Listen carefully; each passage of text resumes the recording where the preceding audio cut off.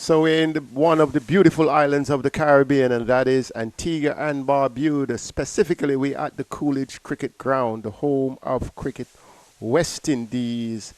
Again, we are just about to begin the third day of this battle between Trinidad and Tobago Red Force, the visitors, and the Leeward Islands Hurricanes. As you would have known if you were with us for the past 2 days, or if you were not with us for the past 2 days, we say welcome equally. But the situation is that Trinidad and Tobago Red Force will be resuming on 380 for 5. Let me say that again, 380 for 5.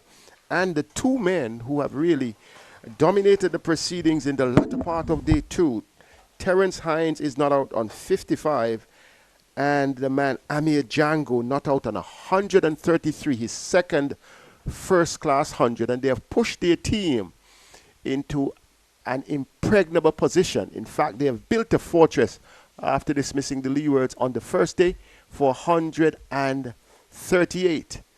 Two things, Denmore Roberts, who is next beside me. In fact, let's break for the pitch report and then we come back. It's the third morning of this all-important first round clash between the Leeward Islands Hurricanes and the Trinidad and Tobago Red Force in the West Indies Championship 4-day tournament bilateral series.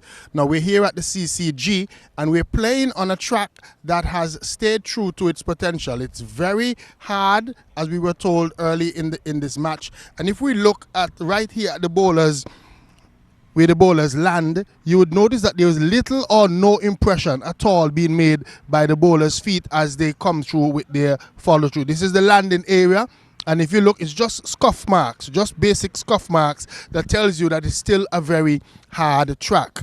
If we walk down the pitch, we would notice that there is a very live covering of live grass still on the pitch, suggesting that if the bowlers really put in some effort and get the ball in the right areas, that they will still be able to get something from the pitch.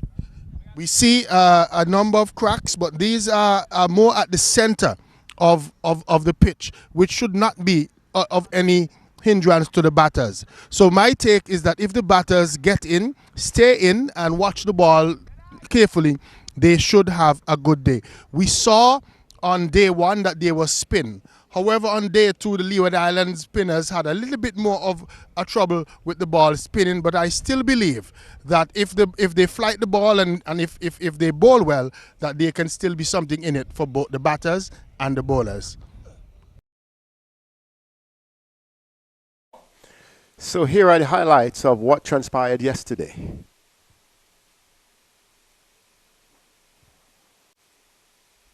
That was O'Shane Thomas really coming into his own in a remarkable way in an opening burst of 7 overs. Then you're seeing good positioning on the part of Trinidad and Tobago, the batters. Jeremiah Louis, he was not as tight or as menacing as O'Shane Thomas was. And Gooley struck the first 6 of the match, not just the innings, but of the match. O'Shane Thomas still pitching outside the off stump, and amidst his hostility, the TNT batters, they were able to take command, and now you see that he was again in fine form, having Gooley caught by Graves. Then came Evan Lewis out to continue his innings, and with Captain Josh De Silva, he was on song. He was really batting well, and he, I thought, arrested the situation from the leeward somewhat, along with Jangoo. And Jangoo was really good on the cut. He was good on the cut. He was good on the drive. He was a man of all positions. And Joshua De Silva, he continued, because during the day, Trinidad and Tobago scored 318 runs. Josh De Silva ensuring that he brought up a half century. He was delighted to do so, signaled that to his teammates, added just another 12 runs thereafter, and may also be signaling to the West Indies selectors. Then after that long battle, Raheem Cornwall came back into the attack, and then Josh De Silva was a Judge LBW trying really to parry one off middle stump. Then the blade started flashing again. As I mentioned, Evan Lewis came out with Jangoo, and they really started to open up the scoring a bit more, keep pressing the advantage for TNT.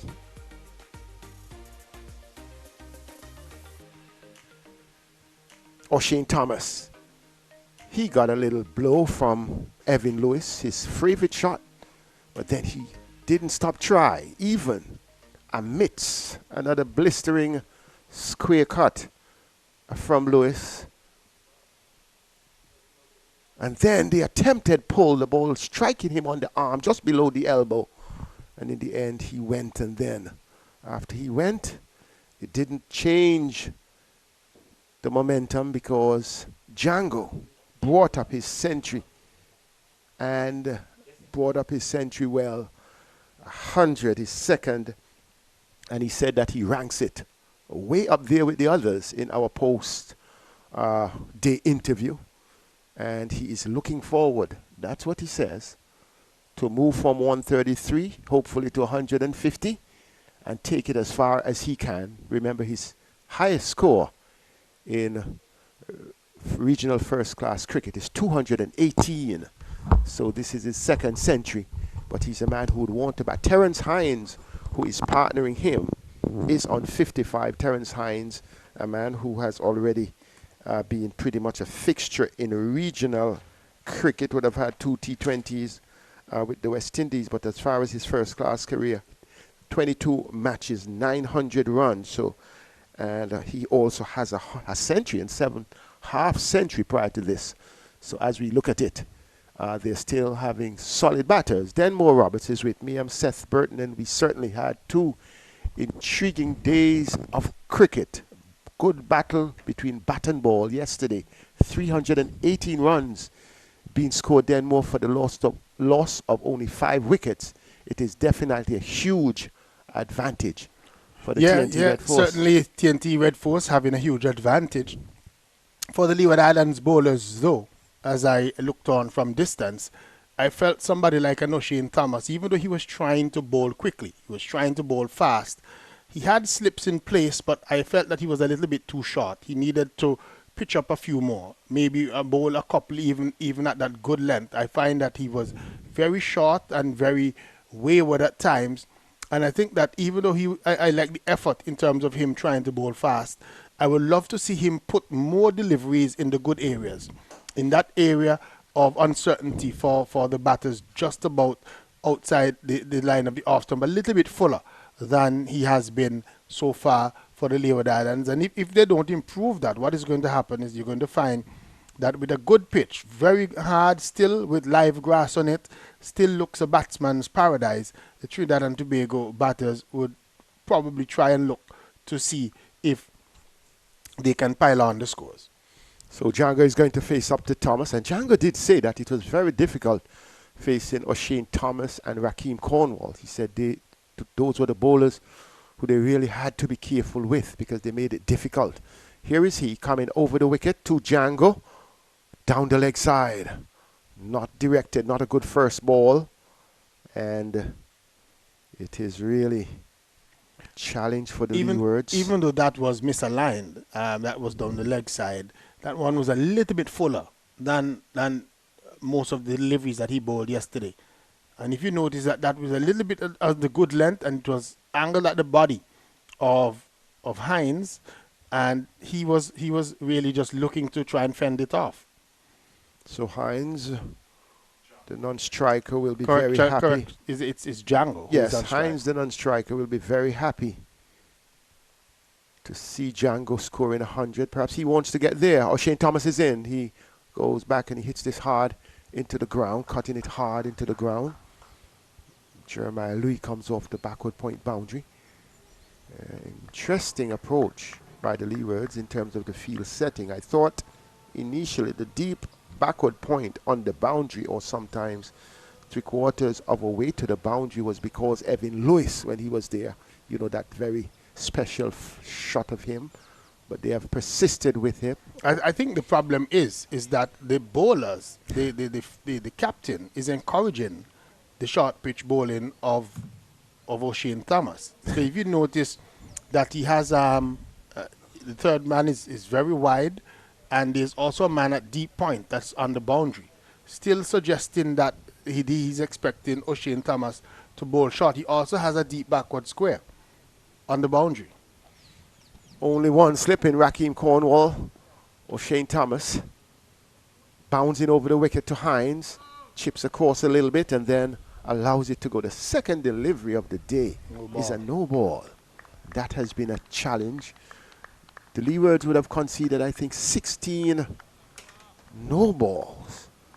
And that is not sounding good for first-class cricket. Yeah, and if we were to check, majority of them would have come from O'Shane Thomas. It's a problem that he's had over a period of time, and I think that by now, especially when you're in a professional setup, that should have been something that is sorted.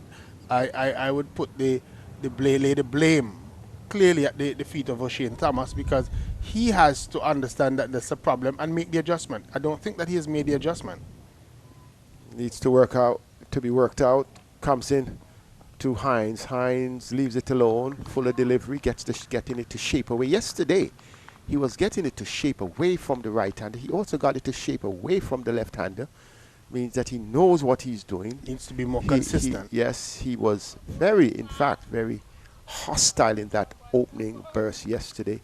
A huge contrast to his opening spell on the first day. Like I said, I like the fact that he's trying to bowl fast. I like that. I like fast bowlers that want to run in and bowl fast.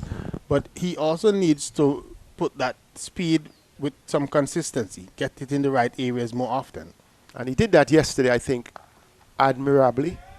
And just looked a different person. We were wondering if maybe he had some choice words from the bowling consultant for the Leeward Islands, Sir Curtly Ambrose. But the only problem that was revealed yesterday is his affinity for the no ball. Worked it out well, line, length, pace.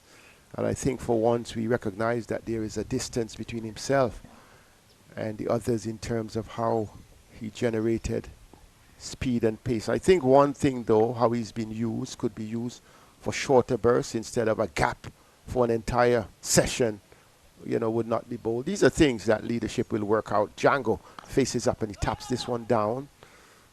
The big man, Durham, comes around and fields at gully and no run. So, good move by the captain to bring in that gully and to just give O'Shane Thomas a little bit more support, especially with that pitched up delivery on about the off stump. And so bringing in that man at gully encourages him to try and hit that edge of Amir Jangoo's bat. So a lead of 245. At one stage yesterday we were saying at least a lead of 150. Now they're batting and only 5 wickets down. The lower order may just be watching and hoping that this one is a good one. Forced him into a drive, missed it completely. A good delivery from O'Shane Thomas, the fuller delivery that Denmore Roberts has been speaking about. That's the first over of the morning, and the Trinidad and Tobago Red Force just adding 2 runs, and that one did not carry to the wicket keeper. So pretty much a decent over. Decent over, apart from the no ball. But that is what he has to do more consistently. See that last delivery where it is pitching not exactly at a half volley level, just about short of a length. That the batsman thinks that it's there, that he can drive it, but it's just of that good length that it gives you the opportunity that if he miscues, it will hit the edge and bring the slip and the gully into play. But he has to do that consistently. He can't do it once every over. You would want to see him do it 3-4 times per over to suggest that he understands what is taking place. So Justin Graves, the Leeward Islands captain, will pick up the attack. Has Cornwall at slip. O'Shane Thomas down on the third man boundary. Durham at point. Oh, that one is wide. A wide in first class cricket means that it's almost off the pitch to the Yeah, white man. that was very wide there. Wow. A loosener from. Perhaps he didn't loosen up before he came on to bowl. We spoke about that on the first day of readiness of players, understanding that and with Graves being the captain, he would know. He would have known that he was going to start this morning. Should have really gotten himself ready so that he doesn't give away unnecessary runs. They have moved to a defensive ploy. Graves comes into Hines. Hines slaps this one out towards the cover fielder. And Nathan Edward, only a single. But when we look at the field, it is deeply, well, I think it's the deepest we have seen the field set throughout the entire match. There are 3 men on the onside on the boundary. A long leg, three men as well one on the forward of offside. square, one at long on, then on the offside, one at long off, one at cover, and one at third man. So there's 6 men on the boundary. And if you look at those men who are not on the boundary, they're also very deep in their field. So they have resorted to defensive tactic now. Full delivery, full pitched, driven easily by Jangoo, and that would be the approach of TNT. You're not in a hurry to try and cover the men on the boundary. You just want to work the ball. They have, well, this day and tomorrow, they have already gotten first innings honors, and they can only go on to win or for a draw when they would have already been ahead in the series if there is a draw. So all advantage TNT. Hines leaves this one alone. And I think TNT too would want to give their batters an opportunity, with this being the first game of the season, to get in, to have a go in and see how they are in terms of their form, see what it is that is happening, even give an early opportunity, somebody like a Jangoo, an early opportunity to score big, to get a big score. They're going to play against this bowling in 2 other matches, so opportunity for them to really get themselves in. Here is Hines finding at this one, but down to third man. O'Shane Thomas is on the boundary, and they will just walk through for an easy single. They would play against the same team, but I'm wondering if they would play against the same bowling. It would be interesting to see the approach of the Leeward selectors coming out of this match. I know you may say it's just one match. Just one match, but I think that looking at the Leeward Islands bowling, it has not been very penetrative. That's apart right. from O'Shane Thomas, who has shown a little bit of aggression. The other bowlers have been ordinary at best, if we're honest. Yes, really something to be looked at. Jangoo, who has his eyes on at least 150 to start. He alluded to that in the post-day interview. I think the opportunity for the Leeward Islands, somebody like a Kelvin Pittman, to be thinking that there might be an opportunity. And I was a little bit surprised when I saw the Leeward Islands squad that a young Micah McKenzie, a leg spinner who had a fairly decent under-19 World Cup and has been spoken of as part of the future, I'm surprised that I didn't see him get a little nod as well. Here is Graves to Hines. Hines gets a slow delivery. Just blocked it, a slow Yorker length delivery to Durham at a short third man position. No run. The over is completed. Second over of the morning. 388. Trinidad and Tobago Red Force for 5. A lead that continues to move forward. Lead that moves to 250 during the over.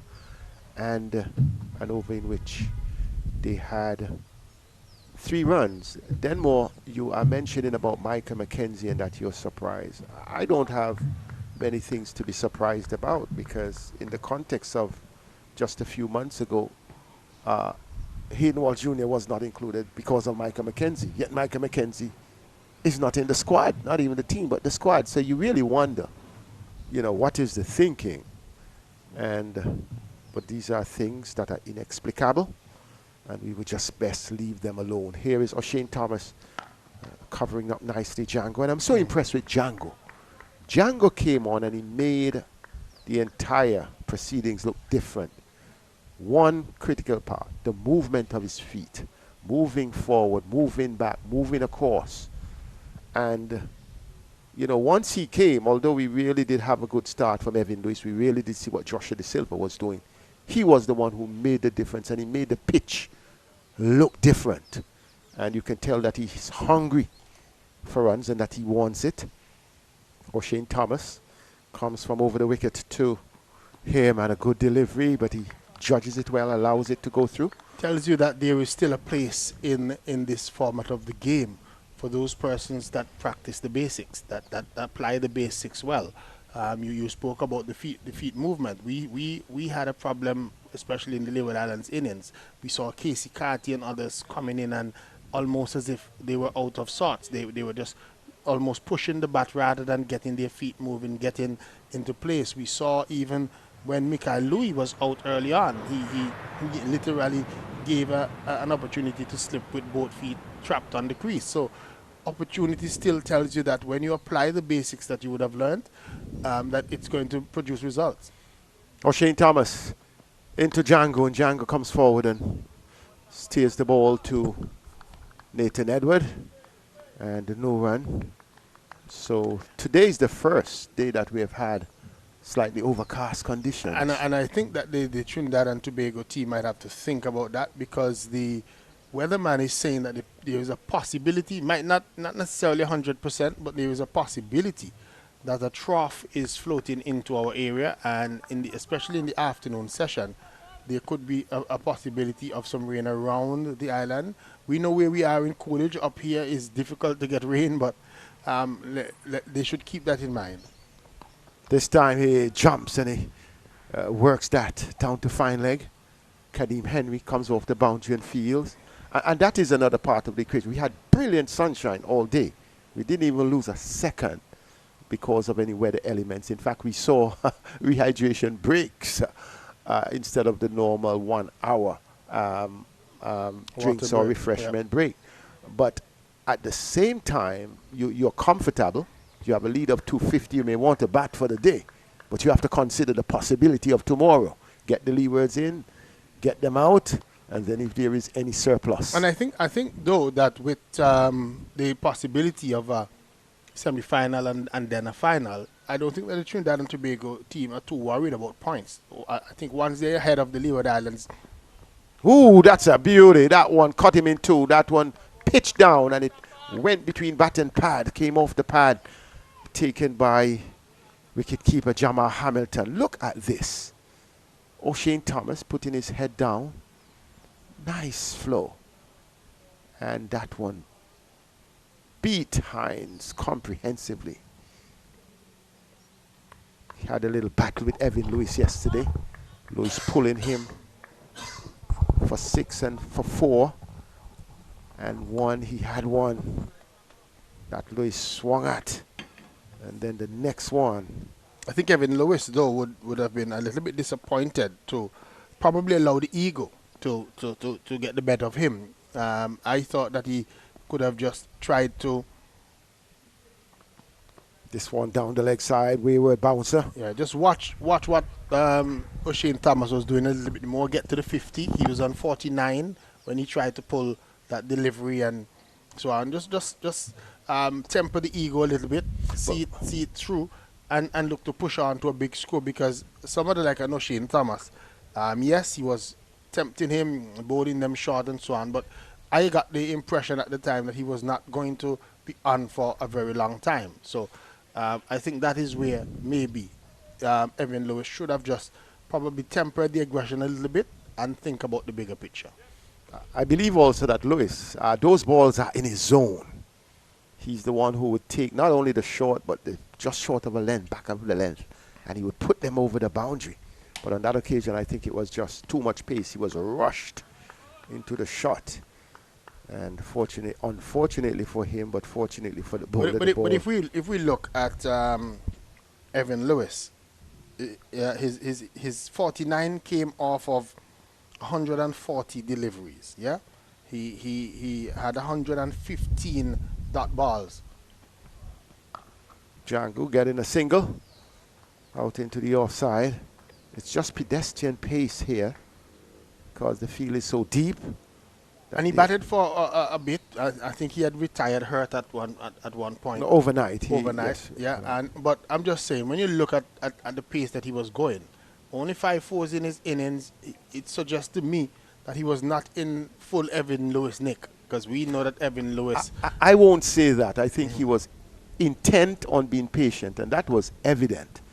Because at no time, we'll get back to that, as Graves comes right on the stumps, whipped away by Terence Hines. And I think you're making my point, that he needed to remain patient, because I think that is what O'Shane Thomas was trying to do. Set him up, give him some short deliveries, maybe give him a couple of deliveries in his zone, cause him to change the mindset that he had of being patient. And if you saw what happened, it worked, because he fell without getting to that half century.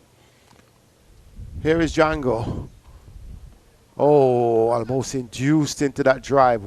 But did not get the edge. A slower delivery. Was a bit wider than he thought. He followed it. Slower, but what was important there too, that it was fuller. It was a fuller delivery, not short of a length, to allow Jangoo to stay on that back foot. And I think that is what they need to bowl a lot more of. A lot more deliveries up to him. And this time he drives fuller length and closer to the body, out towards Mackay Louis on the deep cover boundary. I wouldn't be too unhappy with that, because again, he was lured into that drive, which does not seem to be as good a shot or amongst his best stroke. So I don't have a problem with those deliveries being pitched up at all to Amir Jangoo.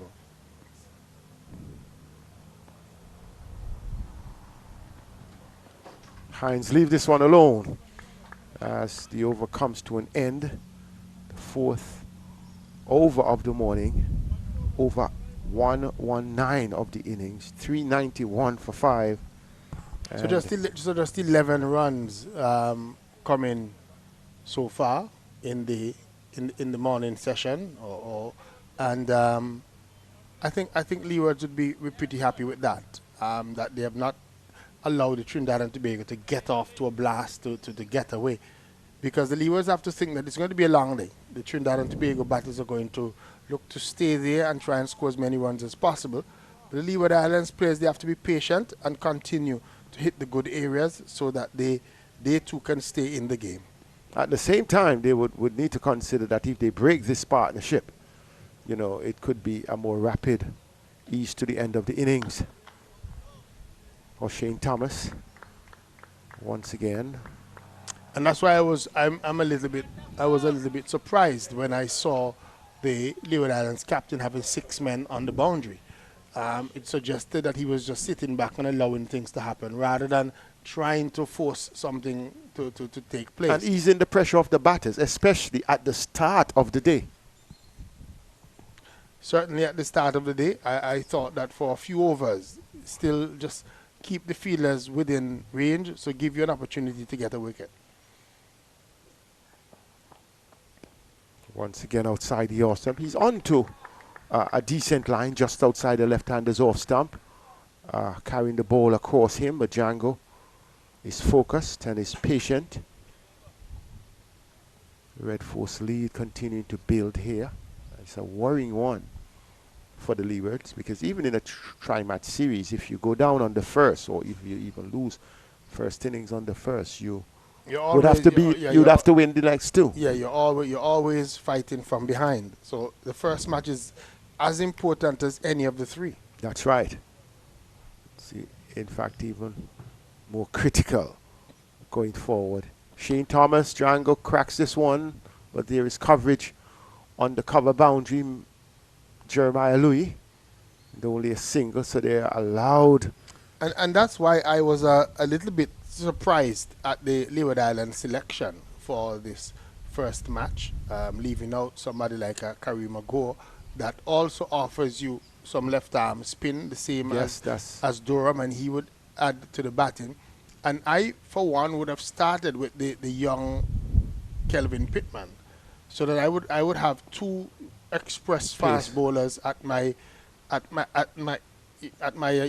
in my team for the first game. O'Shane Thomas providing that good short delivery, but it's a no ball. That was chest height, brought down by Hines, who gets a single. But there is also a no ball, so the Red Force will have 2 runs and another no ball from O'Shane Thomas. The question is, what do you tell a fast bowler when he has...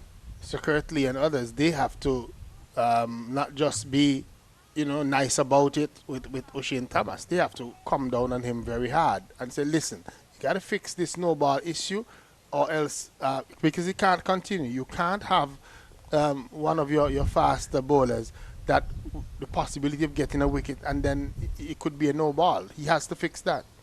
Needs to be fixed right now. Here is Jangoo, a lovely shot, but Louis is out on the boundary, and we'll just ensure. Very rarely we see international bowlers bowling no balls these days, and so much so that the no balls are called, especially in penalty, the shorter version yes, of the game, by technology. Something beeping off and a little micrometer or micromillimeter and so on. Those very small little differences. They would bring them up. When you have somebody like an O'Shane Thomas, when the umpires are the one that are calling, it means that he's not just going over by a short way, he's probably right over. So he has to fix that. And I have not seen at any point during all this no ball issue that he's even remarked his run. A point that I made yesterday. I've not seen that. So maybe in terms of the know-how may even be an issue. 20 no balls so far in this innings as Thomas comes into Hines, and Hines leaves this one alone. A good delivery, well judged by Hines. So 15 no balls so far to O'Shane Thomas and 5 to Jeremiah Louis.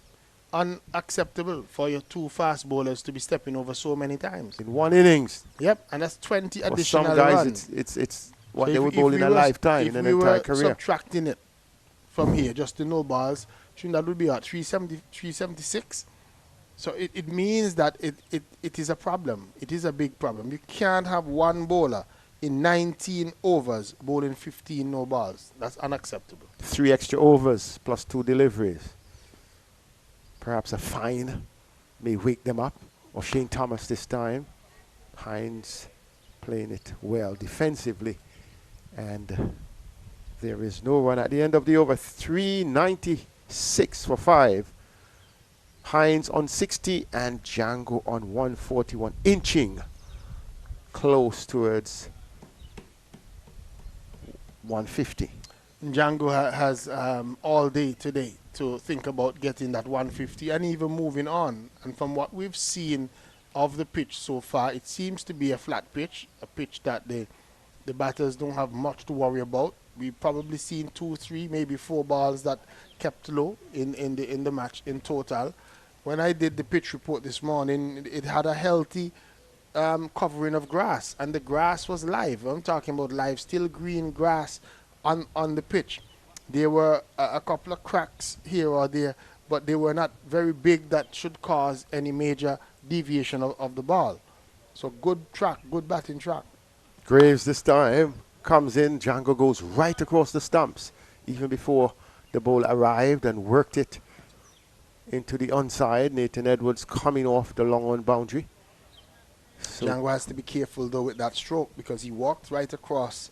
But he has been playing it to his success. And if he misses one of those, I think he could be in trouble. But it seems to be one of his stock shots, one of the shots that he plays very well. So he's trusting his ability to play that shot. Hines, oh, that one pitched maybe on the crease, and it reared after pitching, and Hines was undone by it. Good take by wicketkeeper. A little bit of an effort there as well from Graves, just trying to put a little bit of effort. And the good thing about it is that, again, we see that rearing, but the fact is that it was full. So it means that the fuller areas to the bowlers seem to have the ball go through a lot better.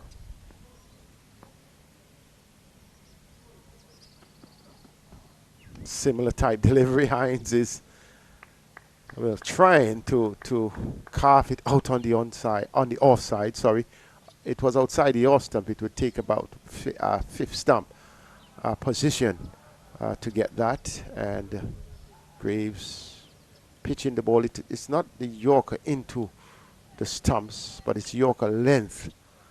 And Hines missing out on 2 occasions. He has done his work. This one is coming back into him, and he waited and just dabbed it down to O'Shane Thomas on the third-man boundary. A single to him. I think the reason why Hines are missing those deliveries is because he's staying on the back foot, waiting for those deliveries on the back foot. So his left leg is not getting out at all to either the line or the pitch of those deliveries. And so he's just swinging. He sees them, he's on the back foot, and he's just throwing the bat at them outside that off stump.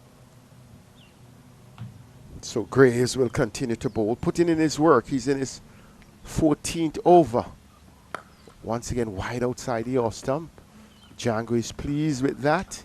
Eases the ball into the cover region.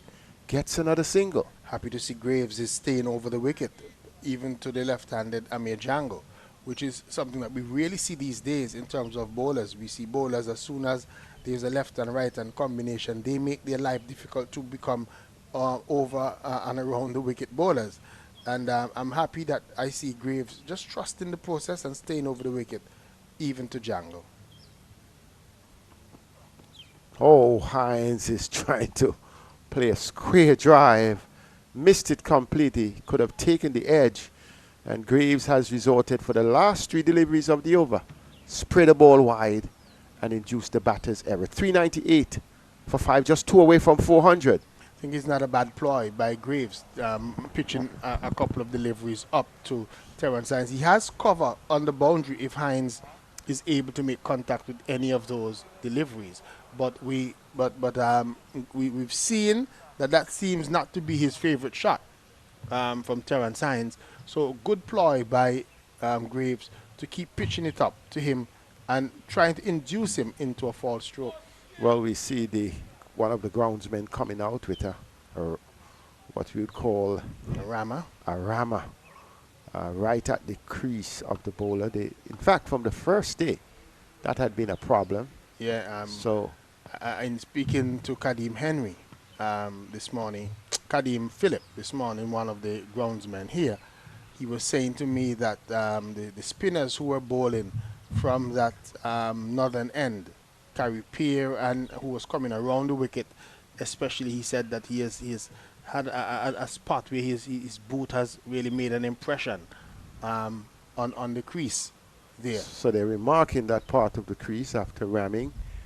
But the issue would be for the fast bowler. No excuse for O'Shane Thomas, because he would have bowled no balls from both ends, himself and Louis. But when you have those dents, it could be a little bit uncomfortable, because both batting and bowling, there are 2 things that you want to ensure that your footing is sure. Yeah, and I think that it's probably just outside of where O'Shane Thomas normally lands, but yes, because it's there, psychologically, it's on the mind. Put something in his mind. Yeah. So, and the option would be to come wider, and that would basically change your angle. We'll throw him off. Yes. Throw him off. Mess with your rhythm. Or if you get too close to the umpire, you may well be brushing the umpire. Yeah, but it's all a part of what happens in the game of cricket, that we play on the same pitch for the 4 days, and these are the wear and tear of wear and tear that you have to take into consideration. 399 it is for 5. O'Shane Thomas is continuing and coming forward and playing this one up is Amir Jangoo. Just pushing it out to the mid-off fielder and walks through almost for a run. 400 comes up then. 400 is up for the Trinidad and Tobago side. 400 for 5. So they're now leading by 262 runs. 262 runs, and they're continuing to pile on. And Leeward Islands, they're going to really need to put in a big second innings effort with the bat if they're going to save this game. Leeward Islands batters really didn't shine in the first innings. Paltry 103 38 runs they made. This is O'Shane Thomas, and Terence Hines jumps into line. Almost both feet on the crease, turning it down to a fine leg position for a run. It is clear, though, that his pace is up. It is clear that he's more consistent than the first game. The question is, working on the no ball problem, that's one. And number two, getting him into 4-day cricket consistently, having him bowl short spells, having him bowl regularly. How do you, if you can keep a player like that and change that mindset from the shorter versions with his ability, I think he could be a plus, huge plus, with the support that he needs. He's bowling a delivery that is short and pulled away into the mid-wicket region for 4. So he pulled it down, and Jangoo was quick onto it and pivoted and smashed it into that mid-wicket region and picked up 4 runs. So in spite of having the players out, Jangoo positioning himself well, playing the ball early. He didn't wait for the ball to come to him to pull it backward. He went forward of square, which I think was key. But then he has no worry about there's only one slip. There is no mid-on. There is no short mid-wicket. So he had the capacity to do it, but also has been given the leverage based on the field setting to attempt that stroke. He faces up now as O'Shane Thomas continues. A delivery that is pitched up, and Jangoo is driving, but straight to that fielder. That's a deep extra cover, no run. So there's still just one slip in Rakeem Cornwall. There was a third man, then there's a man at backward point. The man is on the cover, square cover boundary. There's a deep extra cover mid-off. A man at deep mid-on. There's also a man at deep square leg and a man on the long leg boundary for O'Shane Thomas's next delivery. He's in. They're going to get a run to that man that I just spoke about down on that square cover boundary. He comes around, has a good strong throw back to wicket keeper in Jamal Hamilton, and one more to the total. Jangoo's personal tally has gone up. He's now on to 148, it says here. It might be 149. Yes, it just flashes over as I speak. 149. So he's just one away from that 150 mark. Amir Jangoo. Terence Hines is on 61. He comes in to strike, and he'd be hoping too that he too can get amongst the runs, maybe get himself a century. Opportunity here. He's just getting one that he's working it into the onside. He sprints down for one, wants the second. They're going to get it as the fielders are pretty deep, and he played that one well because it was played with soft hands, so the ball was rolling slowly into that square leg region, and they're able to rush back for 2 runs. So Terence Hines with that 2 runs should go on. He says he's on to 62. I think he should have been on to 63. 407 for 5. It says at the end of that over. 407 for 5. The prospect is the 150 for Amir Jangoo, who is on 149. And he did set that as his first target for this morning. This is Jangoo facing, and he gets that 150 with a pleasant stroke out into the offside field. His teammates stand in the dressing room and applaud him. He raises the bat now with a little bit of a celebration towards his dressing room. But well played by Amir Jangoo, getting to 150, and the Trinidad and Tobago side on to 408 for 5, and Amir Jangoo would be hoping that he can push on from here. Certainly, an excellent knock. He is the man who has really brought the team along. And when you look at his approach, it is really a commendable approach. This is Graves outside the line of the off stump to Terence Hines, who just watches it into the gloves of Jamal Hamilton, who looks very short when standing next to the huge frame and height of Raheem Cornwall, who is standing at first slip. 408 for 5. Remember the Trinidad and Tobago Red Force, they won the toss and they inserted the Leeward Islands and were able to bowl the Leeward Islands out before the first day, outside the line of the off stump from Graves into the gloves of Hamilton, no run. It is a dream match for them, winning the toss and getting the better of the pitch, which really gave the bowlers much assistance after We saw that. early in the innings turn for the Trinidad and Tobago spinners. Not so much so for the Leeward Islands bowlers who've had to toil. Wide outside the line of the off stump from Graves. Again, batter doesn't have to offer a stroke. And there is no run. I was speaking to someone this morning on my way up. And the person was indicating to me that they are suggesting that the Leeward Island spinners were a little bit too flat in terms of their bowling. The person was saying that they would have loved to have seen a little bit more loop, especially from Dora, maybe to allow the ball to spin a little more. Not sure if you saw the same thing. I wasn't here. Well, yesterday. Durham was not his usual self yesterday. It was very clear he was not penetrative, as though he was just going through the motion. There was no change of angles. He was very predictable. Yeah, the fan was saying to me that he was almost bowling, almost like he's bowling white ball, just to contain rather than to try and get a wicket. This is Graves, though, who would have wickets on his mind. Smooth run up in outside the line of the off stump again.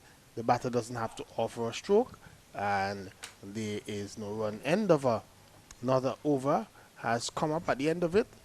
409 for 5 at the end of 124 overs, and the Trinidad and Tobago team continues to just motor along. 63 is Terence Hines. Amir Jangoo is not out on 150.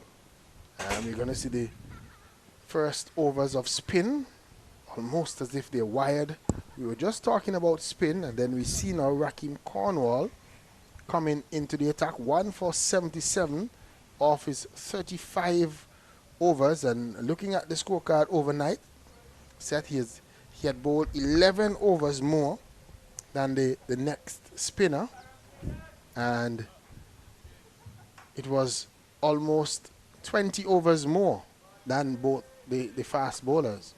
And that's a point we were making yesterday, and the amount of overs that he has to bowl for the Leeward. We were basically saying that he has really carried the Leeward team on his back with his bowling. And it is time that the rest of the bowlers really step up. He's flighting his first delivery, bringing the left-handed Jangoo forward. No run. So, I gave Colin James an assignment to say, just check and see the percentage that he has bowled in terms of overs for the Leewards over the last few years. And I reckon that may be between 20 and 25%. Would have been quite a sizable percentage, because he has been the workhorse in terms of bowling for the Leeward Islands. And but the rest of the players need to step up, and same thing. And yet he doesn't have the full reward, even though he gets the result. Raheem Cornwall in his 36th over. 1 for 78. He's just making sure that his fielders are in the right place where he wants them for the right-hand Terence Hines. So he's left-handed Amir Jangoo and the right-handed Terence Hines, and he has a packed leg side field. Deep backward square, deep mid-wicket. But he has no slip, I would really. He has what? 1, 2, 3, 4 men on the boundary on the leg side. He expects Hines to go across with the spin, but a false stroke, I think he needs a slip. His delivery is bowled through, beating Hines outside the line of the off stump. So I just spoke about the slip because the way in which that one beat Hines, turn away from him. Has a little bit of drift precisely. that he can. So often a delivery like that may take the shoulder of the bat based on the height, and you need to have that slip in place. Cornwall is in. Again, a delivery that is played defensively by Hines, no run. 409 for 5 is the total. Rakeem Cornwall, here is he in once more. And again, a delivery that is bowled from high up, high line of point of delivery, and he's able to bring Hines forward. This is Cornwall, and they're going to get a single as it is squeezed out into the offside field. There is no close-in fielder in that backward point position, and they're able to run through for just another run. 410 for 5. Amir Jangoo is on 151. Terrence Hines should have moved now to 64. 410 for 5. Manual scoreboard says 411. Well, maybe our scorecard will update in a very short while. So it's going to be Captain Graves that's continuing from the southern end of the grounds. So around the grounds today we have a little bit of cloud. The sun is fighting through now, so we have bright sunshine, and it's a gentle breeze. The flags just flapping slightly outside the line of the off stump as Graves continue to just try and tempt Terrence Hines into that false stroke. No run.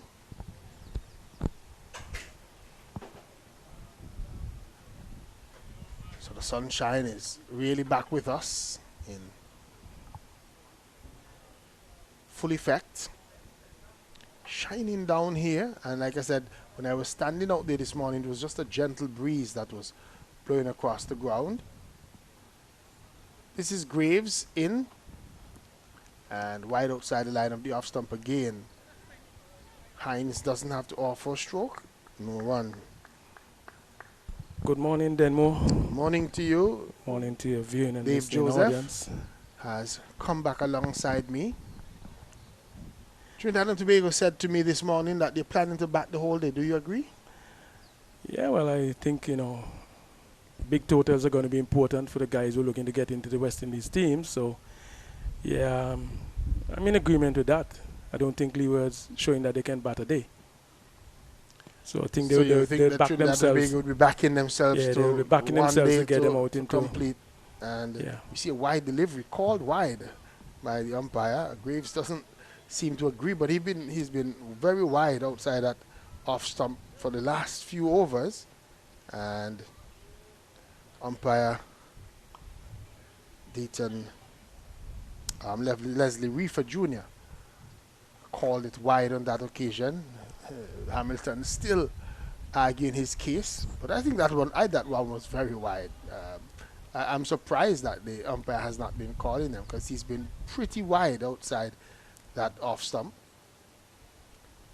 He goes in once more, and this one is much closer, and again fuller, and Hines just driving outside the line of that off stump, not making contact. And again, if you look at his left foot in Hines, it's coming straight down the pitch almost, and not going to the delivery to effectively play that offside drive.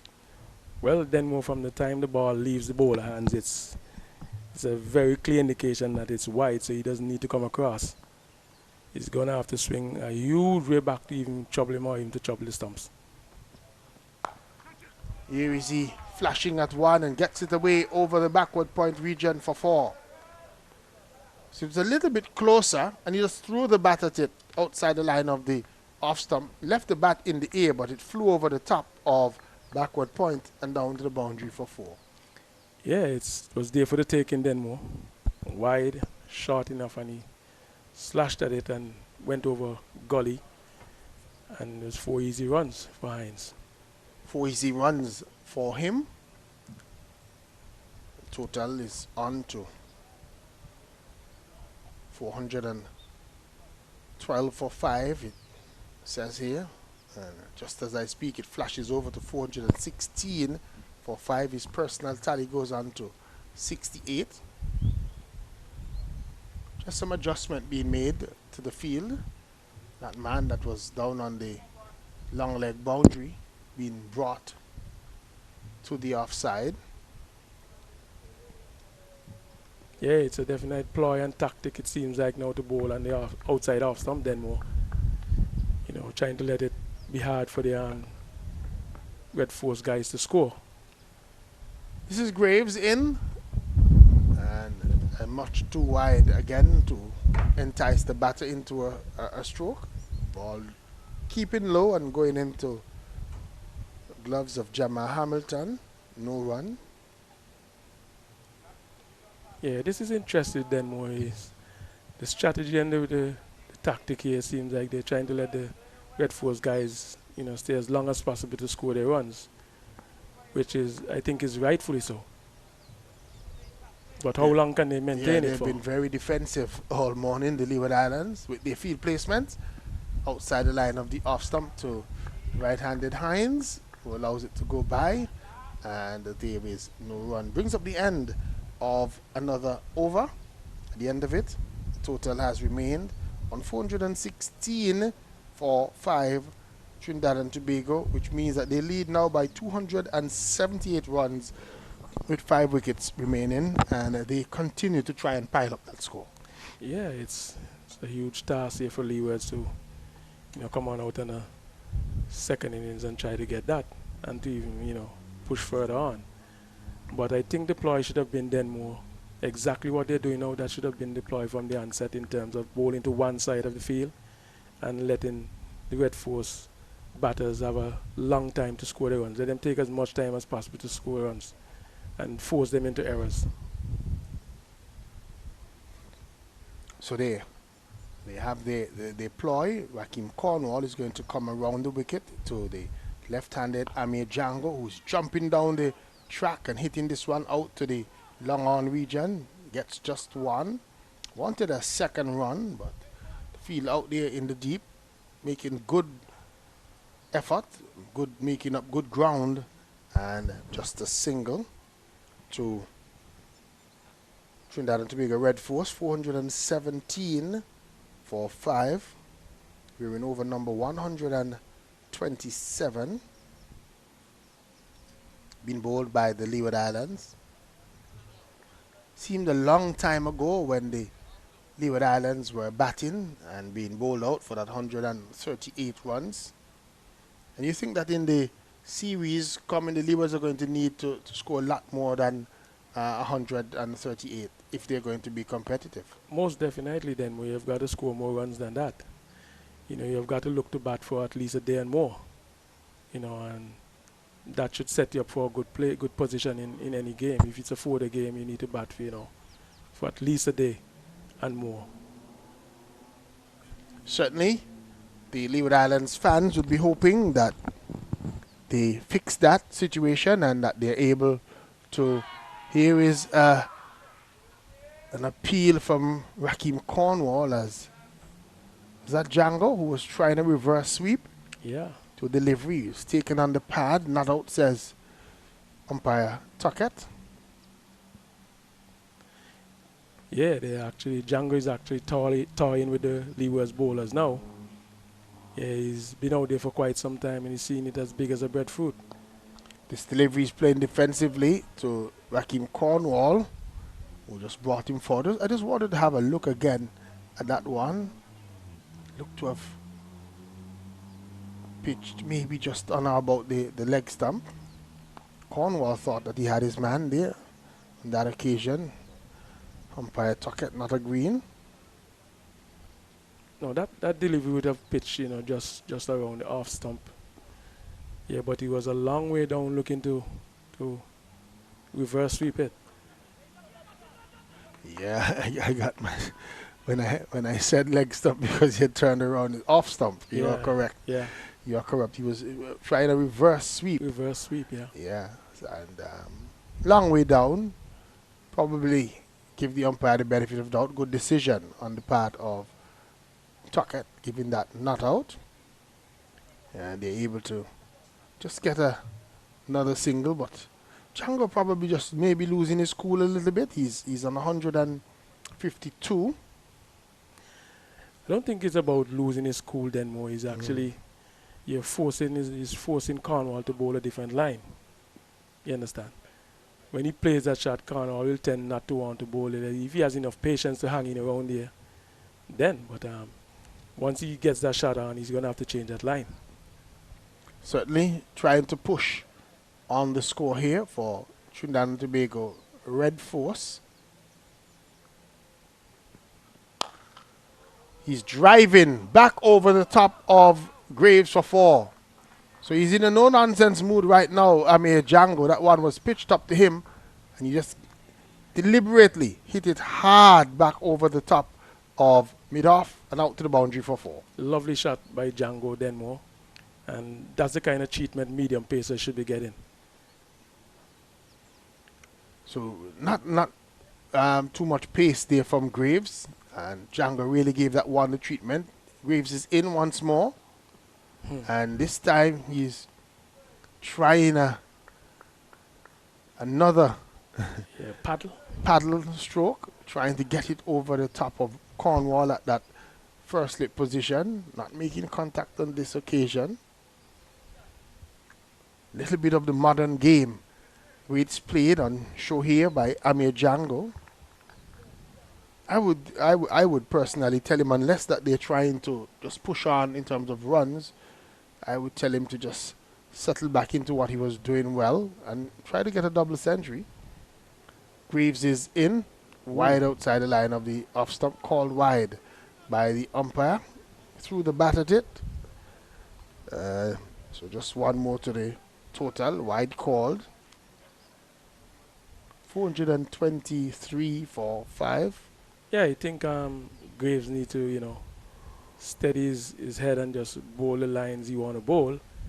Jangoo is moving around in the crease, playing all sort of ramps and reverse sweeps and that kind of stuff. But he needs to bowl what he wants to bowl, not what the batsman wants him to bowl. I was just about to say that I think that the way that Jangoo is playing, with the approach that he's taking, with those shots that he would have played, is affecting the way that Graves is bowling. And you are correct that Graves needs to do his thing and not worry about what Amir Jangoo is doing. But he's adjusting the field. What have we got here? I've never seen this field before. One man alone in the 30-yard circle, then more. Yep. Looks like the field that was set in the second innings of the ABC two-day finals here in Antigua and Barbuda. The Bertha Blackhawks versus the New Winthrop's Lions. And when the Lions knew that they were in a position to take the championship because they had taken first innings lead, all the players were put on the boundary. Wow. So Yeah, it's been the first time in cricket I've ever seen anything like that. yeah. Only everybody on the boundary except For the wicket slip keeper and the slip. Yep, just had a first slip. But it's different for the right-handed Terence Hines. Well, this delivery again is much too wide for Hines to offer a stroke. There's no run. He's put a man at what would we call that? Point. Yeah, And then there was point. a man at short extra cover, but he's a little bit deep. Maybe where the 30-yard circle would have been. Those are the only two, with Raheem Cornwall slipped, the 3 close-in fielders. All the other fielders are on the boundary. This is Graves in. A delivery outside the line of the off stump once more. Terence Hines doesn't have to offer a stroke. No run, 425 for 5, the Trinidad and Tobago team.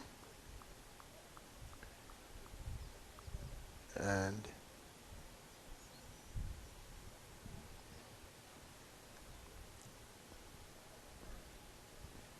they're just looking to try and pile on the runs some more. Delivery again outside the line of the off stump from Graves to end his over.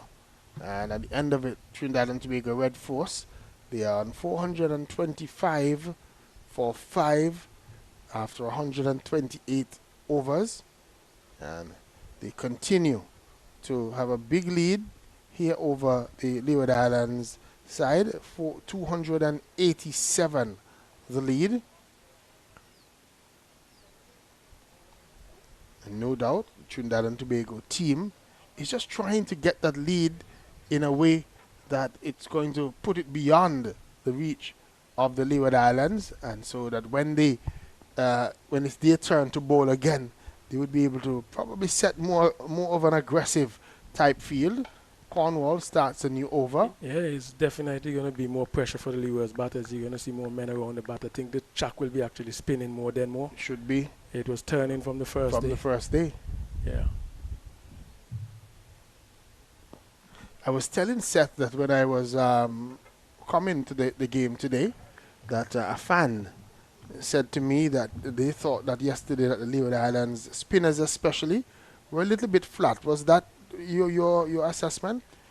Yeah, I didn't see the amount of turn that the Trinidad Red Force guys got. Yeah. Coming from the Leewards, bowling attack. They were pretty flat, and I think in Cornwall in particular had them playing too much on the back foot. He thought he needed to bring them on the front foot some more. Yeah, the person was saying that they thought that Cornwall and Durham needed to flight a little bit more to give the ball the opportunity to spin and to draw the Trinidad and Tobago players forward. Well, I'm not sure about flighting them more, but I think they needed to bring them on the front foot some more. You had a slip, you had a silly, short leg in place, and you should be looking to bring those guys in play. When the batters go on the back foot, those guys actually come out of the equation. Cornwall is in, and Hines. There we go again. He's on the back foot. On the back foot, playing back along the pitch, no run. And it seems pretty easy when they go on the back foot. Then where the ball, bounces very nice and even, Hines faces up to Cornwall. This one is just leaning forward and getting it out into the leg side field. No run. Drinks. So the end of a first hour. Another over and end of the first hour. So after just 1 hour of play, Trinidad and Tobago Red Force, they are 425 for 5. Amir Jangoo, he's not out on 159, and Terence Hines, he's there not out on 69. We're going to take a short break, and then we will continue our coverage.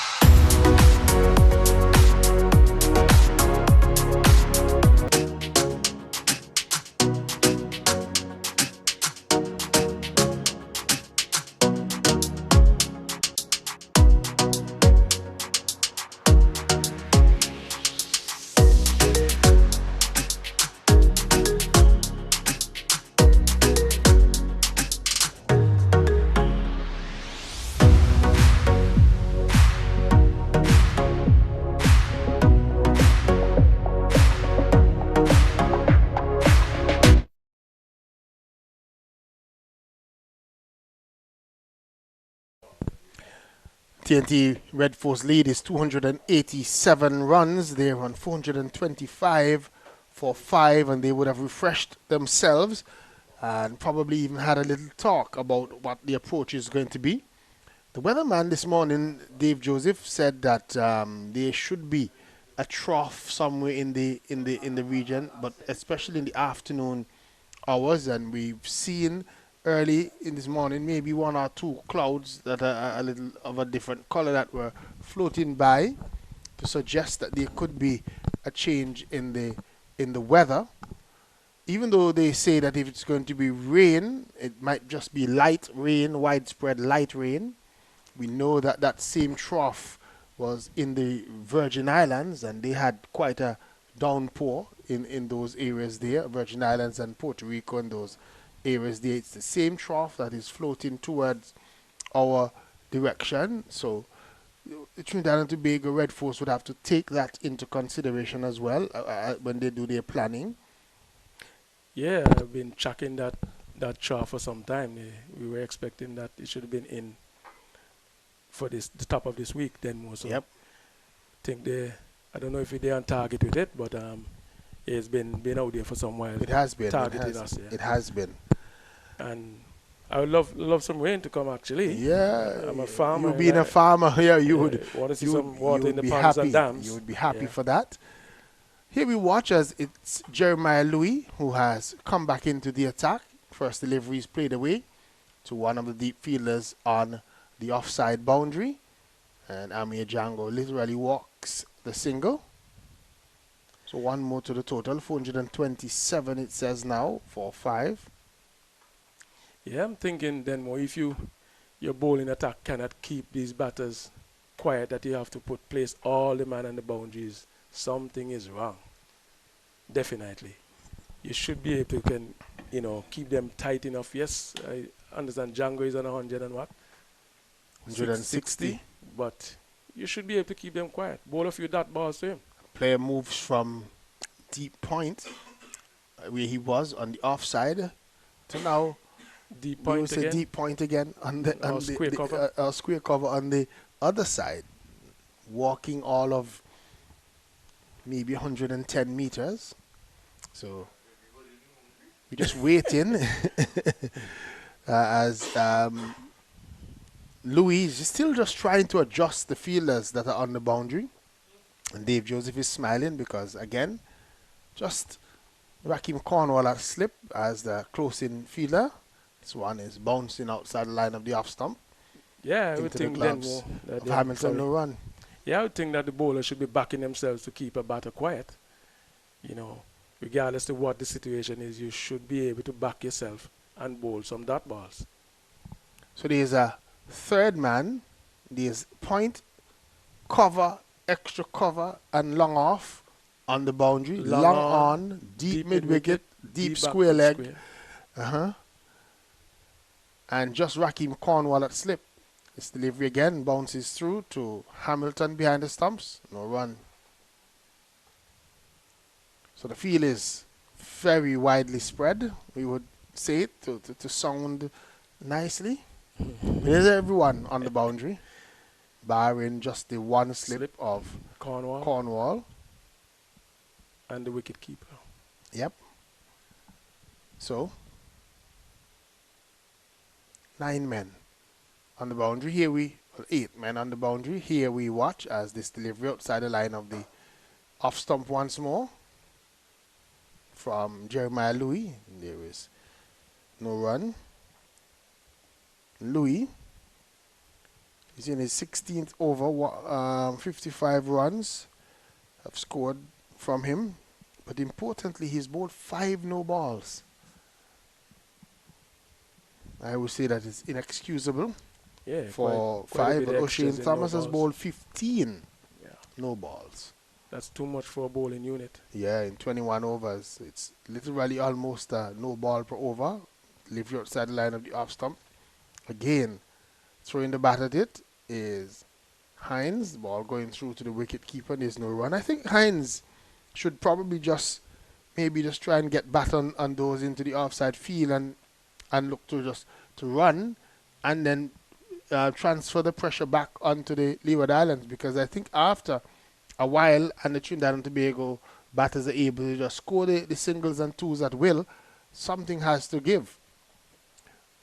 Jeremiah Louis is in, and Hines is looking to undrive but hit it straight back along the pitch. Louis feels his own bowling, and there is no run. End of another over has come up at the end of it.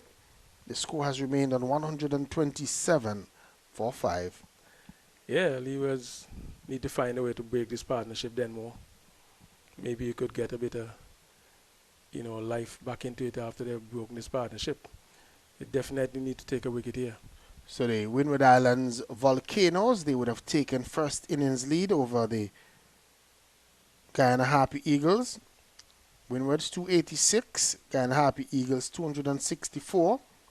But importantly, the Windward Islands, they are 19 for 3 in their second innings. And in Jamaica Scorpions, they are still trailing. They're 284 for 7, still behind the 348 made by the Barbados Pride, as Jangoo is hammering Raheem Cornwall over the long off region for 6 runs. Yeah, he jumped down the track and really hammered that one. Excellent shot by Jangoo.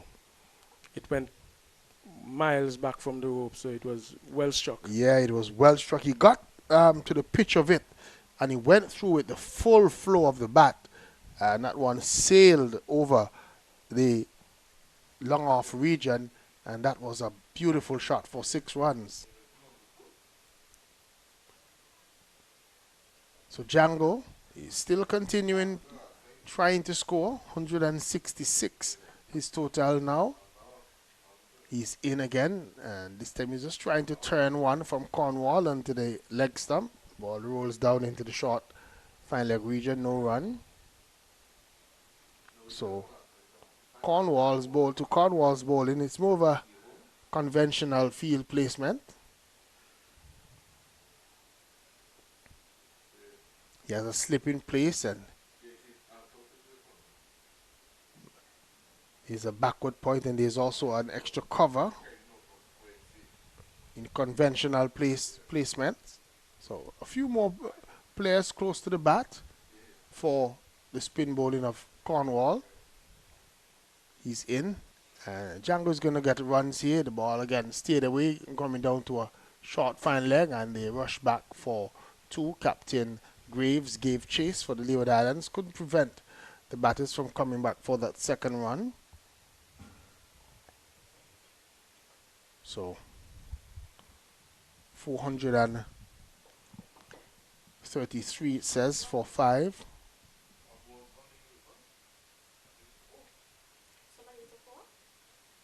A 6. Here is Cornwall hitting this one away. Is Jangoo gets it down to that deep cover on the boundary. They walk through for another run. Yeah, that shot then more that Jangoo played over a long off of Cornwall has forced him to change his line that he was bowling. He has actually gone a bit straighter now to Jangoo. Yeah, I think probably because of the situation, Cornwall probably took it for granted that he was not going to be attacked. So he tried something, and Jangoo really took advantage of it. He really hammered it, and the ball traveled miles over that fielder at long off and picked up a maximum. Amir Jangoo, his personal tally is on 169. Terence Hines is on 69, 436 for 5. After more thoughts from you, yeah, Dave Joseph, we'll hear hear Seth Burton come in too. Definitely need a break here.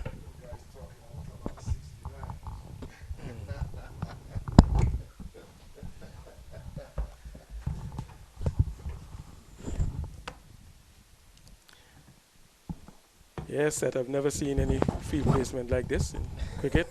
It's the first. Wow. Well, All the men on the boundary. Amazing, Yeah. amazing, amazing. And you need wickets. So how are you going to get them? Have you surrendered? Louis, has he surrendered? Wow. Going across. Right across and sweeping this, Amir Jangoo. He will come back for the second, and he looks as though he has just started his innings. That passion, that ever-presence, that enthusiasm. Well, that's the sort of passion you need from your batters. You need them to bat for long periods and score big and huge totals. So yesterday, when they were about 200 plus, Colin James said something about the score was when they were 300, 400. So I said, are you prophetic? He said, no, it was a slip of the tongue. So I told him, by tomorrow we will know. Yeah, well, it's there now. So. So he's at the stadium, but it is real, and this one is real. He's just having fun, just milking the Leeward's bowling, going right across the wicket and trying just to ramp that one nicely, paddle sweep, a special one from about. Yeah, it's actually toying with them there. And he's having fun. Yeah, that's what batting is all about. You should be having fun, Seth. But the field just going around like a circle. It's like the days we used to have ring games. They used to play, Jackie's Pony, and here we go around the ring. Wow. The guys are going around the ring. Wow.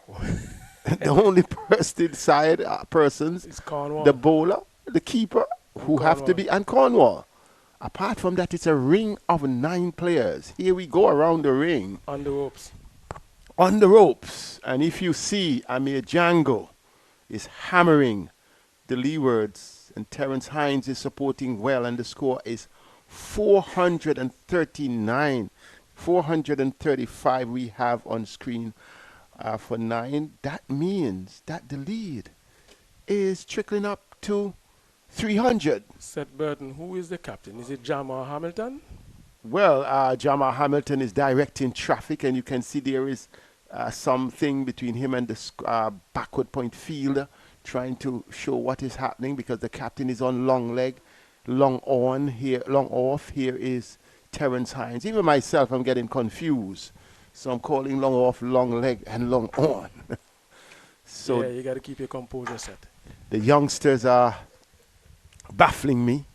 But for sure, Amir Jangoo, he's not baffling me. He's on a mission. Yeah, he's definitely on a mission. He looks like he wants to get a big double 100 here, it looks like. Yes, and he has a double 100 already. His highest first class score, 218. That is, in fact, so a solid he's double a batter 100. with a huge appetite, set. With a huge appetite. And you can see the approach. Yesterday, you said it, you saw it. He was the one prepared to use his feet, even moving down the track at times. This time he goes across. Will he cover the man coming around? No, the ball drops before Nathan Edward could have gotten close to it. He didn't time it the way he wanted. His position was clear. The floor of the bat was clear. But the ball seemingly may have taken the bottom of the bat. You see him there looking at his blade. Yeah, I think he wants to change a bat. Like this one is broken. Jamal Hamilton definitely directing the traffic. You're asking me who is the captain. The captain is Justin Graves. Okay. Jamal Hamilton, I learned yesterday, is the vice captain. Okay. So sometimes as wicket keeper, you take that initiative. Louis comes in, Hines leaves it alone. I asked that question yesterday to who's actually the vice captain now. You're telling me it's Hamilton. Well, the information came after you asked the question. Great. And we take it as that it came from official sources. It came via Colin James. And that is sufficient, because I know he's a guy who would verify the source. We always say source credibility becomes a very important part of the communication process, whether it's authentic or not. Here is Jeremiah Louis to Terry Hines, and he is authentic, playing an authentic drive, but it came from the bottom of the bat. He himself is looking at his bats, and now we see Joshua James running out at bats. I'm not quite sure if it's for both batters, because both have been examining their bats. Jangoo definitely looks at a change of bat. How many times did you change your bat in an inning? Can you remember? These days batters change bats very quickly. Yeah, I can't remember even changing a bat while I was playing. In your entire career, amazing. Yeah. You had a bat, and that bat did the trick. So things are not as strong. You would have changed bats, but not while you're in games, Right, but while in game, you keep batting. No, I don't think I've ever changed any bats while in game. Is it that the quality is different, or is it No, it's probably the use of your tool. You've got to take care of your tools. You can't just swash them around. They'll get broken. So Raheem Cornwall is back. And I'm wondering if this is not overload. You know, the team is not performing with the ball, and he has been. No, well, spinners are made to bowl long spells set. But he has bowled how many overs? Dave Joseph, Raheem Cornwall, 39 overs of the 132. Yeah, that's what he should be The doing. next spinner, then Mo Roberts, would tell you there's a gap of about 15 overs difference. It was 16, so maybe it has gone up to 17 or 18 since then. Yeah, I'm looking at the Leeward's, team, and I'm thinking that they probably they erred not have to play in Camille Goa. Yes, they Because, erred. I'm thinking that Goa could bowl the same stuff as Durham, Yes, though and he's he's going to give you diminutive. better with the bat, and I think he's an excellent fielder. Cornwall to Jangoo. Oh, and that one was missed by both the wicket keeper and first slip. Cornwall has his hand on his head, and perhaps he's asking, what else can I do? Because he has seen at least 2 chances going against him, and they were able to come through quickly for the third one. But that should have been taken. Yeah, it should have been a regulation catch for first slip. You are a first slipper, used to be. Yeah, I relish that position. I love it. Once you sneak, you're going to be out. That's my motto. Are they sleeping? Well, when the back's against the wall, you expect, a bit of flat-footed guys. But that catch should have been taken. Yeah, it should have been regulation, and I think he was probably slightly wide. Between the slip Yeah. and the wicket keeper should never be. Cornwall comes into Hines, and Hines works it off the pads. This time they have 3 fielders in relatively short position. To the right-hander, there is no slip. Short cover, short backward of square. Hines goes at this one and launches it out of the park for a huge 6 on the banks. Hines flying high. Shots on well. I see problems here, Seth. I don't know how long the Red Force are going to continue to bat. But They got to bat all day. yeah, but if they're going like this and going at Cornwall, I'm not if the Leeward is going to have a clue. What to do? What to do after this. Your tightest bowler is being Your best attacked. bowler is being attacked. And you have all the players, well, not all in this case, but more than half of the men on the boundary. So you're Yeah, when basically it comes saying to the medium pacers, it's all men on boundary. As I said, I've never seen anything like this. This is a surprise to me. And I'm saying as a medium pacer or pacer, you should be backing yourself to be able to keep a batsman tight. that's right. If not to get him out, you at least have to keep him tight. Let him don't score from you. It shows the mindset. Yeah. The Leewards have sort of not given up, but have given in Wow. to self-doubt. Yeah, I remember playing with guys like Curtly, Ambrose, and that kind of stuff. And Ambrose in particular, he'll say to me as captain, say, well, if I'm not getting any wickets, Soppy, they're not getting any runs from me. Precisely. You And build pressure. That should be the motto of the Leeward's bowlers. But then you're giving them acres of space Yeah, to get runs. to get runs. Yep. So you're looking at it. Another aspect I would like you to come in on, as this over has been completed, is 452 for 5, lead of 314, is the issue of how easy it is for people. I remember there was one year in which you scored 541 runs, including 3 centuries, and you didn't get into the West Indies team.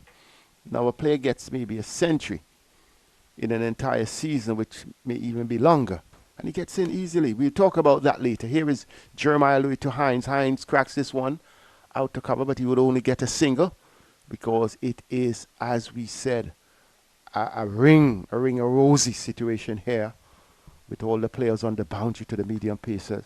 So what has changed? Yeah, well, I guess the quality of cricket has changed, and what used to happen in my days was huge levels of insularity. Yeah, And has that changed? I'm not sure. I've been following it really. I've been working along with some young players, and I'm been telling them to guard against it. Use your bat and the ball at all times. Let those two stuff talk. Do the talking. Yeah, it's either you're going to take wickets, you're going to get runs, or you're going to do excellent in the field. That's So my motto. let your on the field moment speak. Yeah, speak for you. And in those 3 matches, I remember you batting with the then West Indies captain Richie Richardson that season when he took a layoff from Test cricket. This time, Jangoo just playing this one, going right outside the off stump, realizing that it would have been a wide and just parried it out to point. And he definitely has everything to play for to get this double century. I can say Seth is Louis has been pulling out all the stops. He's been trying everything. I think he's focused on his target and he's watching the batsman here. Batsman, as a matter of fact, Jangoo just now walked across the stump and he bowled a beautiful delivery, to keep him quiet. Captain acknowledged that, so a slip comes in. Raheem Cornwall is that first slip. Louis, Terence Hines allows that to go outside the off stump. Good bounce, good carry. In the end, it has really been a one-sided affair here at the CCC, Coolidge CCG, Coolidge Cricket Grounds. Ground that has been transformed from the initiation of T20 cricket. This partnership is now 201. Jangoo scoring 114, Hines 79 from that partnership. A wide being bowled by Louis. So the wide continue. The wides and no ball continue for the Leewards. So it's really a ragged performance, not taking away anything from the TNT batters because they have really shown purpose. They have batted well. And though Jangoo has been the one to have gone on to a big 100, you also have to give credit from the top. Cooper 22 in that early 62 partnership with Lewis. Lewis 49. Here is Hines leaving this one alone. Gooley only had 14. Jason Mohammed only had 17. But after that, Captain Josh De Silva 62. Evan Lewis, I mentioned, had 2 halves of batting overnight. On the first day was 28 and then added 21. So he scored 49. And then this partnership, 201 with Jangoo the man, 177. And Terence Hines, 80. Terence Hines also has a century in first-class cricket. So both batters, well, Jangoo now has 2. Terence Hines also has 100 faces up outside the off stump by Louis. Before that, he came into this game with 900 first-class runs from 22 matches, best of 102, and an average of 40.9, 107 half centuries. So quite a useful player, and that goes well with his medium pace. With that, he has had 2 T20 matches for the West Indies. Yeah, I think they will look in. I don't think TNT will want to bat all day. Well, I'm thinking that they're looking for Terence to get to a century. And Jangoo to get a double. And Jangoo to a double, and then I think they're going to declare. And it would be nice for them to do that and, put Leewards under a bit of pressure. Knowing that they're tired from being round and round in the field. Not only that, I think the bowlers bowl pretty hard, give them a chance to put up their feet for a day or two, or a couple of hours. And now you have the overcast condition as well. Yeah, well, it would have been nice to see the ball being, it looks like it's a change of bowling here. Yeah, I was just thinking that. Nice to see the Leeward pacers see if they can get some movement with the overcast conditions. That's right. But in fact, no, it's not the Pacers, it's Durham coming on. I thought it was Nathan Edwards. Yes, because he took off his hat. And then we see Durham now marking his run. But I think if they're even looking at spin option, Kadeem Henry can do a thing. And not can just do a thing.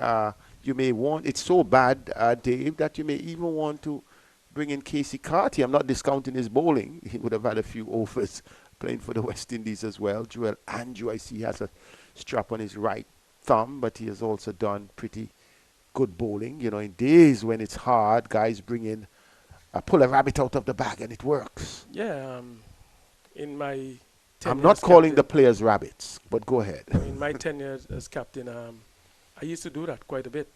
And it works. Yeah, Worked. sometimes it's not maybe that the guys have been getting runs against you, but sometimes you're just not getting them out. I used to use your good friend Wilden Cornwall in that Yes. capacity. He's good at taking wickets, breaking partnerships, and you'll entice him by saying to him, if you get a wicket, you'll bowl longer. I remember a game, Barbados versus the Leewards, and Philo Wallace was going after the Pacers. Winston Benjamin was not playing, but I remember in the end, you guys gave McChesney Simon, who would have been the former wicket keeper, the ball, and McChesney Simon came on and he took Philo Wallace out. Yeah, And then the rest was history. sometimes, you've got to back yourselves now. It depends on the player on the field who is actually backing themselves. I mean, you should know what arm you have in your repertoire. Precisely. And Simon thought he could have get the job done. Being a wicket keeper, he probably, knew he could have gotten through to Philo Wallace. So I think we had another situation where we played against Barbados. After the over, we'll talk about that set. Durham to Hines. Hines leaves it alone. Must be thinking 100. He's on 80. 20 away.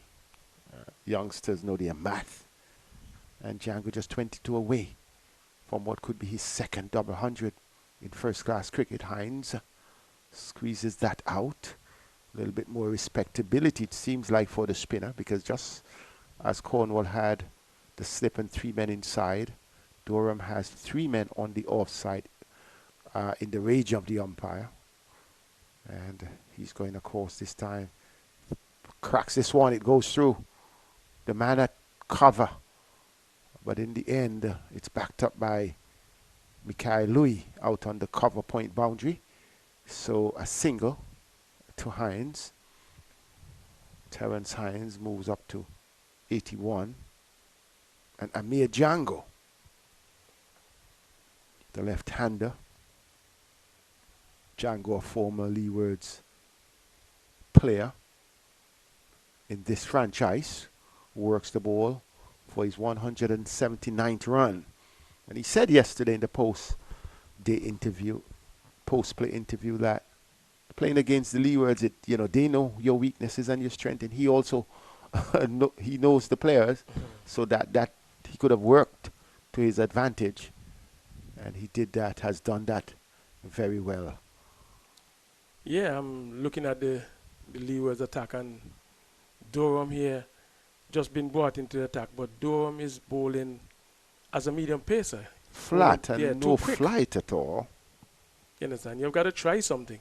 From the onset, Yeah. I can't recall seeing him tossing one up in the air. And given his height, I'm not one for tossing the ball into the air just like that, but at least you've got to use some flight, some variation, something different. Or we see Edward is going to come from this end. yes, From the youngster, he has a lot to play for. Plays with the TNT Knight Riders in the CPL, so there is at least some affinity or some connection with the opponent. So you reckon you should know some of these players then, Seth? That's for sure. Yeah. One or two would have been in the same setup. In fact, he would have known Hines. He would have, all the players would know each other. But the difference between T20, yes, but the difference between T20 and this first class game, there are field restrictions. So you know how to work those angles according to the field restrictions. In this case, there is no field restriction, and here is it. They're not even considering bringing anyone apart from the slip inside the circle. Comes into Jangoo. Jangoo goes back, and he flat bats it out to the cover fielder on the boundary. Mikhail Louis fields, and there is just a single. So he moves to 180. Amir Jangoo. Terence Hines on 81 will face Nathan Edward, youngster from St. Martin. Did well in the West Indies on the 19 setup.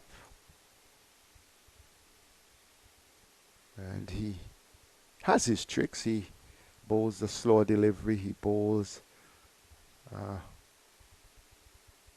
well. At his age, he strides in to Terence Hines. Hines cracks this out to O'Shane Thomas on the third man boundary, runs around, and he gets a single. And they are marching on well. A lead of 332. And that lead, 323 now after the single. That lead suggests that if the Leewards at any time would expect to get out of jail from an innings defeat, they would have to score over 343 runs. No, Seth, all they got to do is about a day. You could save the game by planning to bat all day.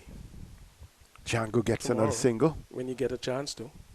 Well, they would need more than a day. If they get tomorrow, yes, they would need a day. But if they get in, I think they have given up on dismissing the team.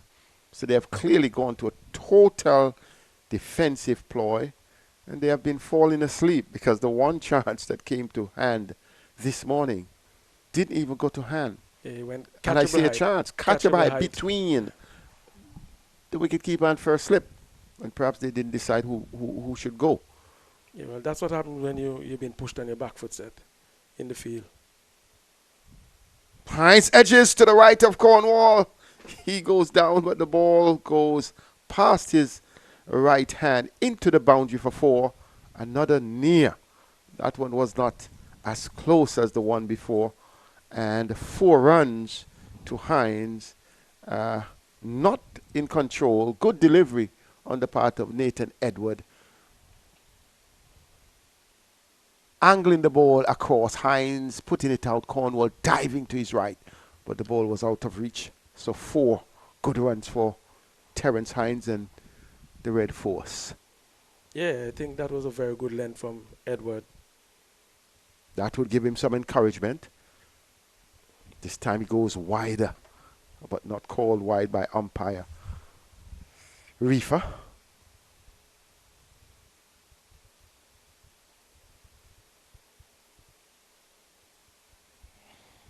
So,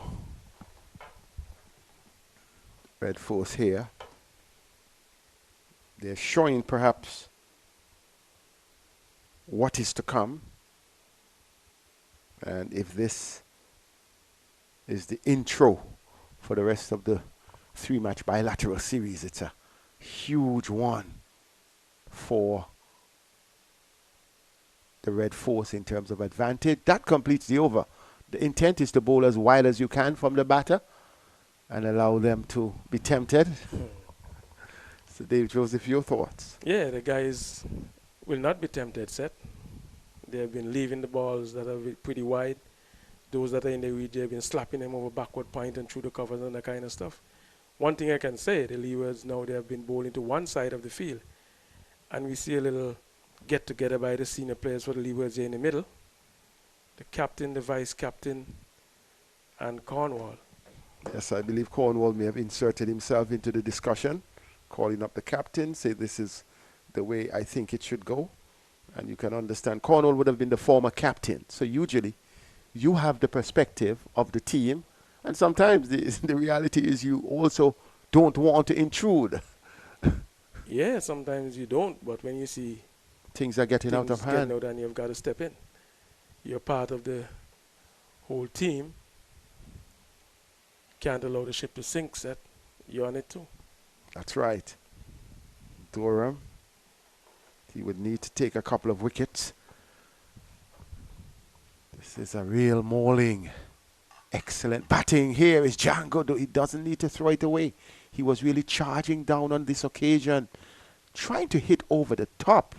But in the end, the ball went out to wide, to extra cover, wide extra cover. The bowler running around from long off. O'Shane Thomas did a bit of football work. And Jangoo gets 2, but he can't be getting too anxious now. Needs to be batting for lunch. Down the leg side, 4. Sweeps it away for 4. Really punishing bad bowling. Pitched down the leg side by Durham, and he pivoted nicely. Swept it well. Yes, I said, Seth, you as a bowler, you've got to bowl your lines and your lengths. Can't afford the batsman to be playing around in the crease and moving and then you changing. Durham comes in once again. Oh, he's getting himself in a bit of bother, going around to paddle it. But he's going way outside the off stump. trying to paddle it to leg and got himself in a tangle. Yeah, Think 200 first. that's the vacant spot. And the length of the ball doesn't suggest he can do anything. He can't get out from that length and that line easily set. So he just went around and looked to paddle it. Wants to get along with it. 6 runs already out the over this time. Yeah, that's right. You just got to bowl your line. Bowl your lines, bowl your length. Right. You've got the field in place. Stick to your guns. And he did, and on that occasion, Jangoo perhaps wanted a quick single, but Durham asserted himself, at least on that occasion, and got down quickly to ensure that there was no single. Captain is moving himself now to a wide mid-off position. Cornwall goes down that slip. Well, the captain is still walking. So more a deep extra cover position. This time, Jangoo plays it out towards the point boundary. A fielder is there. Joel Andrew fires the return in. Good return to Jamal Hamilton. And Jangoo keeps marching on. He has eclipsed the Leeward Islands score by 50 runs as an individual batter. Yeah, I laughed. The other day said we were at a game and somebody was saying that once one player could pass the score of a team, the team should give in and say we have lost. Well, there is nothing about giving in once you're on the field. Yeah, lots of different perspectives. But the field setting is showing that may well be the case. Hines goes back, trying to cut. The ball goes through. It was fired through by Durham. Durham completes his 26th over, none for 83 for him. Leeward's only batting 60.5 overs for 138. The Red Force, 137 overs so far, 473 for 5. Yeah, as I say, as a batting unit, you'd want to bat for a day and more set if you're going to pose any trouble for your opponents. You know, you can't get out for meager totals like 150, 50, 60, whatever, to 30, whatever, and expect to create any difficulty for your opponents. You've got to put them under pressure in the field. And especially a serious opponent. You look at this is a rock-hard, solid, strong team. When you examine the other teams in the championship, this TNT team may well be regarded as the best team in the competition from my assessment. The balance, the experience, and now you're seeing it in terms of the execution and the focus. Nathan Edward, wide outside the off stump. Jangoo couldn't reach that. Trying to starve him, but he's very innovative. In the end, very belatedly, umpire Reefer signals a wide. Yeah, it's a definite ploy to starve Jangoo by bowling him wide by the Leeward's bowlers. Jamal Hamilton is still in discussion with the umpire, and the umpire is saying it's wide. I was a bit surprised by that call comparative to some of the others that were not called. This time Jangoo caught in at it, struck his pad, and he was not happy. What I can tell you here is that I'm seeing a different effort here from Edward. Nathan Edward. He has come to realization. Yeah, he has actually been putting in some effort, and he looks like he's backing himself against Jangoo. And that's the effort you need. Yeah. I think some of the players wake up at the wrong time. Because when we saw O'Shane Thomas yesterday, how he charged in, it was a total different O'Shane Thomas the day before. So some wake up overnight, some wake up after a session. I think that sort of confidence, that sort of hunger has to be ever present. Jangoo shows that. He has been the same batter from the time he came to the crease. And he's the same batter 190, 89 runs after. You know, you want to see that intent. He was with the team when they were under pressure, and he spoke about the pressure earlier from O'Shane and Cornwall. They were going at just 2 runs per over. Now the current run rate is 3.46. So you must be hungry. You must be ready to arrest things from the start. Struggle through. And then you'd have triumph. Edward to Hines. Hines steers it down to fielder coming around to backward point. Casey, Carty. And Hines inches closer to his 100.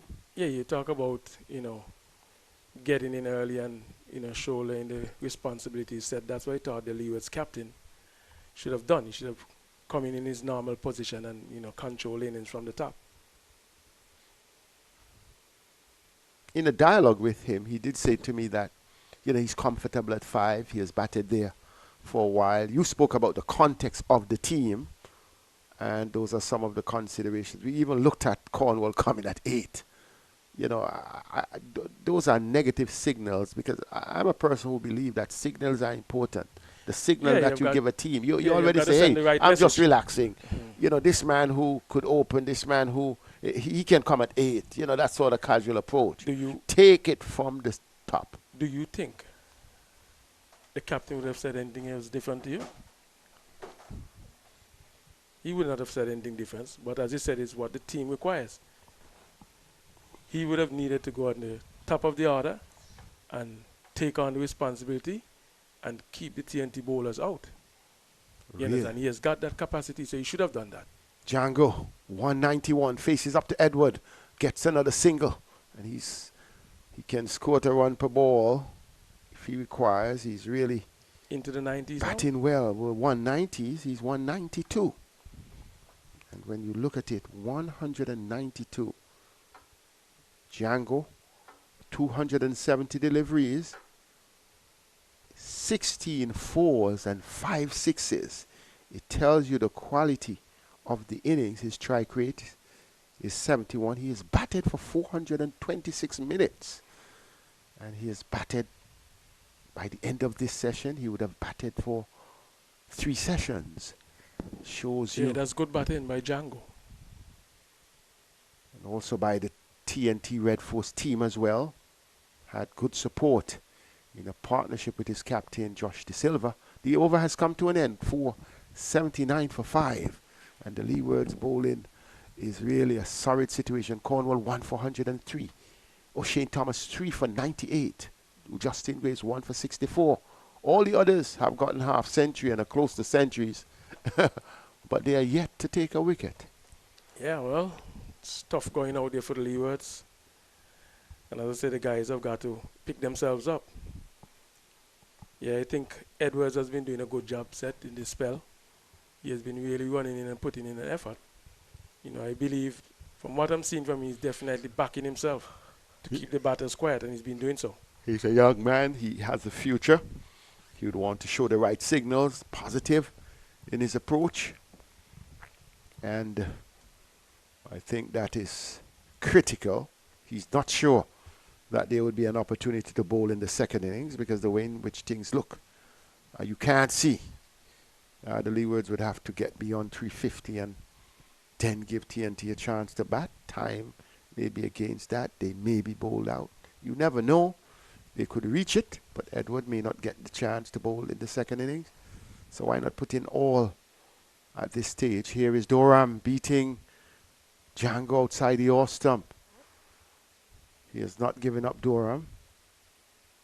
Jangoo needs another 8 runs.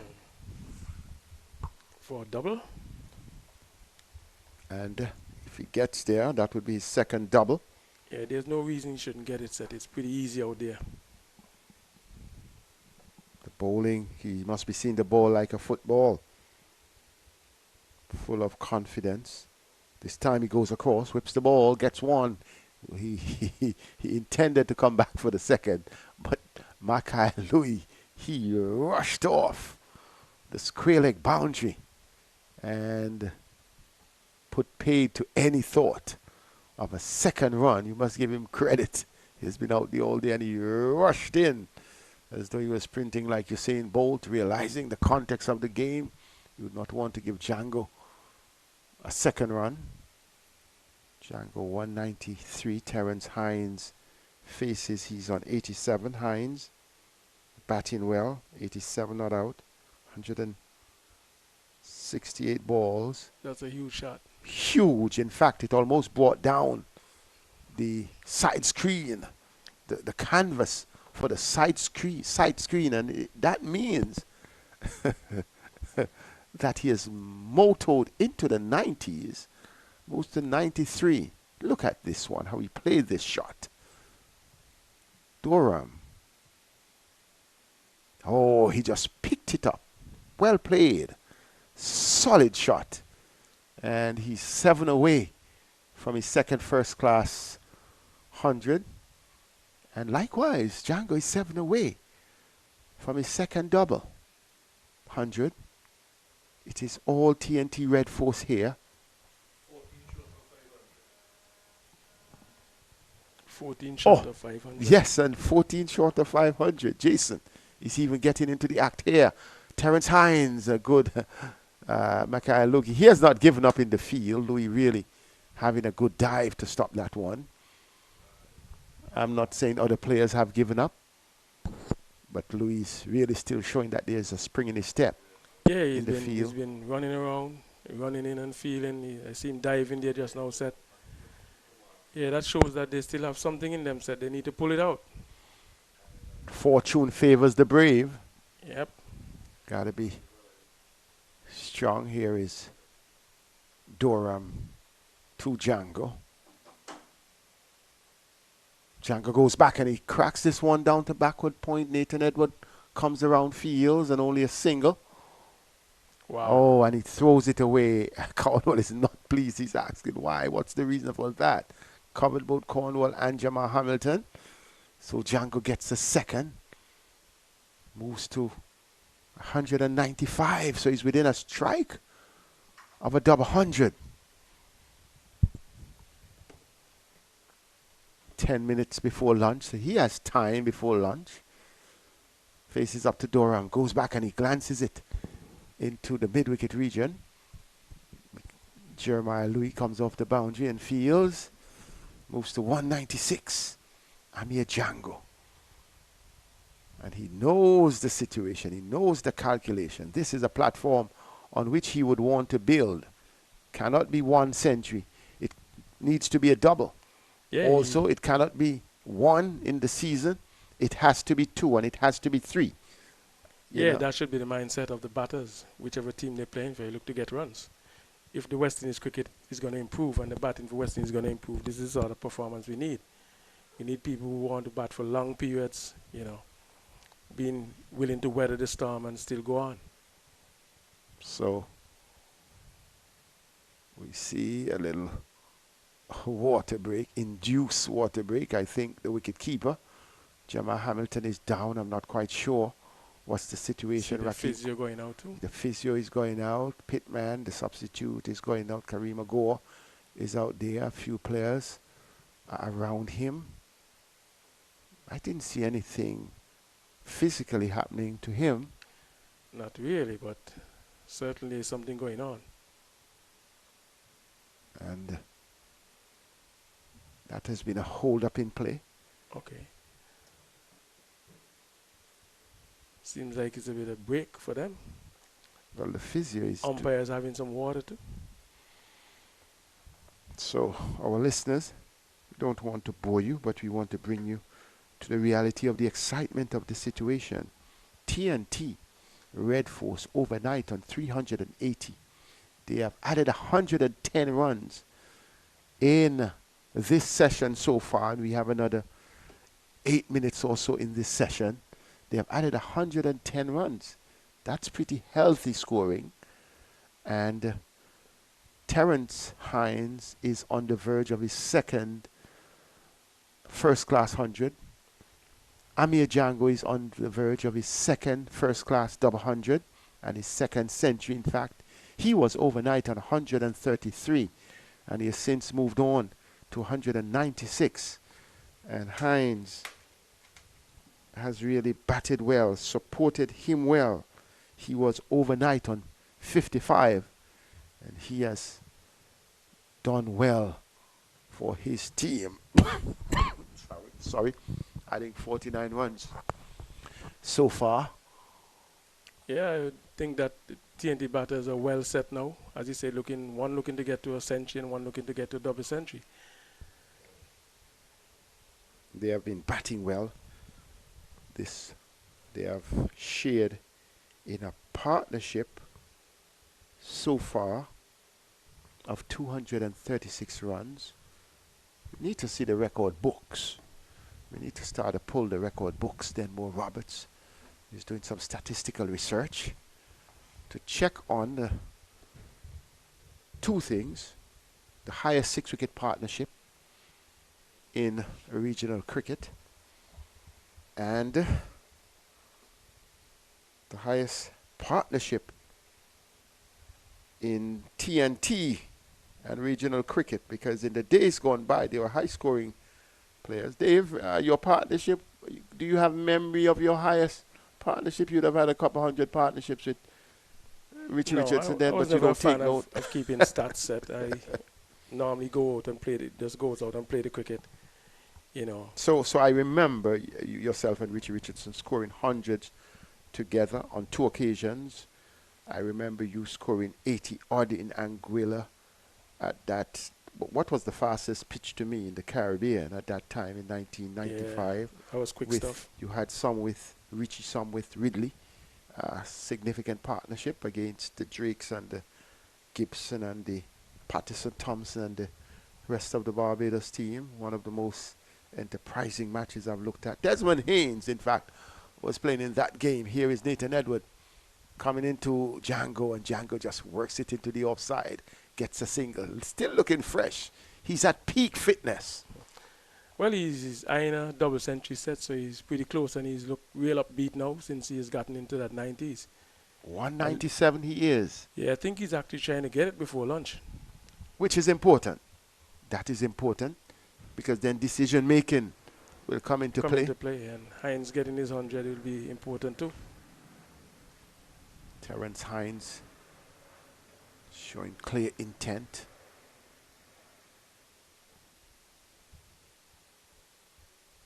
Jason Mohammed may have missed out. Jahid Ghuli may have missed out. But Jahid showed the path. Struck the first 6 of the innings. Edwards. Oh, Hines flirting outside the off stump. Edward is coming across him. Needs to be focused. Does not need to get carried away, Dave. Yeah, I think he was just trying to tap it into the offside for a single. But in doing so, the ball is actually leaving him.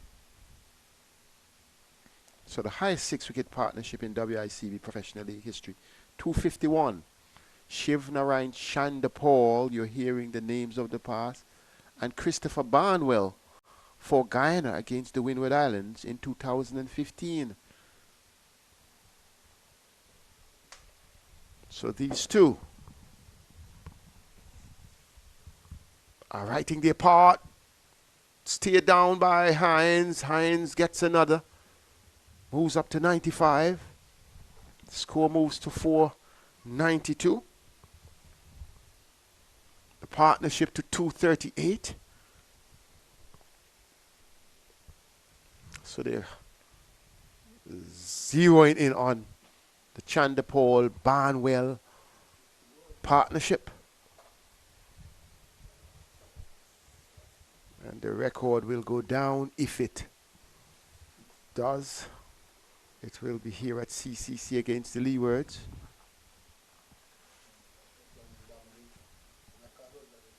So Dominica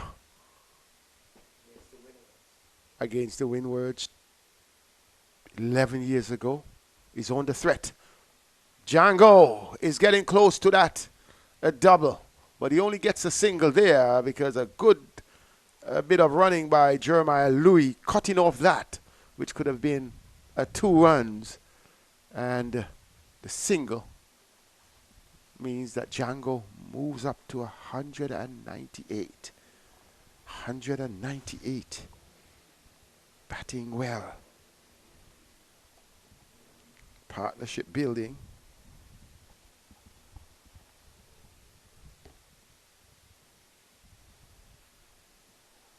.298. Edward walks back to his mark. Terence Hines has his bat over his shoulder, looking around the field, trying to make mental notes. On 95, faces Edward. Edward is going across him. Smart tactic on his part. Yeah, as I said, Edwards has been really putting out effort, you know.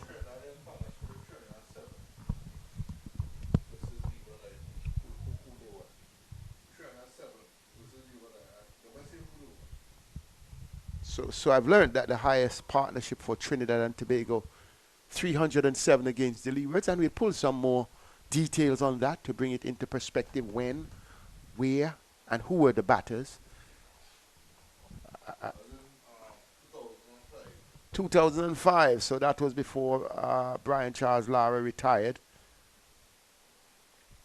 But then oftentimes you have the players now, we see the vice captain, the wicket keeper, and the captain are dialoguing. What?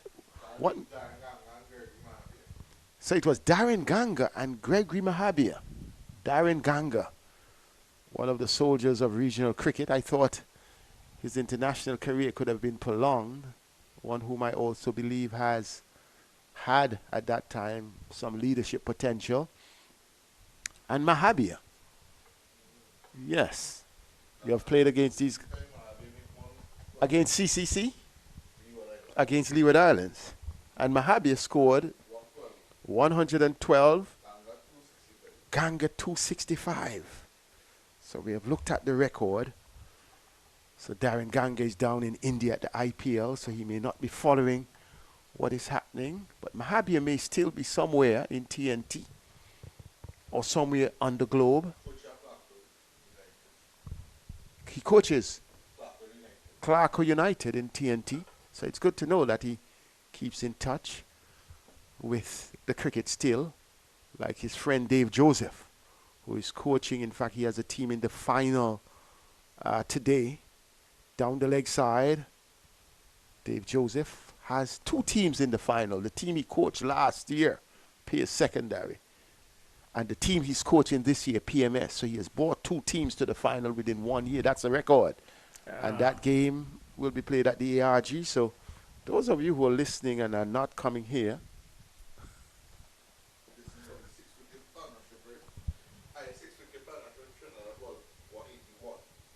so this is a record in terms of 6-wicket partnership for Trinidad and Tobago, because the highest was 181. Again, Darren Ganga, and is it Imran and Chan? So we would. It is lunchtime here. We got snapped up with all the records. They're 7 runs away from 500. Terence Hines is 5 runs away from his second first-class 100. Amir Jangoo is 2 runs away from his second first-class double 100. So it is all for the taking, and records are tumbling. And the score, we leave you with the news. TNT Red Force, 495 4-5.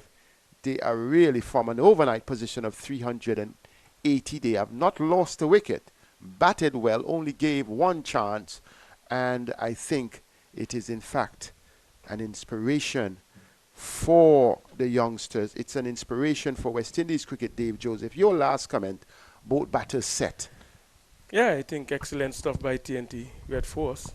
You know, Django and Hines, they're doing an excellent job of, you know, keeping the Leewards bowlers out. And one's eyeing a double century and one's eyeing a century, and that speaks well for West Indies batting.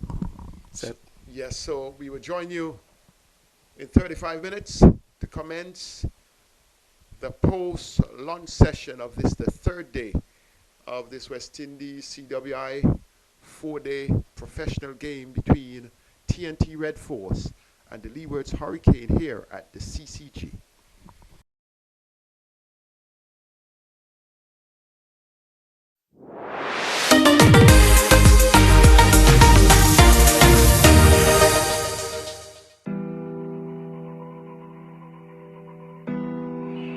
Deep expressions.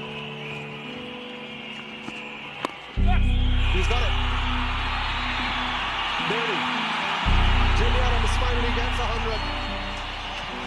It's been a long epic struggle for the West Indies captain.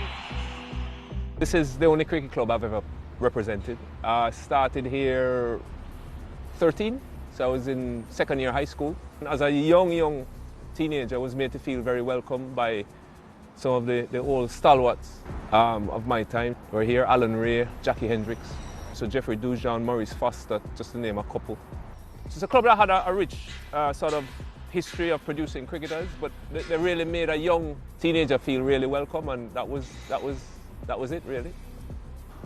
Well, the first thing that you became very much aware of were the two boards that were in the bar, and one had the batting and bowling averages for the club going back to the 1930s. There were three boards. One had the international representatives, and one had the international representatives who were captains. After, 25 years, 30 years at the club, to have ticked all those boxes, I think, and the memories that came with it, mean a lot.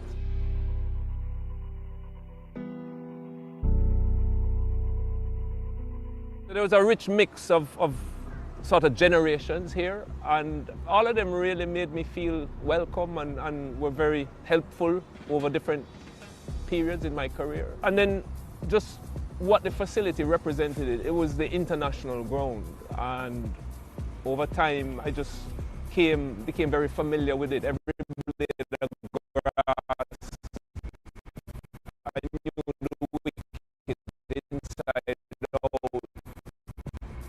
The atmosphere here, even before these stands were built, was something that I was very much aware of, and it became part of the whole experience. A full house was just very loud, as any Caribbean full house can be. And I grew up experiencing the big crowds, even at regional level, to be honest. And the occasional club game, when Kingston played Michael Holdings, Melbourne, or Lawrence Rose, Kensington, you would see more people than you get for Test cricket now. And international games, it was fantastic. The noise, it was a little bit intimidating for those who didn't know it. But it was home for us, or for me anyway, and I thrived on it. I loved, you knew who the people were, what sort of instruments they were bringing on the day, and just the whole atmosphere. Having the Jamaican crowd come to support cricket was great as a youngster.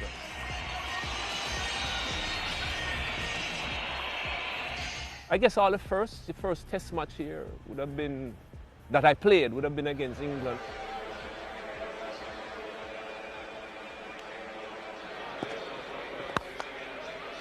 Jimmy Adams, of course, is the local boy. He's a Jamaican. He looks pretty solid, though, doesn't he? Once again, it's another West Indian batsman who set out his stall to get onto the front foot wherever possible. It was a really good occasion for me. You got performances in. I only got in because Hooper was injured, which was sort of like the story behind my first 9 or 10 Test matches. So thanks, Carl, I appreciate it. It was very late the night before the game that Hooper said he wasn't going to make it. So maybe that helped to control some of the nerves. Well, that's a glorious stroke as well. All timing from Jimmy Adams, so he gets into the act as well. And this crowd at Sabina Park is alive. It was a good wicket, good batting wicket. We had a really good informed batting lineup. All left-handers, Arthurton, Lara, myself. And he's got it.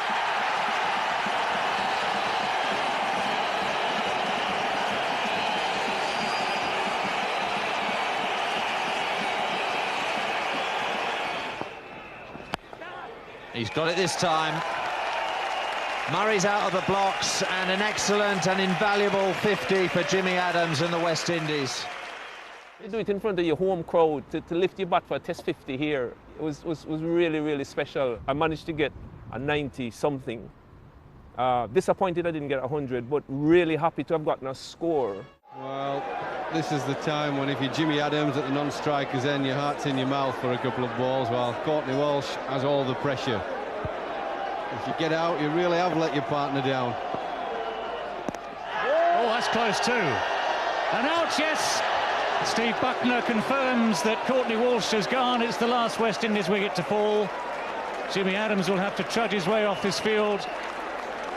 satisfied he's done a fantastic job for the West Indies. I hadn't played a test for 2 years. So, you know, in those days, the competition for places was really, really tough. So whenever you got the opportunity, you wanted to just keep reminding the selectors, you know, if there's a slot available, give it to me and don't pass it on to other guys who were, to be fair to them, Roland Hall, Shiv, all of them were scoring runs. So it was important from that point of view to get runs as well. Would have been better if I got 100, but yeah, I'll take the 90. It could have been worse, you know. You hadn't scored a test century up until then, but you went straight from Jamaica and you did get that first test 100. Yeah, I got it in the second test in Guyana. Batted with Shiv for a good while in that. I think that was Shiv's first test match. And for me, it was good to finally get that load off my shoulders. You know, I knew what it felt like to wait a lot of years for the first class 100. And yeah, you'd been knocking around. You still weren't too sure about your spot in the team. So to get that 100, I was thinking, oh, well, even if Hooper came back, maybe there might be a place for both of us, which was significant for me. He's never made a test 100, that's the key. He'll learn to relax. If he makes one, his second one will come easier. That's it this time. Full toss from Salisbury. Adams puts it away. The first thing he acknowledges are his teammates in the dressing room. And a brilliant moment for Jimmy Adams. His first Test match 100. And it couldn't be more well-deserved. Let's fast forward some years now. You came back to Sabina in 1999 against a powerful Australia team. That turned out to be an historic victory. Talk to us about that match. Well, first of all, context. We got skittled for 50 in Trinidad. Lara's neck is on the chopping block with the selectors on the board, and yeah, things weren't as great as they could have been. And I remember walking to the wicket, and the usual chit-chat with me and Brian. We've been batted together for years, and so Pedro Collins had just got hit in his nuts and he retired hurt, and it was in the morning, so we probably had maybe 80 overs left. And we literally just started counting down overs. So at the end of the over, Brian would say, right, Jimmy, we've got 79 left. And I would say, okay, we've got 62 left.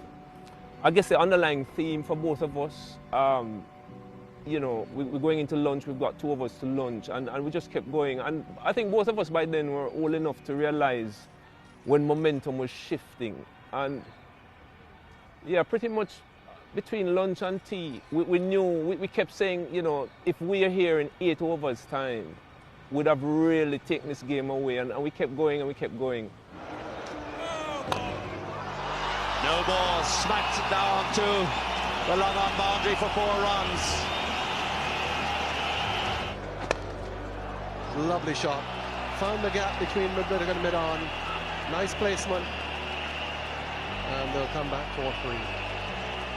Good 15 for Jimmy Adams. A claim for him now on his home ground here at Sabina Park. Lovely shot. Beautifully played by Lara. He's hoisted up, down towards Lawan, into the mound stand.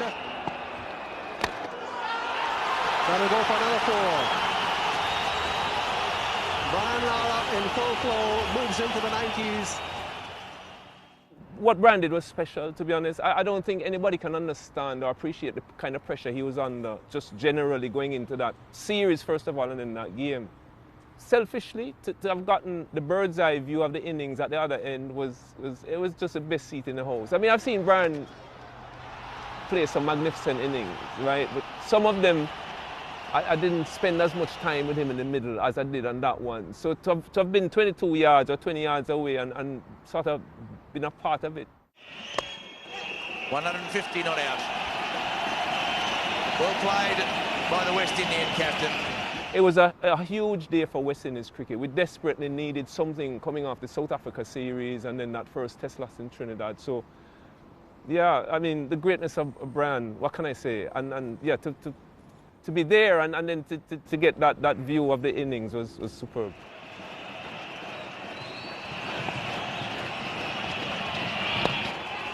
There it is.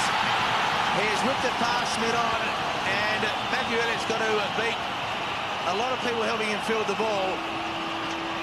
So the umpire will give him 4 runs.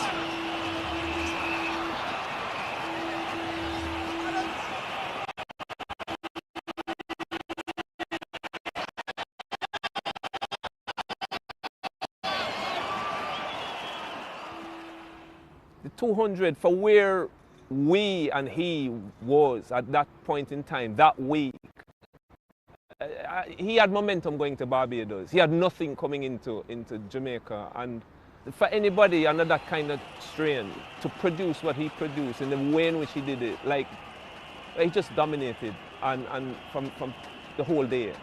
And yeah, you're at the next end, I'll take the crumbs off the table, I'll be fine, you know what I mean? But it was great. It was great week for us here, and yeah, the crowd here was unbelievable as well. We always talk about the crowd at Sabina Park, but it was a full Sabina Park, and it just, you couldn't get away from the atmosphere that the crowd created here. It's fantastic.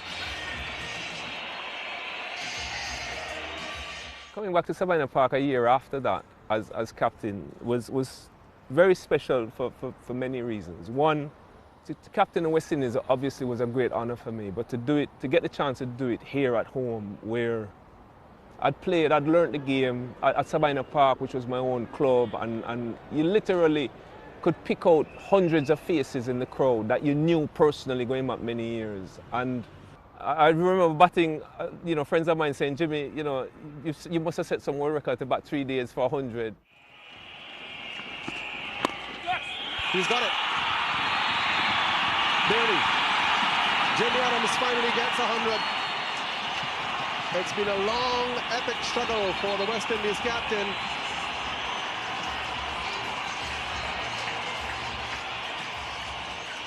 Yeah, it was just getting a test 100 as captain at home at your club ground.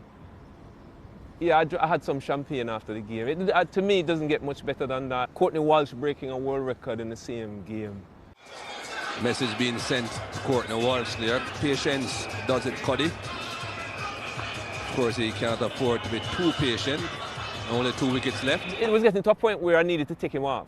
And I was like, Courtney, and he kept saying, one more skip, one more. And it was starting to drag, and I was like, listen, I might have to make a call here. I was the most relieved person when he got it, because I was thinking people were going to say, Jimmy, you're captaining this thing just for your friend and all the rest of it. You can tell how keen he is just to finish off this innings, to get this wicket. Take on, that's it. Courtney Andrew Walsh is now Test cricket's leading wicket taker. The West Indians surround him on the field. There's this picture of Wavell Hines like hugging Courtney or almost lifting Courtney off the ground.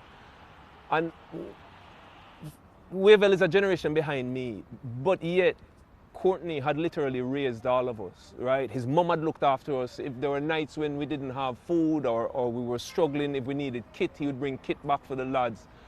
And there was so much love for him.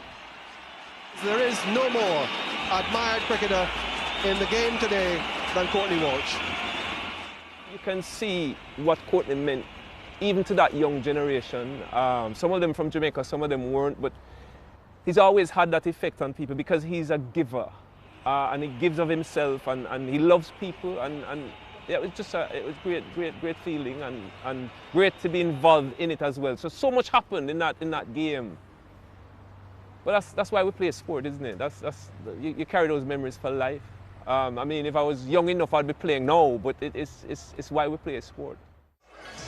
West Indies captain Jimmy Adams, who himself will remember this day for a long time for his personal achievement early in the day in scoring his 6th Test 100. That week would, yeah, it would still be one of the highlights of my career with all that happened while we were here that week against Zimbabwe. All over, West Indies have won by 35 runs. Zimbabwe are all out for 63. And Jimmy Adams, in his first Test match as West Indies captain, has led his team, which has pulled off a quite astonishing victory. The funniest moments here at Sabina Park Franklin Rose getting upset in a first-class game, kicking a chair and breaking his toe, couldn't bowl for the rest of the game. It was like really rosy. Like, you know, in a Jamaica team where stuff like that, you don't get away with it. Lashed out this great kick, the chair went flying, and then in 2-2s we see the foot in a cast. And at test level, I can't go into detail, but let's just say, funny, Curtly Ambrose, enough said.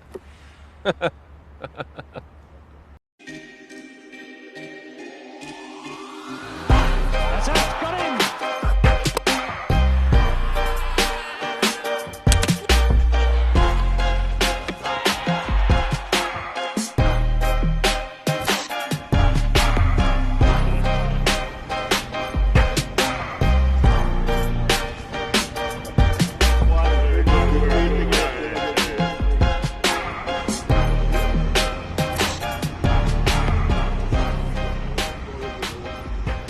Two West Indian great fast bowlers.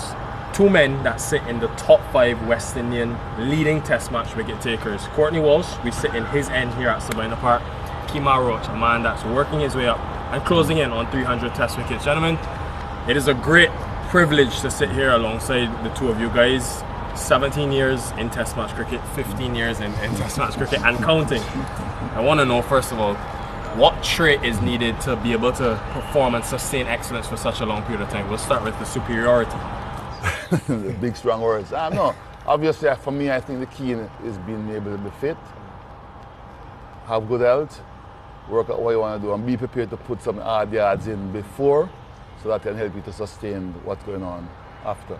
So once you look after your body and do the right requirements, and also knowing your body after a certain period of time to know when you're match fit and what you need to do to get match fit was one of my motto, and I think Kemar has done that extremely well. What worked for you? Yeah, same thing you said. Just being match ready.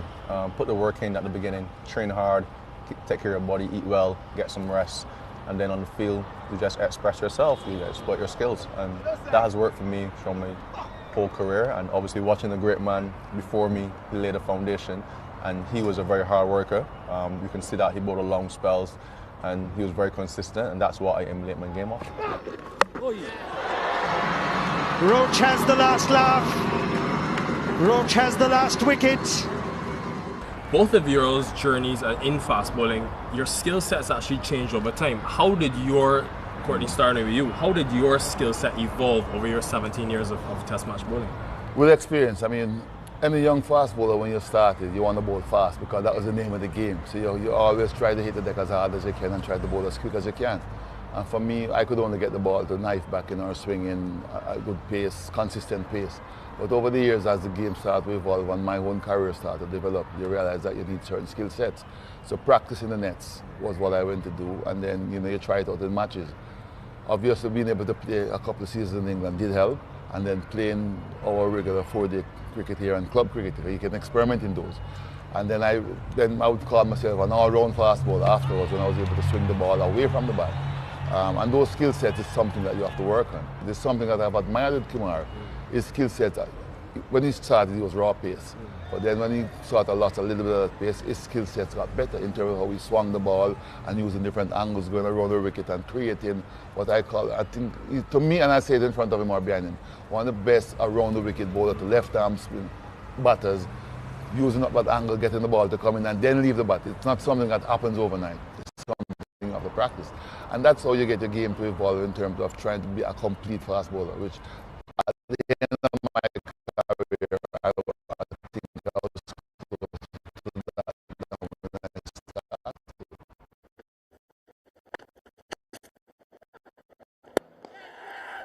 Second hit, magnificent from Kemar Roach. Third time lucky. When do you remember that time where it all sort of came together for you? Obviously injuries help. Obviously I lost some pace, so obviously I had to work on my skills more to become still an impact bowler in Test cricket. So I did a lot of work leading into 2015, 2016 after my injury on my shoulder, and some deep discussions and some reinvention of myself and my action helped me to do a lot more of the ball, and then I think I became a better bowler after that, in terms of working up batsmen, challenging batsmen, front foot, back foot, whatever, but getting the ball to go both ways. I think I enjoy bowling like that more than bowling quick. It might sound funny, but pace put fear in batsmen's heart, but I like the fact of exploiting skills and exploiting weaknesses in batsmen, and I just think that's where I enjoy most. Edged and taken, make that 51 before Kemar Roach is probed, and he finally gets the reward. What role did Courtney Walsh play in Kemar Roach's development and role in the West Indies? Yeah, obviously watching on TV, obviously we all know of him and the Curtly Ambrose partnership. I think those guys, they set such a high barrier for fast bowling in the Caribbean that you just wanted to emulate them. Watching it in Barbados on CBC, I think seeing him and Curtly Ambrose run together, it was just heartwarming, and you just go outside right after the game is finished and you try to bowl like them, and you know, it was really good times, and it just is a good foundation for my cricket going forward, and that's why I'm here, playing as long as I can. And Legend, there's a picture of you around 2011 having a chat with the three West Indian fast bowlers. I think it was Kemar, it was Fidel, Darren Sammy was in it as well. What do you remember about Kemar Roach when he first burst on the scene that you really liked? Some of the questions he had asked, I liked his action from day one, but his attitude, being down to earth, some of the questions he asked. And then after that meeting, we kept in touch. I mean, we were always in touch, but we kept in touch more. And just to watch, you start to watch and follow the career. And I remember the one that stands out to me most distinct was a conversation I had with him in India when I was down there doing commentary, and he wasn't playing. And I was a little bit disappointed because I wanted to see him play, but they were just remodeling his action and stuff. And I said to him, it's only a pity you have to be doing the modeling of the action on tour. This should have been done before, and it should have enabled you to be playing. And he agreed, and we had good discussions about it to make sure that he didn't get downhearted, because when you expect to play, you're not playing. And he took it well. We kept in touch, we did a little bit of chatting after, and I just started to follow his career because of what I saw, his humbleness, but he wanted to succeed to be sort of at the top level. And after that tour, he came back playing, and he hit the ground running. And whenever he see me, he would say, Legend, what do you think about this, and what we think? And if I see something, I'd say to him. And the way how he accepts it, and he would try, and you know, we would have a chat after the game, this didn't work or that worked. That sort of helped us, and it helped me to be able to know that he's not afraid of asking for advice, and I was always happy to pass on whatever I saw to him, and he would take it on board. You remember that conversation? Yeah, I do remember that conversation. You know, speaking to him is just an upliftment. And I was down, wasn't playing as much, but he uplifted me, and I just wanted to push on, man. I just want to be among those great fast bowlers of before, and he was one of them, so it's just a good feeling to have him around sometimes. Another question in terms of looking back on y'all's careers, you've obviously played against so many formidable oppositions, but which opposition, if you had to pick one team, always brings the best out of Kemar Roach, always brings the best out of Courtney Walsh? Starting with you. I was playing against England. I think obviously that is our biggest series, and the hype around it just brings a life into you. Like, you want to do well against England. Could be close, finger goes up. Joel Wilson says you're on your way. I'm watching, as I said, Curtly Ambrose and Courtney Walsh, they go there and they dominated England for years, away and at home. So it's like, I want to emulate that. I want to emulate as much of my career as possible. And I think the England side brings out the best in me. Australia, because of the competitiveness for me, and then you know, you play the moment away and stuff, and it was always with the band back in those days as well. They never used to sell the fast bowlers, but they always, you feel like you have a point to prove when they were taking on August Logie. So that used to bring the best out of me back in the days against Australia. That's pretty close, he's gone. Walsh's 100th wicket against Australia. With England now, because I played county cricket, it was always a very close rivalry, because when you're in there playing county cricket, you can sort of stand on your own feet as well. He keeps mentioning Ambrose Walsh. I want to know that having that strike partner for you, first of all, in Sir Curtly Ambrose, what did that do for your bowling and your quest of that 519 Test wickets? Well, Curtly and I, we didn't compete against each other. We complemented each other, and I think that to me was the friendship that we have, and just the respect for the game and for each other. That helped me, because we knew what we wanted to do. We would discuss batsmen, the length we want to bowl, the type of surface, the opposition, and we'll have our own game plan. On his day, I play the supporting role. On my day, he plays the supporting role. And I think that helps in terms of partnership. If he picked up something that was not working, he would come and we'd have a discussion. And I just remember a test match at Lords as well, when he was struggling, rhythm was off. And I went up to him and I said, listen, big man, you're struggling today. Don't fight it, try to relax, because sometimes when you lose your rhythm and you're rushing in, it just doesn't come back. And he said, so what to do? I said, just relax. I will take up the thing, because I was in a good rhythm. Whatever short spells you have the ball, just try to find by that rhythm. And these are the conversations you need to have and the understanding. And you know, to me, was one of the hallmarks of our career and our partnership, because we understood each other. Take on, that's it. Courtney Andrew Walsh is now Test cricket's leading wicket taker. The West Indians surround him on the field. One of the most respected and admired cricketers on the international scene. And there's Curtly Ambrose. Wonderful scenes here, emotional scenes at Sabina Park. And who is it for you, if you had to look back on your career? It could be current team, it could be former team. Who always pushed Team Roach from the other end and brought the best out of you?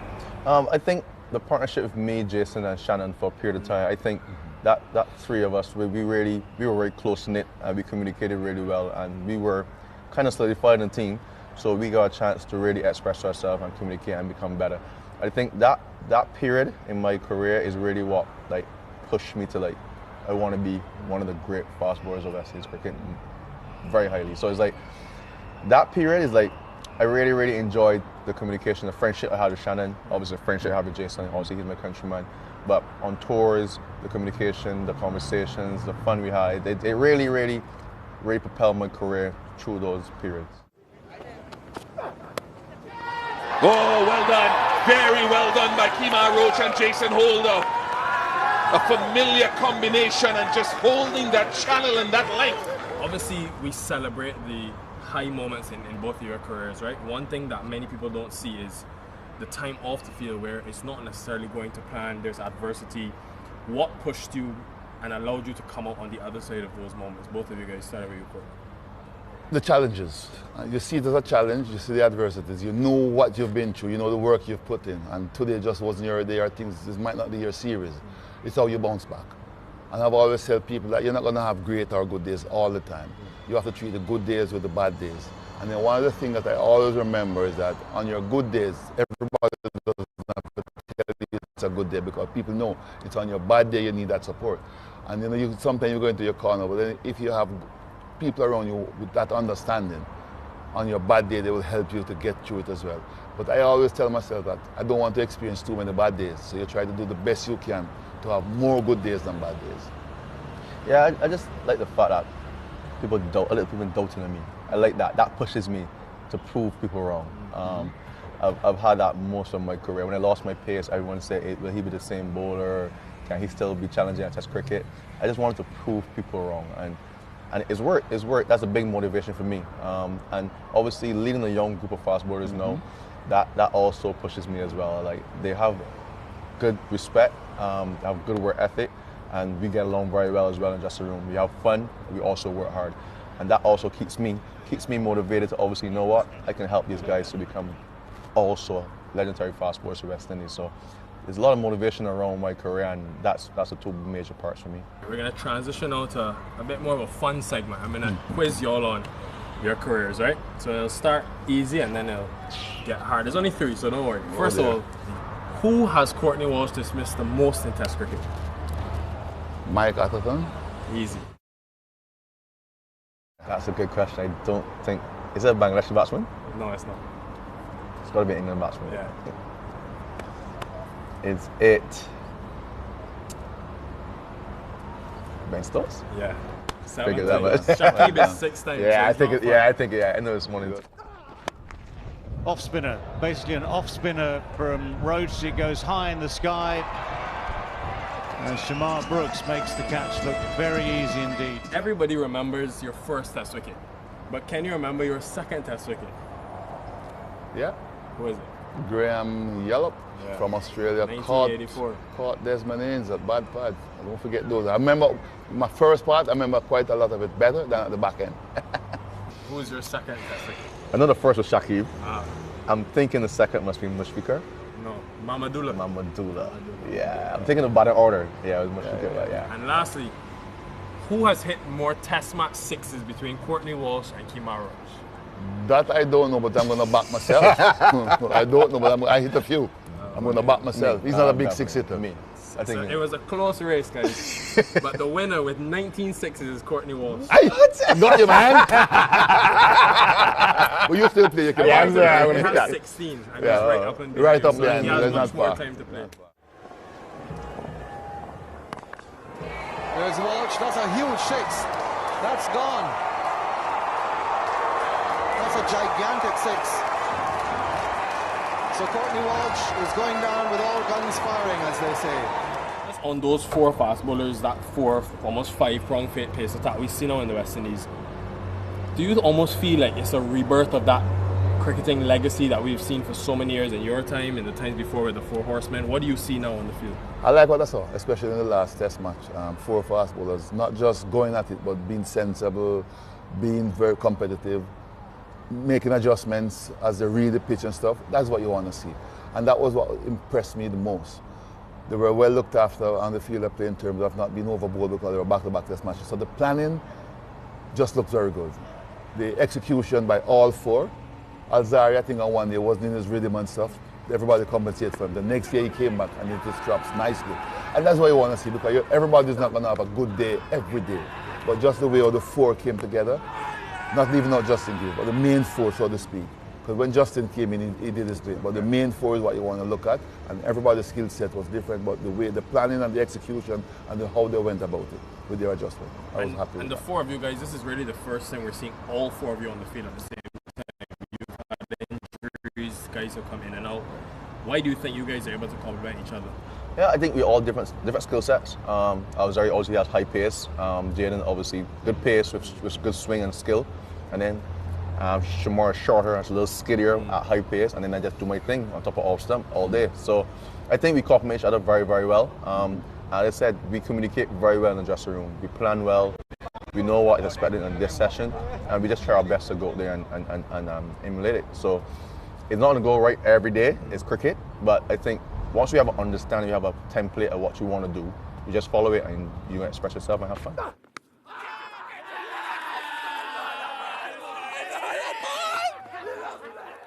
Lastly, I want to ask about legacy. Obviously, it's been a couple of years now, only a couple since you retired. You can still get back on there. He's been telling me in the commentary box he can bowl a few. So he says.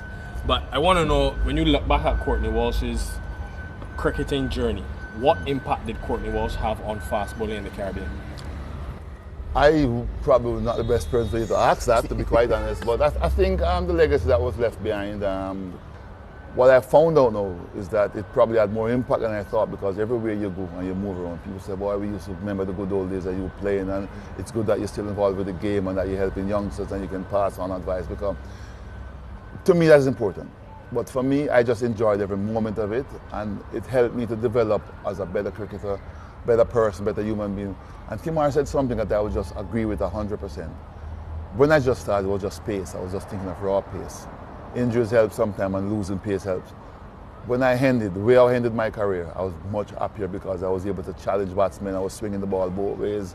I know how to use a short ball, and to me it was just a fascinating career to know that I stopped at one end and then I got better at the other end. And listening to that, Kemar, obviously you're far from finished, but when you do eventually end your career, what would you like Kemar Roach's legacy on West Indies cricket to be? A hard worker, a trier, someone who gave West Indies cricket their all. I've been committed to West Indies cricket from the beginning. I've given it my all. I've obviously turned up and put the work in order to perform and to challenge and compete against opposition. And as I said, it doesn't always go the way you want, but once you have that foundation, that mentality, and understand that it's always going to be a tough task when you step on that field as a fast bowler and you put the work in before, you're always going to be in good stead.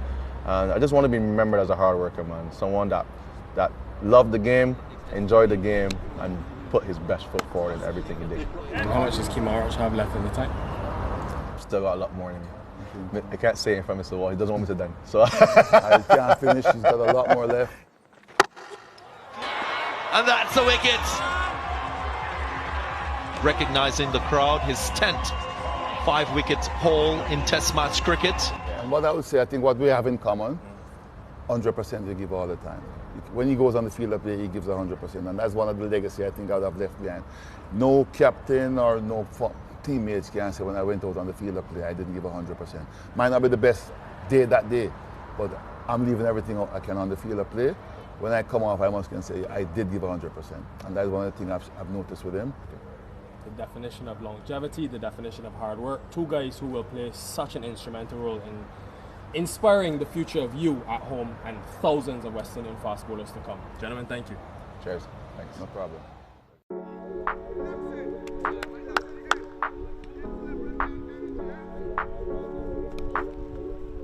When we hear the words Antigua and cricket in the same sentence, we're often thinking about names like Sir Vivian Richards,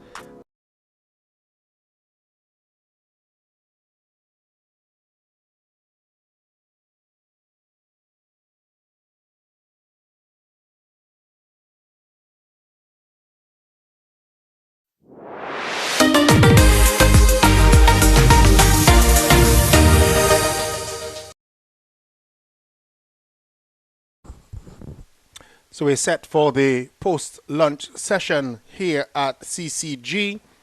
Trinidad and Tobago Red Force in a commanding position, 493 for 5, as we just take a look at some of the highlights of the morning session. It was a combination of patience and aggression from the Trinidad and Tobago batters. Both Jangoo and Hines been prolific this morning. Some lofty blows there, moments of aggression from Jangoo, and one that he struck Cornwall for an almighty 6. That one travelled a lot of distance over the offside. Cornwall was battling, should have got an opportunity to Jangoo that went through the slip region that just didn't go to hand, but Hines and Jangoo continued to put on the onslaught, and both are approaching milestones. Little bit of luck sometimes in the setup. Durham came on, didn't make a difference to the situation. At one point, the Leeward Islands had all but one of their fielders on the boundary. But the Trinidad and Tobago Red Force batters continue to have a good morning session, scoring well over 100 runs, 113 runs scored in the morning session. That would considered a good session for the Trinidad and Tobago Red Force. They have the Leeward Islands in under tremendous pressure, and the two batters, one there we have the Hines and we have Jangoo. Jangoo is just 2 runs short of a double century, and so no doubt after the luncheon interval he would be hoping that he can come back out and get to that double century mark. Hines is also approaching his 2nd century in first class cricket.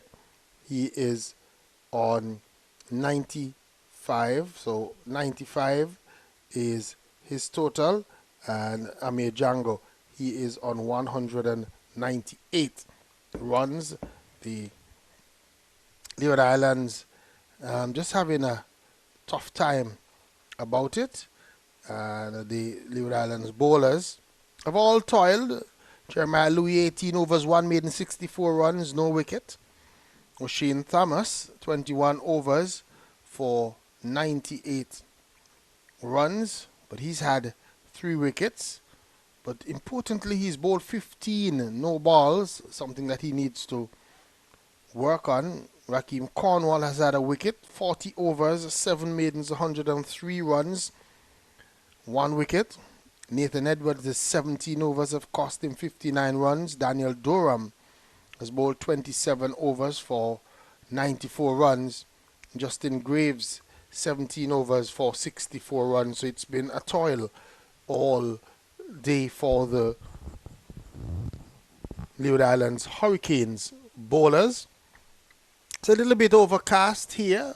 We understand that There's some rain maybe in some areas here in Antigua and Barbuda. None yet here at the CCG, and it's not really threatening. The sun is not out and as bright as we would have seen it before. So we're just holding on. We're just waiting to see what will take place in terms of the weather. The weather report today had said that there should be some rain around, especially in the afternoon hours. We'll see if that affects the game here. But right now, Trinidad and Tobago, they are right on top. If we look at the Trinidad and Tobago batting card so far, Cephas Cooper was Scott Hamilton off O'Shane Thomas for 22. Evan Lewis was bowled by Thomas for 49. Jid Gooley was caught Graves off Thomas for 14. And the other wickets to fall, Jason Mohammed was caught Cornwall off Graves for 17. And Joshua De Silva, the wicketkeeper, leg before W to Cornwall for 62. And he too got himself a half century. So we're going to take a short break, and then when we come back, we should have live cricket action.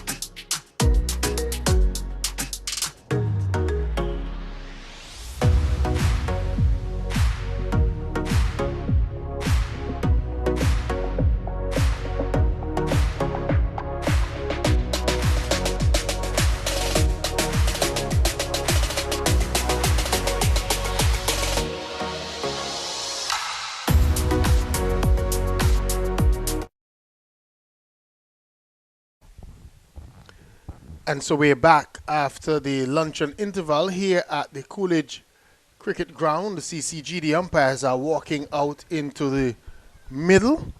Had just a delayed start to the post-lunch session. Leeward Islands team, they are now heading out. And so this afternoon, the official end time has been adjusted to 5:15 p.m. So just a 15-minute delay, and they have adjusted the timing at the end of the day. Trinidad and Tobago Red Force 493 for 5 after facing 140 overs. Two batters there facing milestones. In Amir Jangoo, he would want to get to that double century. He's on 198 of 277 deliveries, 16 fours and 5 sixes in his innings so far. I think though that he's faced quite a number of dot balls, 168 dot balls in his 277 deliveries.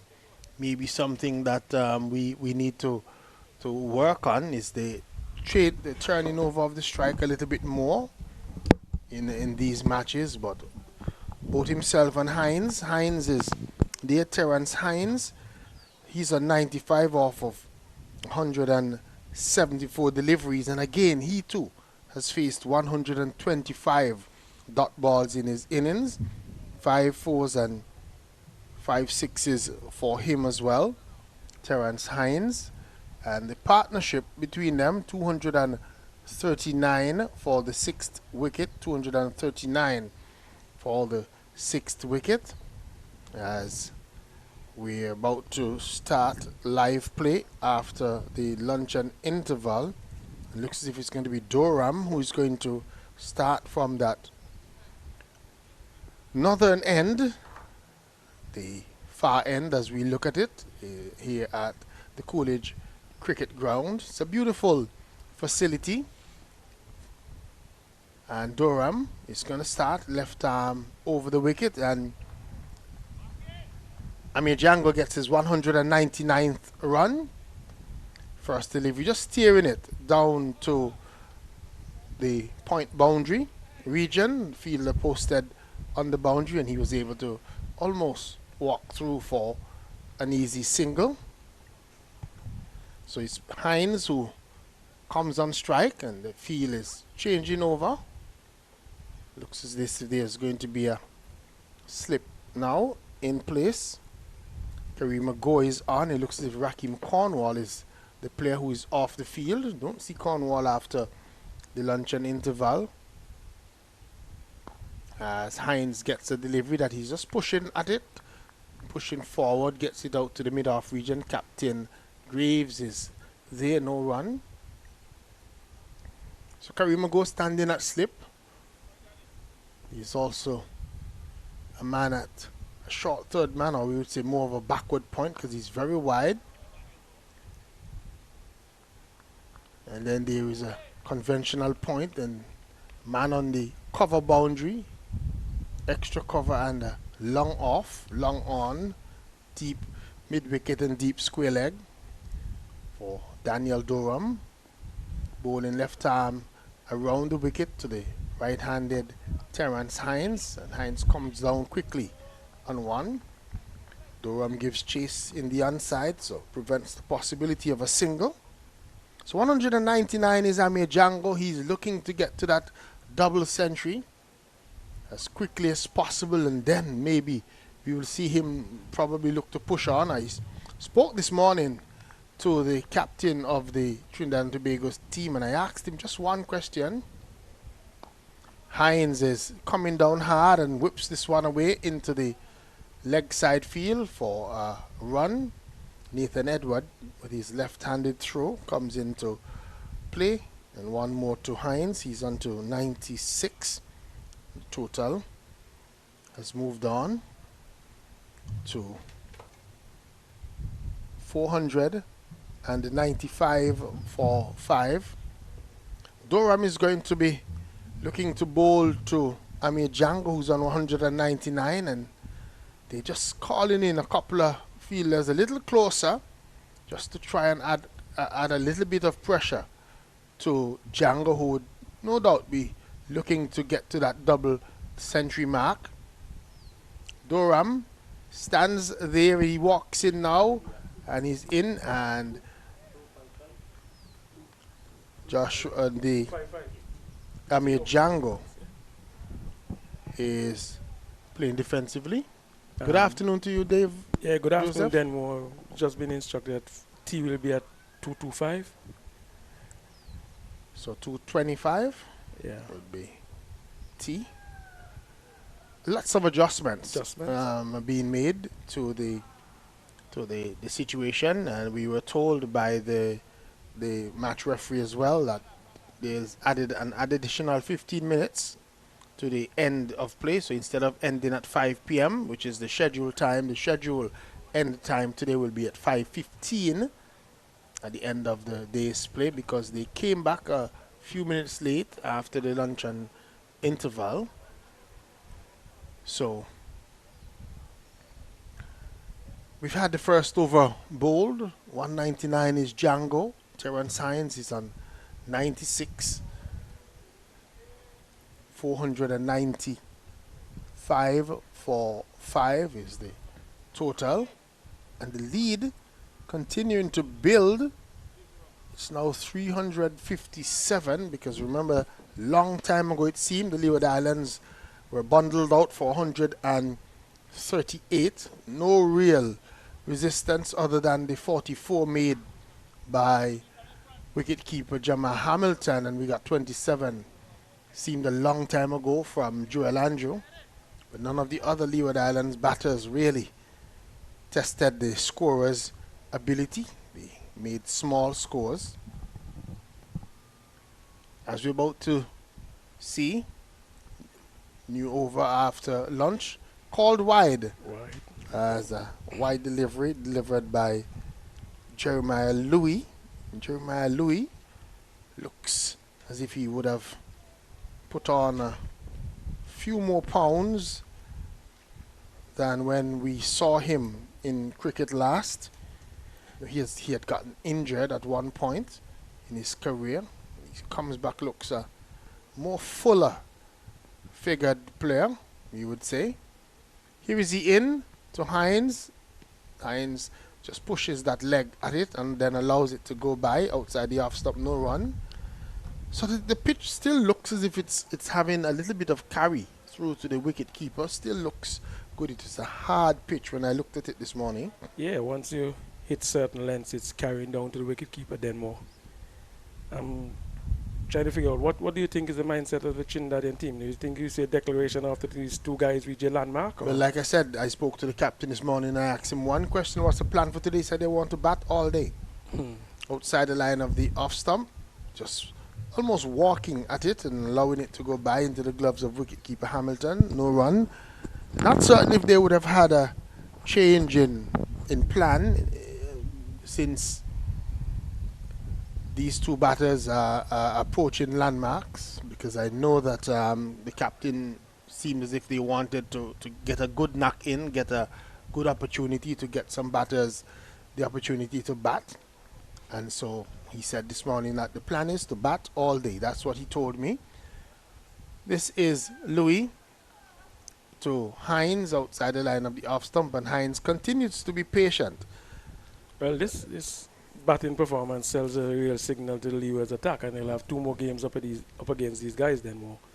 So with this sort of batting performance, it's going to send shivers down the spines of the Leeward's attack. I was saying earlier in the commentary that I think that the Leeward Islands will have to have a relook at the bowling attack. They have Kelvin Pittman who can come in. You have Kareem Ago who could also add to the bowling.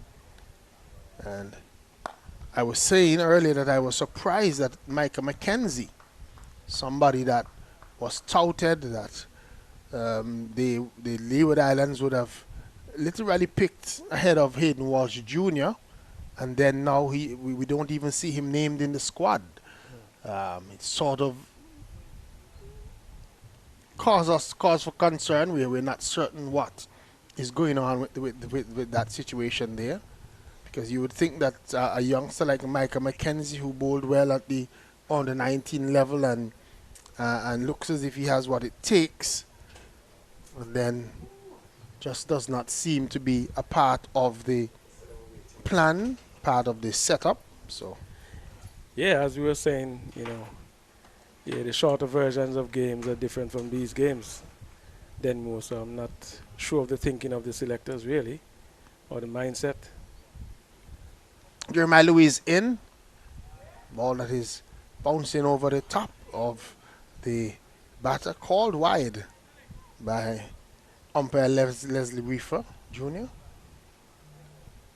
So he's not having any of it. That was a short delivery, much too high for Amir Jangoo to reach. Jangoo is on 199, and you can see that Jeremiah Louis is just trying maybe to keep the balls away from him, let him wait a little longer. Starve him as much as possible. Just let him wait a little longer to get to that double century. Here is Louis in to bowl to Jangoo, and Jangoo gets a double century with driven ball square of the wicket, gets it out to deep cover on the boundary.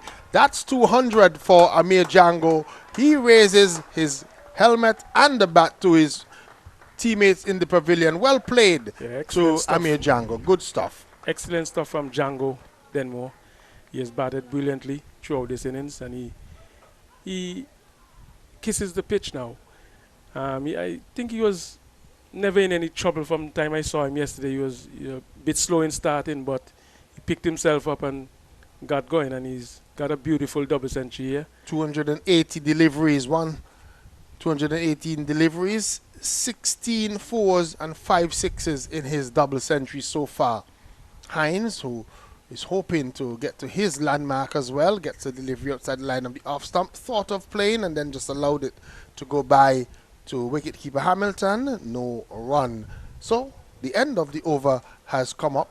At the end of it, the total is 499 for 5. So Trinidad and Tobago approaching 500 here at CCG. Yeah, lovely stuff then was the Leeward's team out there looking rather flat. And what a great opportunity TNT players have to, capitalize and score big. We still have Hines looking to get to his landmark. And it's not very far from that.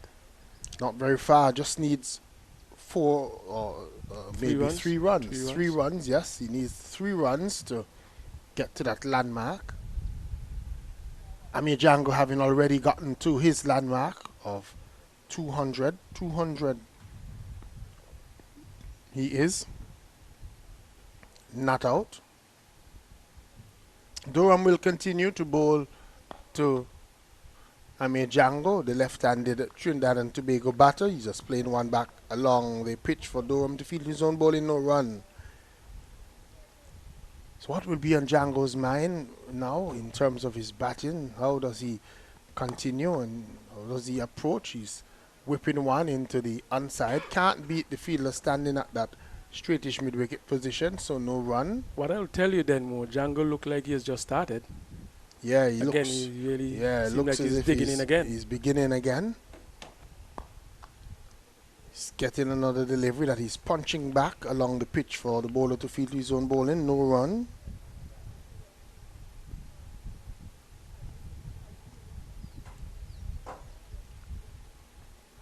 This delivery, he's hitting it hard out to the fielder on the boundary.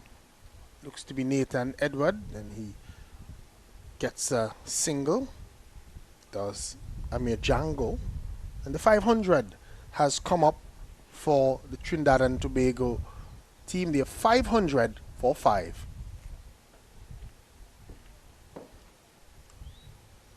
So a big lead for the Trinidad and Tobago team. If you're a mathematician, you subtract 138 from 500 and you'll see that it's a big lead of 362 runs.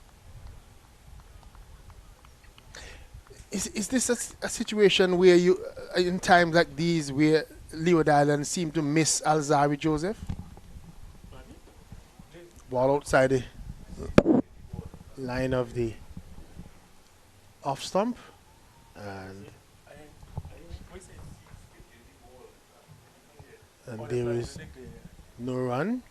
Still picking the ball.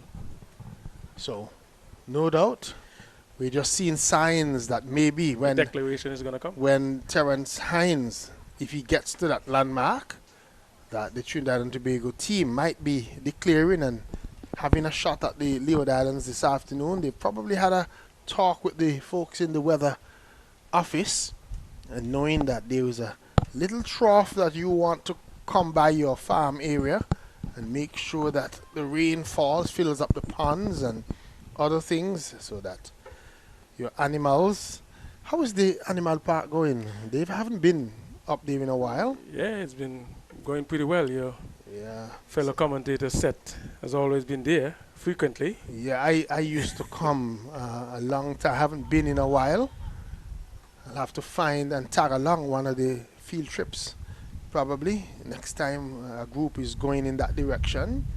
Yeah, it's a wonderful place that you've been, and if you are listening to us and you ever come into Antigua and Barbuda, you want to check out the Wadadley Nature Park. It's east of the Potworks Dam area here in Antigua and Barbuda when you're heading up in that direction of the country. Here we watch as here is a delivery that is driven, a full toss that is driven out on the offside by Amir Jangoo. As he continues, he's on 200. It's a no ball as well. And another no ball. One and another no ball. Another front foot infringement by the Leeward Islands bowlers, and they've not distinguished themselves at all when it comes to the no balls that we've seen. 6 now for Jeremiah Louis, and 15 bowled by O'Shane Thomas. So 21 no balls bowled by the Leeward Islands,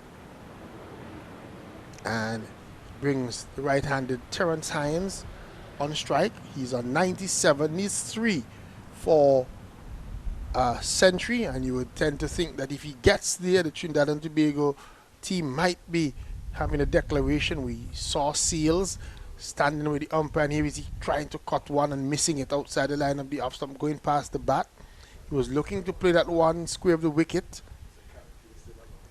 A little bit of effort in that delivery there from Jeremiah Louis, and Hines was hoping to really cut that one away and try to get to his century with a boundary. He would have to bat on and fight he'd on. love to do it quickly now, then where it looks so. He's facing, as this is Jeremiah Louis. He's in and bowls to him outside the line of the off stump, and he watches it as it goes by into the gloves of the wicket keeper. I think maybe even if they're thinking about the declaration, he has to understand that take his time about it and get to that landmark. Don't get out simply because maybe he thinks that, you know, we're trying to get the Leeward Islands in as soon as possible. He has time, and he's batted well so far. Here is he again playing a naughty stroke away from the body, the ball keeping a little bit low as it went through to wicketkeeper Hamilton. No run, 502 for 5. The Trinidad and Tobago total remains 364 runs in the lead. So if the Leeward Islands are going to have any impact in the second innings, they're going to have to clear 364 first, and then think about what they will give the Trinidad and Tobago team for victory. That sounds very optimistic.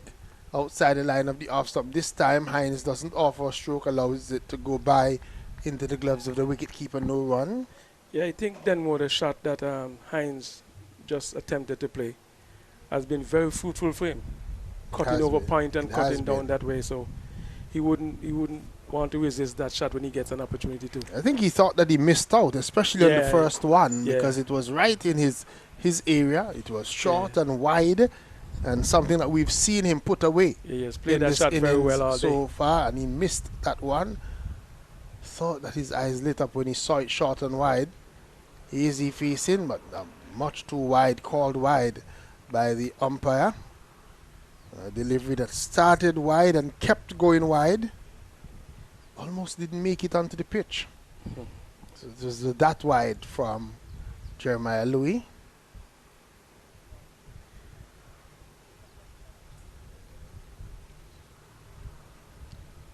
Terence Hines just trying to stay in the game. Just walked away and just to compose himself, and he's facing up, and he gets a single down to a third man position, just hanging the bat outside the off stump and running it down to a wide-ish third man position for a run.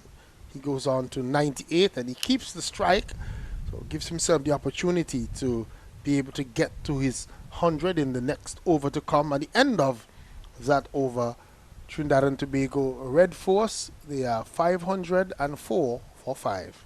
Well, we see Carty warming up, Denmore. Looks like he's going to have a little stint. I was surprised that even Kadeem Henry, who bowls with both arms in domestic cricket, right and left hand, has not even been given an opportunity as well. No. Yeah, well, he should have been given an opportunity, or both of them, you know, based on what's going on here. Looks as if it's Durham that's going to continue, though. And Hines is driving back along the pitch. Durham feels his own bowling, no run. Hines remains on 98, looking a little bit nervous, maybe a little bit flustered. He keeps walking away, trying to motivate himself, just trying to keep his composure. Maybe just getting a little bit anxious about it. He's been in the 90s since he's returned from lunch. Here is he running one down to a third man position, gets his 99th run. So he's on to 99 and the total has moved on. Yeah, there's nothing to be nervous out there about Denmore. It's easy picking out there. Easy picking. It says 505 for 5. Jangoo gets another run as he's just driving a delivery from Durham out to long on. Strong wayward throw coming in from the field out there. Brings back Terence Hines, who is standing on the verge of a milestone. Is that Pittman out there, Denmore? All the way in the distance? Looks so. Looks so. So Yeah. we'll have to Kevin figure out Pittman, who else is off. We know Raheem Cornwall. We haven't seen him after lunch. I don't think we've seen O'Shane Thomas either. No. Doesn't look so. Hines is dropping one on the onside. Thought of the single. Not on. So the scoreboard says he's on 99 of 192 deliveries. He faces up now as this is Durham in. Doesn't deliver. Adds to the drama here. Runs in, looks as if he was going to deliver and then just changed his mind at the last moment. Hines faces up now as Durham is in. And he's back and punching one into the offside field. Can't beat the infield. Still remains on 99. Terence Hines faces up now. Daniel Durham. He's around the wicket to him. And he's running through and gets the 100. As Amir Jangoo makes it into the ground, there was an appeal from the Leeward Islands. Terence Hines gets his second century in the first class level. He's on 100 not out, and Trinidad and Tobago, they are on 507 for 5. Well played, Hines. And they have declared. Yeah, well played by Hines. I think he stuck to his task and his guns. You know, he had some slow moments, but he really showed that he had some patience to, you know, stay out there and get the job done. Then more. Very good 100 by Hines. Very good 100 by Hines, and it means that with the declaration coming, he remains not out on 100 of 195 deliveries with 5 4s and 5 6s, and Amir Jangoo is left not out on 203 of 287 deliveries, 16 4s and 5 6s. The Trinidad and Tobago team declaring at 507 for 5 with a lead of 369 runs, and it means that the Leeward Islands in about 10 minutes or so will have to come out and bat well if they're going to save the game today. Yeah, very good batting display by the Trinidad Red Force guys.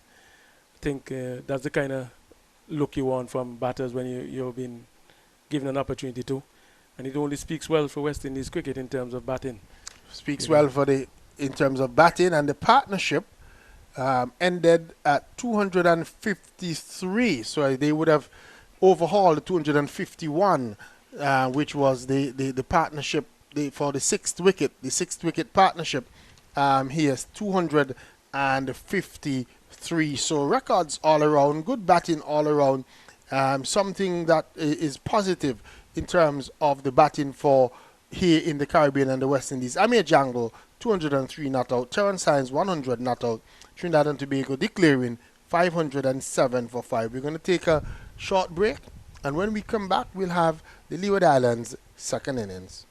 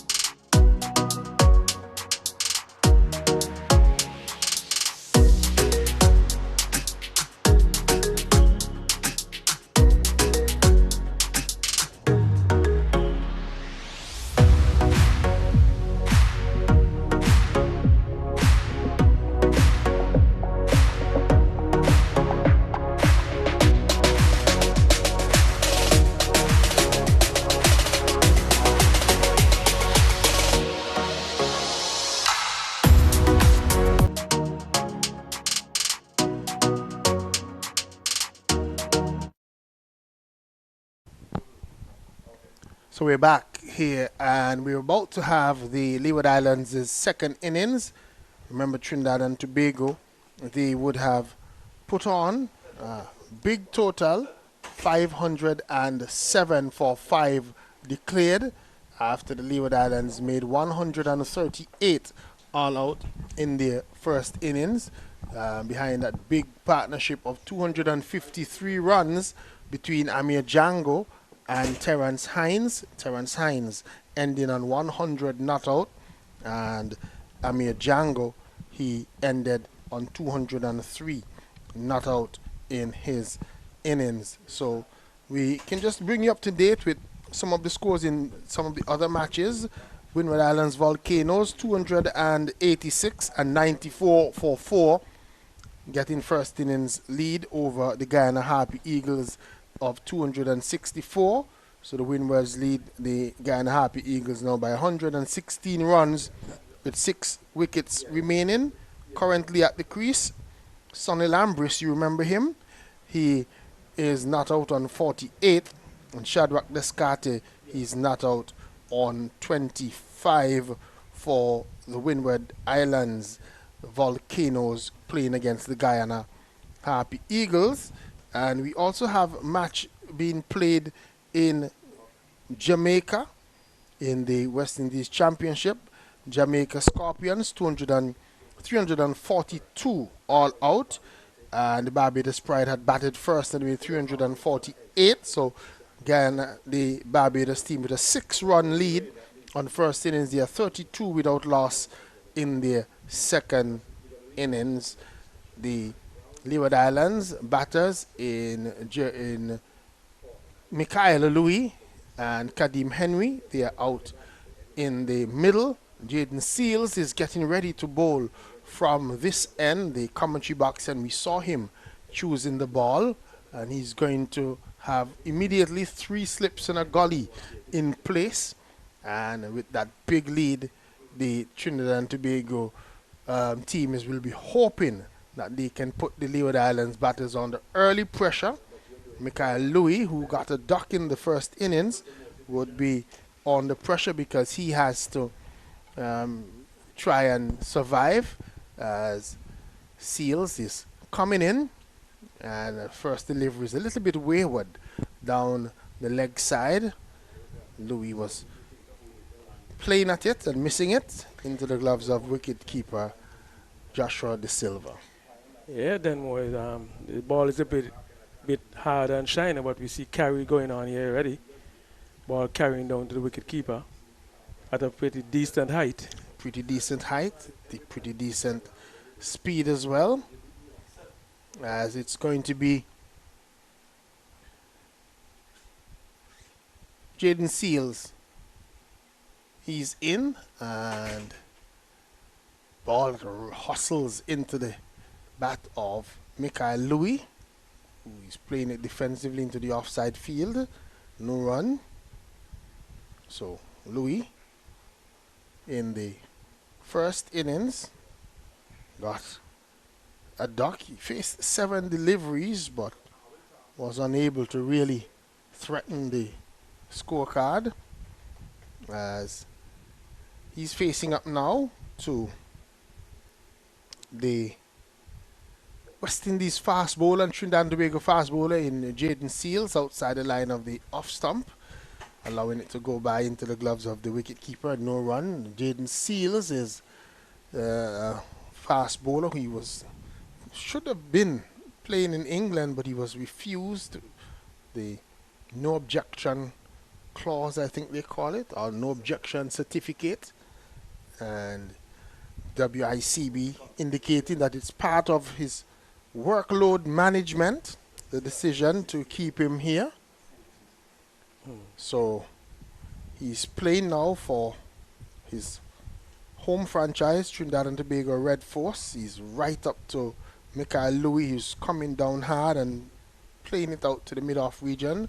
No run. The sun is still out with us, so we still have bright sunshine here at the CCG, and we're going to have a little bit of an extended, shouldn't say extended because we started a little bit late back after the luncheon interval. So for those who are listening and watching, tea will be at 2:55, 5 minutes to 3 p.m.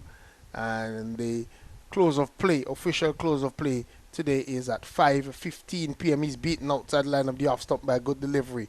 Touchdown and went past the outer edge of Louis' bat into the gloves of Joshua De Silva. No run.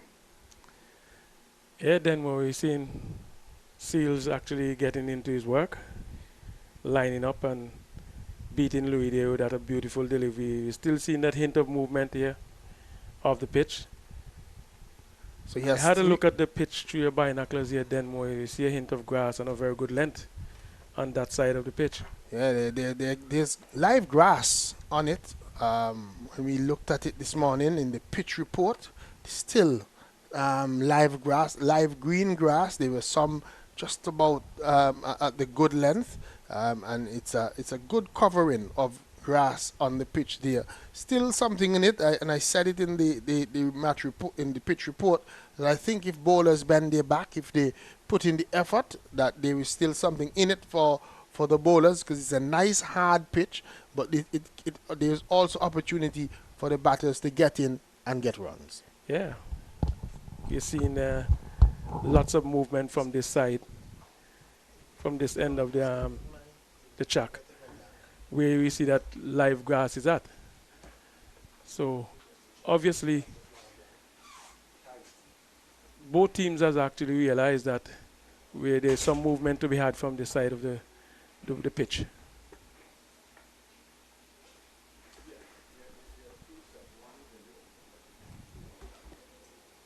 So Phillips will start from the northern end. And this one is down the leg side.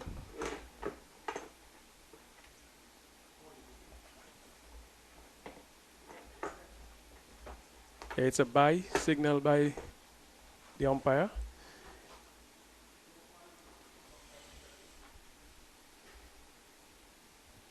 Brings Louis into strike.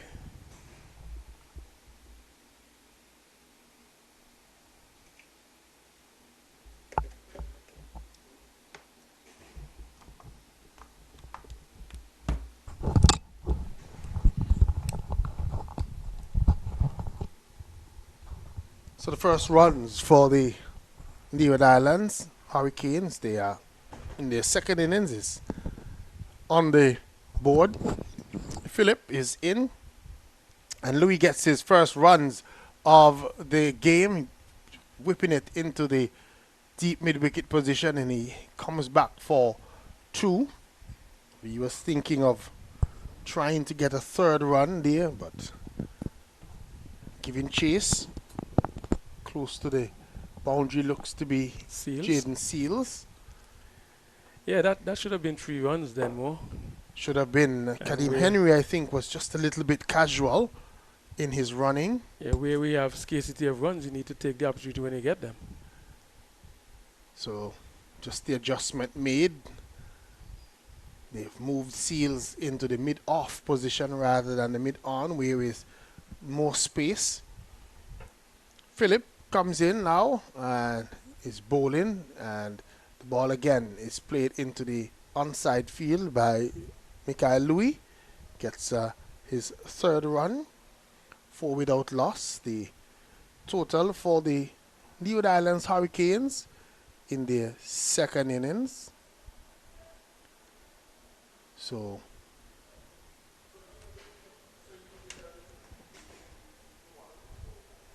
my screen here had just gone blank for a short while. I'm now back up and running. It's just here we watch as this is Philip is in, and into a defensive shot is Kadeem Henry playing it into the offside field, and there is no run.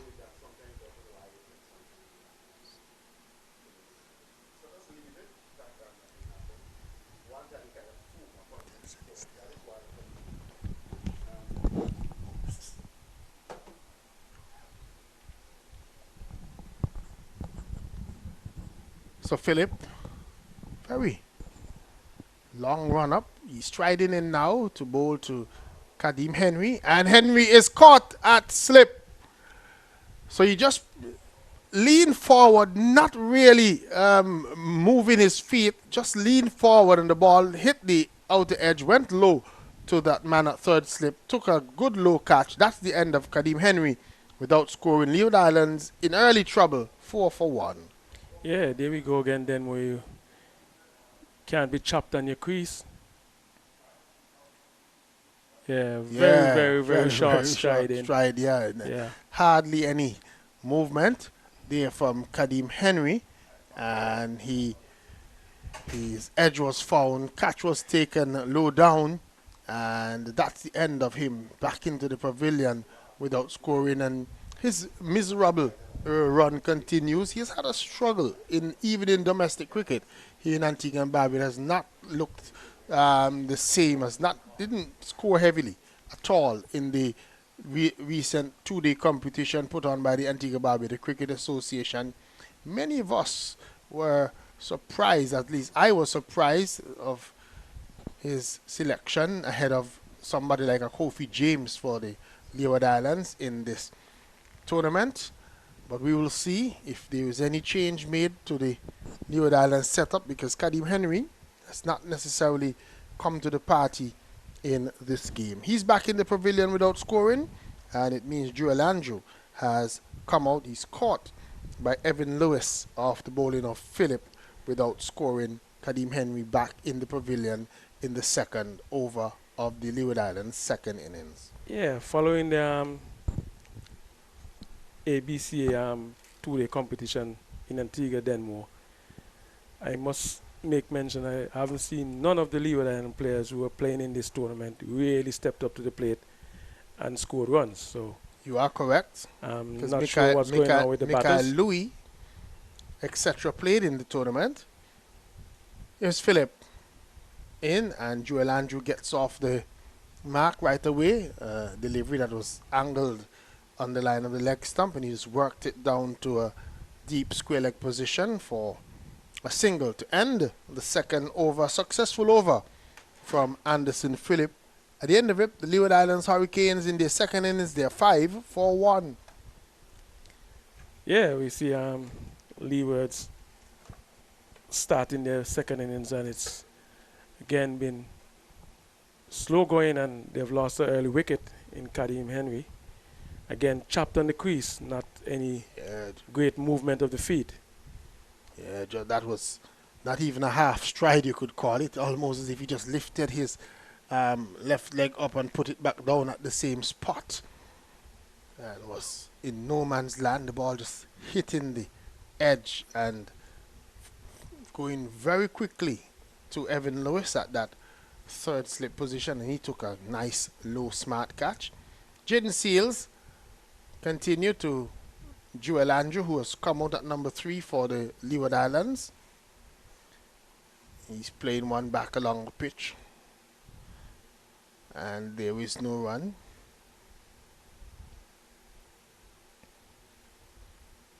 Joel Andrew batting at number 3. What was your favorite position to bat, Soppy? Well, I started as an opening bat when I was pretty young. Then I went into number 3, number 4. I remember you at number 3 and 4. And then I ended up for the Leewards at number 6. Which many of us argued a whole lot about that, and we were wondering what was going on, what was the thinking there, bringing somebody that all of us thought was much better than 6, bringing you so low down in the order. Yeah, well, 6 was just like number 3 still in those days, still then more. Because I had to be in with Leewards 20 yard for 3 and 20 yard for 4. Yeah. So it was very much like still a year in at number 3 or number 4. Well, Joel knows where his off stump is. That very caused him some trouble. Yeah, well, he's a very young and keen player, and he has very good eyes, so he should be able to negotiate then more. He gets a delivery that he's played defensively into the offside field. No run. He should be able to negotiate, and he said He has good eyes, much better than mine. My trusted binoculars will have to assist me a whole lot. 5 for 1. Watching him, he picks up the length, picks up the line very easily. Good player. He has time to play shots too. Yeah, I think he's a good player. I think he's going, if he really gets his game together and gets back his confidence and everything, I think he's going to be a good player. Here is he facing, and a delivery that he's going to get a single. Good call by Jeremiah Louis. The ball fell away into the onside field, and Louis just calling through Joel Andrew, who responded a little bit hesitantly, but then got through easily in the end for his second run. 6 for 1. Yeah, Andrew will need to put some runs on the board to get his name back into the selectors' mouths. Selectors said that the tournament is going to be a part of the whole process of selecting folks for the series that are coming up for the West Indies. I think the West Indies, they have Sri Lanka coming up and New Zealand set, I think. Yeah. And so Andrew's gonna get some assistance here from the physio, like he was struck on his hands. Yeah, one of the deliveries seemed to might have taken him on his finger. I was just having a look. Yeah, he had band-aid on the right thumb since he was feeling, so like he has actually touched it up again. So maybe it was probably not even the ball not hitting. Maybe the shock, because one of those deliveries that went into the bat from Jaden Seals was a heavy delivery, we would say. And we saw him sort of responding in a certain way after the ball had hit the bat. So he's now receiving a little bit of treatment. There, Jeremiah Louis is alongside him. If you're just joining us, Trinidad and Tobago, they declared the innings on 507 for 5 with the partnership between Amir Jangoo and Terence Hines going for 253 set Burton. So it would have eclipsed the 251 that we researched a little bit earlier. So they're now the new holders. We would think of that 6th wicket partnership for regional West Indies tournament. 253. It's a big partnership, and it's something like that the Leeward Islands are going to need if they're going to avoid defeat here. The Trinidad and Tobago team, you suspect they're smelling blood. They've already gotten the wicket of Kadeem Henry early on. They know that Mikael Louis is a little bit nervous early on and is vulnerable as well. And so they're hoping that they can get into the top order of the Leeward Islands batting. That is not very long if we look at it. So to come, they still have the captain in Graves, Casey Carty, Jamal Hamilton, and Rakeem Cornwall. We didn't see Cornwall or O'Shane Thomas after the luncheon interval. They didn't come back out onto the field of play. Joel Andrew seems to have just had that little bit of an issue sorted. So he's back now, and we're going to be back to live action in just a while.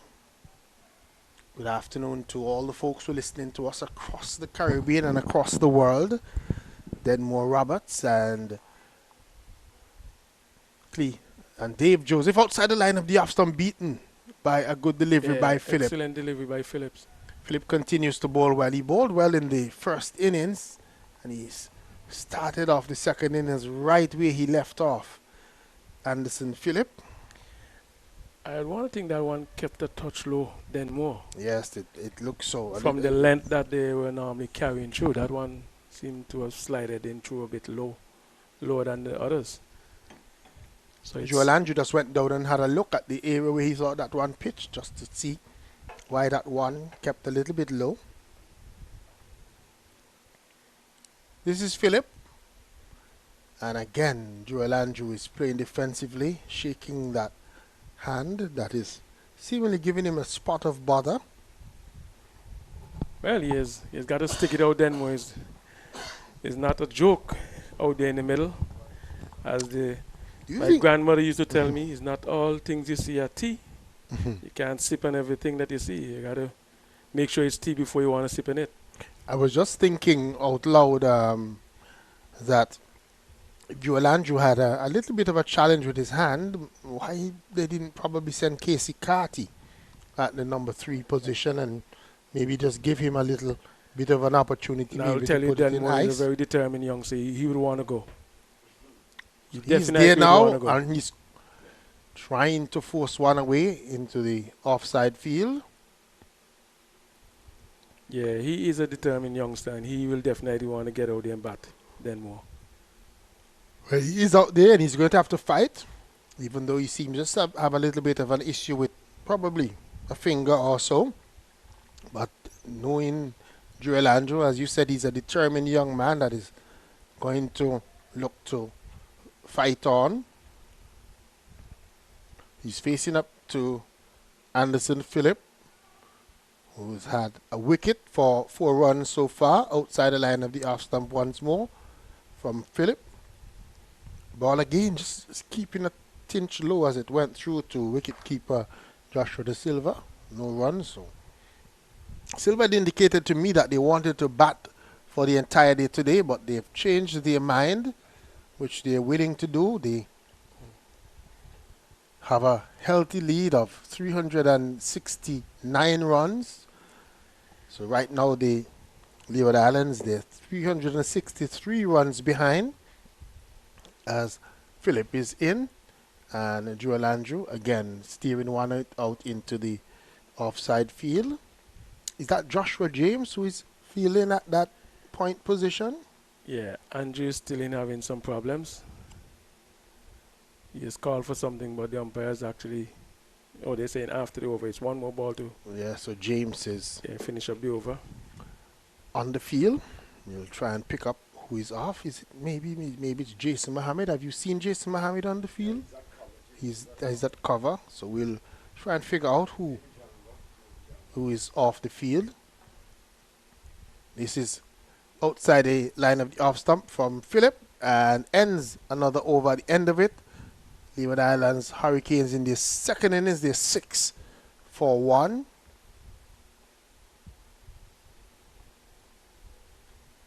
As we look out, we see Charles, we see Pierre, Cooper, Silva. Yeah, it looks as if it's Jangoo who is off the field.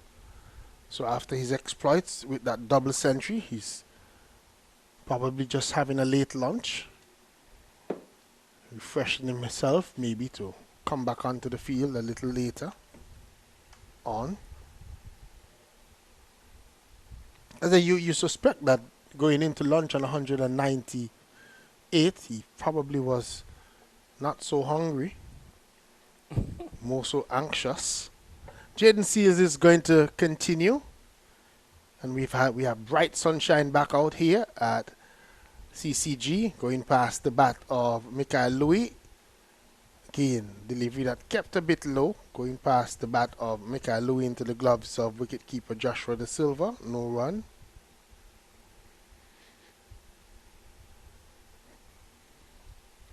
Bright sunshine, just a gentle breeze that's blowing across, and it's coming from east to west as we know it here in Antigua and Barbuda, from our right blowing to our left.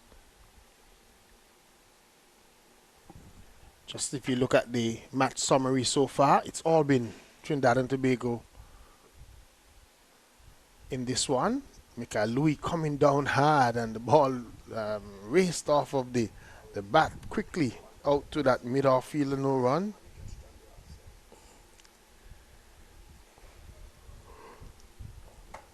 So he came down so hard on that one that he stabbed it up to that mid-off fielder very quickly. Yeah, he went quickly to mid-off.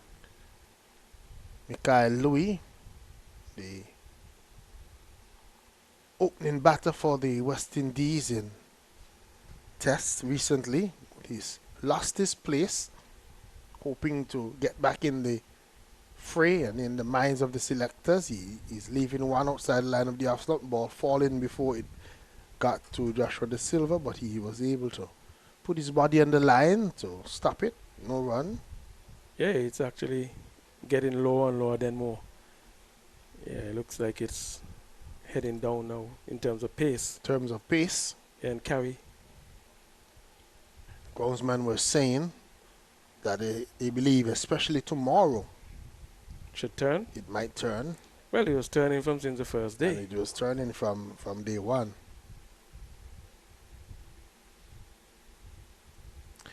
And again, this is Louis just allowing one to go by into the gloves of the wicketkeeper, no run. So we're just looking in that western side. Yes, the regulars are there.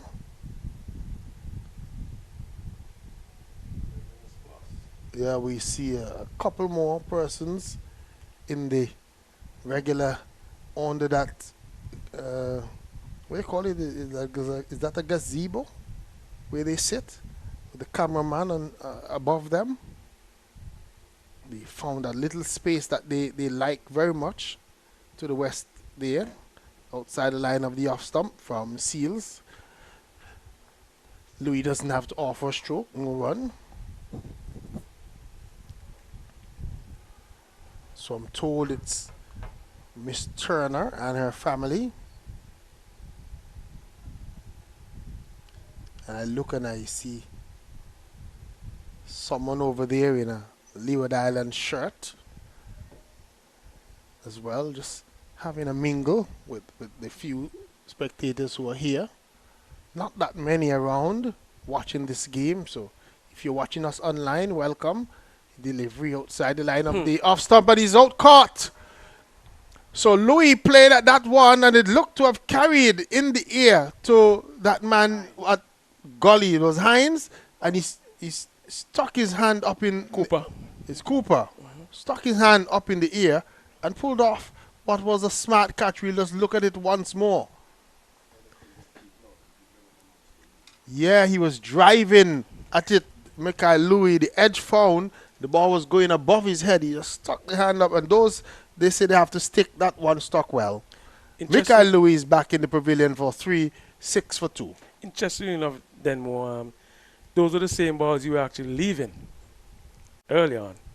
And for him to play at that, it just shows that he lacks patience. Yeah, not patient enough. You got to wait, patience. And we saw that today from Hines. But not to take away anything from Seals, it was a pretty good line bowled by him. And the length too. Pretty good line and length. And he's been trying to keep it all on that off stump. Let me just look at it once more. Yeah, just starting just outside the off stump. But it had a little bit of shape on it as well. Yep. That delivery. And enticed Louis into that false stroke. And the catch was taken. Louis back in the pavilion for 3. Leeward Islands Hurricanes, they are 6 for 2 and in serious trouble. Yeah, serious trouble again then, as you'd say, just as the first innings. So Carty and Joel Andrew, and true to form, as we've seen with the Leeward Islands batting, there is no change in terms of the left and right hand combination. They're all right-handed batters, I think, until we get down to number 9. Yeah, so the bowlers can hang around. Yep, one area outside the line of the off stump to Joel Andrew, who allows it to go by, no run.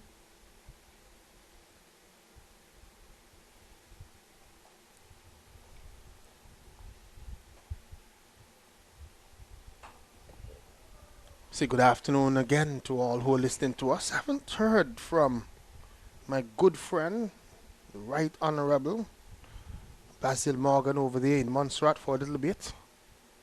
I wonder what has become of him. And we say hello to all our friends in Montserrat. Have you been to Montserrat recently? Yeah, I haven't been there in a while. I should say Basil Morgan messaged me the other day.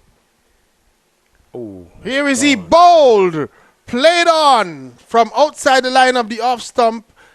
And it looks as if it's Joel Andrew who was playing away from his body. And the second time in a row, we've seen him trapped onto his stumps in the first innings, he chopped one on, and again in the second innings, here is the ball coming off the inner portion of the bat, back onto the stumps from Philip.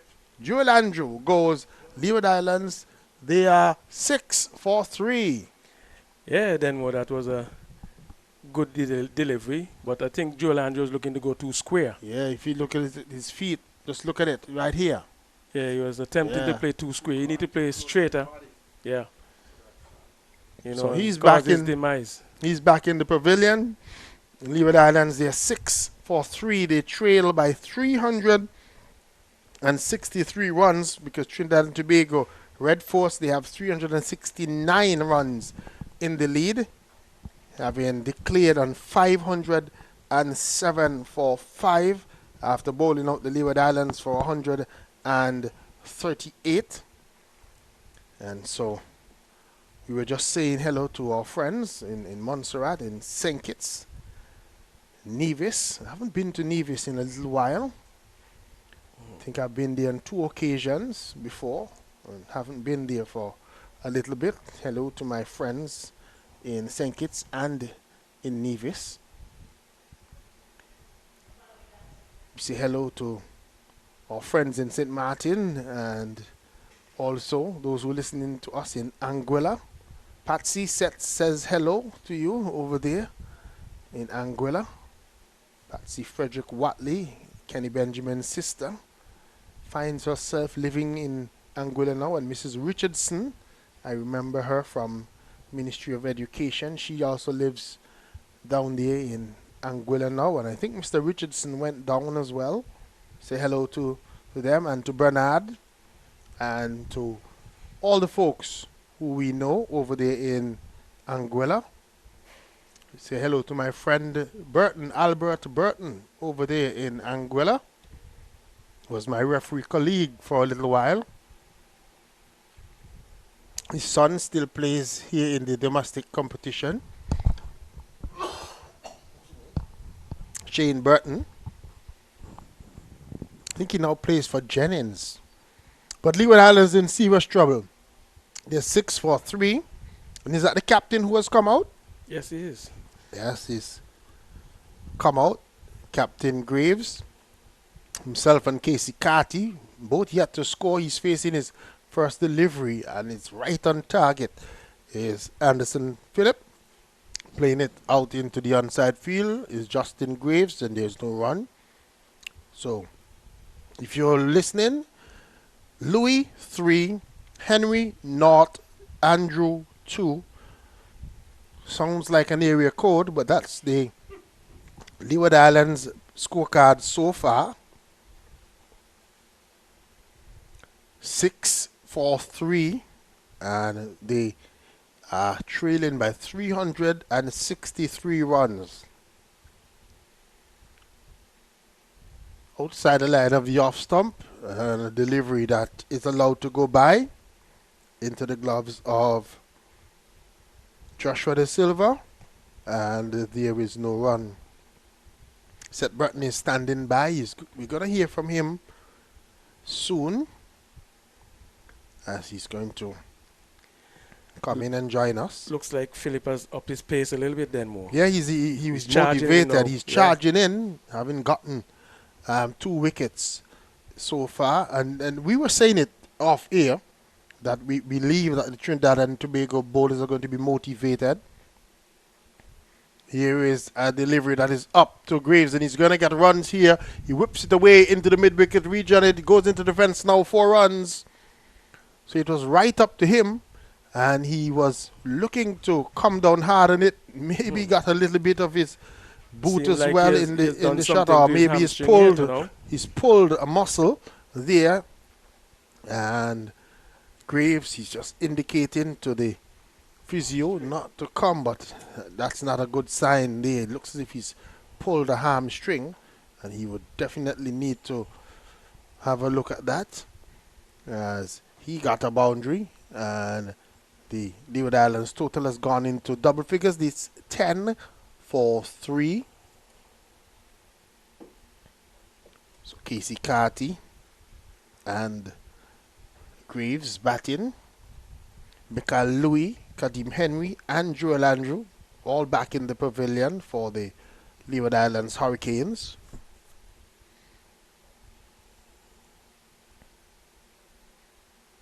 This delivery is played away into the onside field, and they hustle through for a run. So one more to Graves, one more to the Leeward Islands. Total at the end of Phillips's over.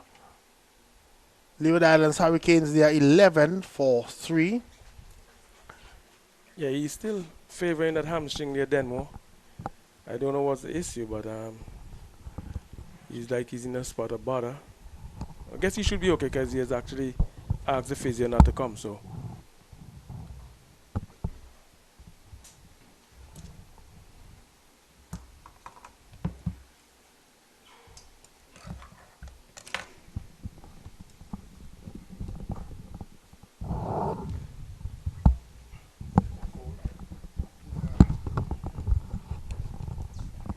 Good afternoon, Dave Joseph. Good afternoon, listeners. Good afternoon, Seth. Well, so it has been all a red force suppressing the Hurricanes so badly after a lead of 369 on first innings and declaring on 507 for 5. You have them 11 for 3. Here is Graves coming forward and showing the full face of the bat and showing what the senior batter should do. He's the West Indian player in the midst of the perilous situation that the Leewards Hurricanes find themselves. So let's see how he approaches it, Dave Joseph. Yeah, well, he's got a long way to go to pull his side out of a hole, being the captain. Well, you say when you batted, batsman. You said when you batted for the Leewards, sometimes you came in and it may have been 20-something for 4, and then you got a century. Let's see what Graves does on this occasion. Yeah, well, most of my good innings and my runs came against teams when we find ourselves in bother, in a spot of bother like this. And what I must say, Seth, is not everybody who relish these situations. Some people can, go from these kind of positions to being good, and some people just can't handle the pressure. So let's see how well these two handle the pressure here. They're going to need to do so if they're going to get Leewards out of the spot that they're in. Well, they're both West Indian players, but they're facing two West Indian bowlers down the leg side. A quicker one from Seals, not directed the way he wanted, but a good bit of pace. Josh De Silva had to move quickly across to take it. And this is Phillip, the one who really got things started in the first innings, got the first wicket. And here again got the first wicket and then the third. So Jaden sees the two pacers have gotten 3 wickets among themselves. And we're just in the 7th over of the innings. And Hurricanes still behind by 359 runs. Down the leg side, Graves for the second time tries to fan at it. Didn't make any contact. Yeah, it looks like a definite different ploy and strategy to this batter here, Seth. He's definitely aiming to bowl a lot straighter. He's looking to bowl straight at the stumps to this player here.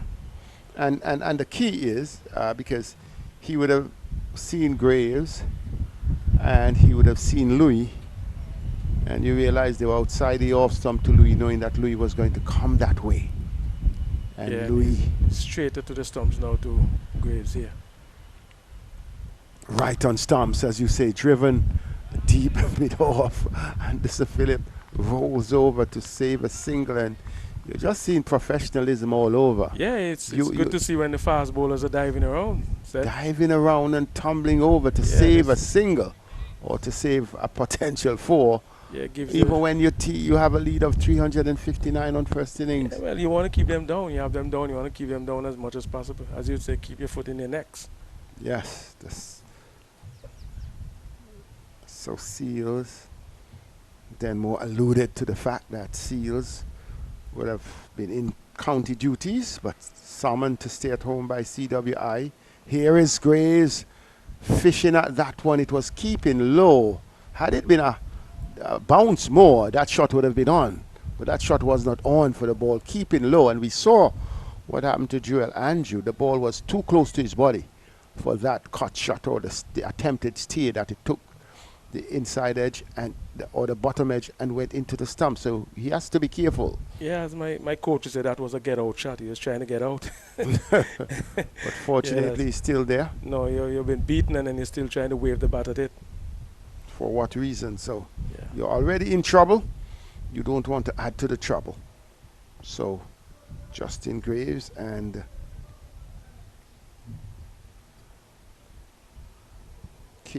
Casey Carty, they are the experienced ones, and they are the ones on whom the Leeward's Hurricane will rely on to pull them out of this hole.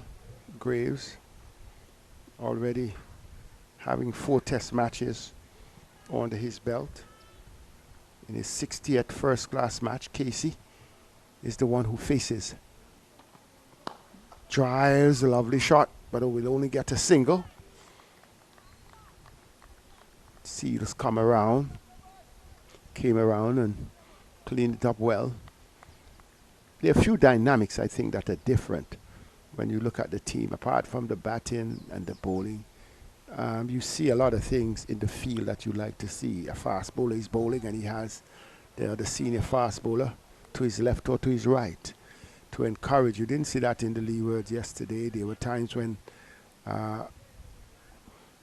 Thomas was overstepping. There was nobody there to even give him a word or two. Here is Graves standing up straight to this one and playing it back into the offside, and there is no run.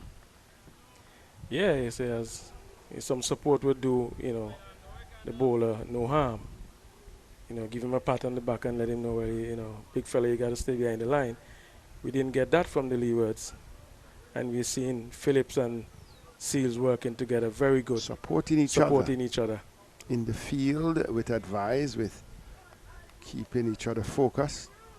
Carty, 29-year-old. 7 test matches behind his belt. Faces Anderson. Phillip whips it. In fact, Graves whipping this one off the pads. Will it beat? No. The fielder comes around. That's Terrence Hines, still looking as though he's fully in it after scoring 100. Sends the return in. And 2 runs to Justin Graves. He was favoring his left thigh very high up. Looked like the hamstring after when he struck his 4 earlier. But now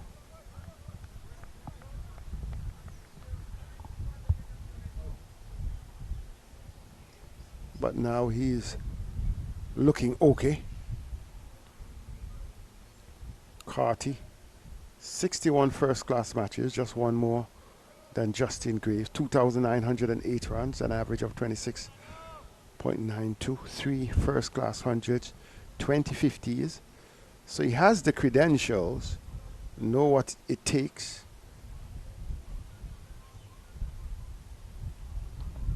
Graves is trapped on the crease. I think that kept a bit low there, sir. Yes, it kept a bit low, but he was sort of squared on. He wasn't moving forward as he would have liked. So no, I think he was in a good position. The ball was actually banged into the chat but kept low. Could have a look at it again. Yes, let's see what was happening. Even the umpire saying it's keeping low. You see that? Yeah, it's fortunate for him. It's diving down. So you have a wearing pitch now, potentially that. Trinidadian batters really batted as though it was a good pitch. And I think you may have the odd balls, but it's a matter of commitment. Here is Graves coming forward this time. It didn't keep low. He covers up well. And he has the burden of the Leewards on his shoulders. The 32-year-old Justin Graves from Barbados, 14 test matches. He has his highest, a double century, 712 test runs, an average of 29, 2 test centuries and 150 in the first class arena, which also includes test matches. 60 matches, 100 innings, 2,647 runs, an average of 30.77. This time he faces and it leaves it outside the off stump. 5 centuries, 13 half centuries. The over has been completed. It is Leeward Islands Hurricane in their second innings, 14 for 3 after trailing by 369 runs. They're 14 for 3. Justin Graves, the captain, is on 7, and Casey Carty on 1. Dave Joseph will believe in us, and Denmore Roberts will come along beside me. Dave Joseph has done a marathon spell, and we're all doing some marathons here. Cool conditions for the players, not the blazing sunlight that they were in yesterday and on Sunday. So they have been having a cool Tuesday after sunlit Sunday and Monday. So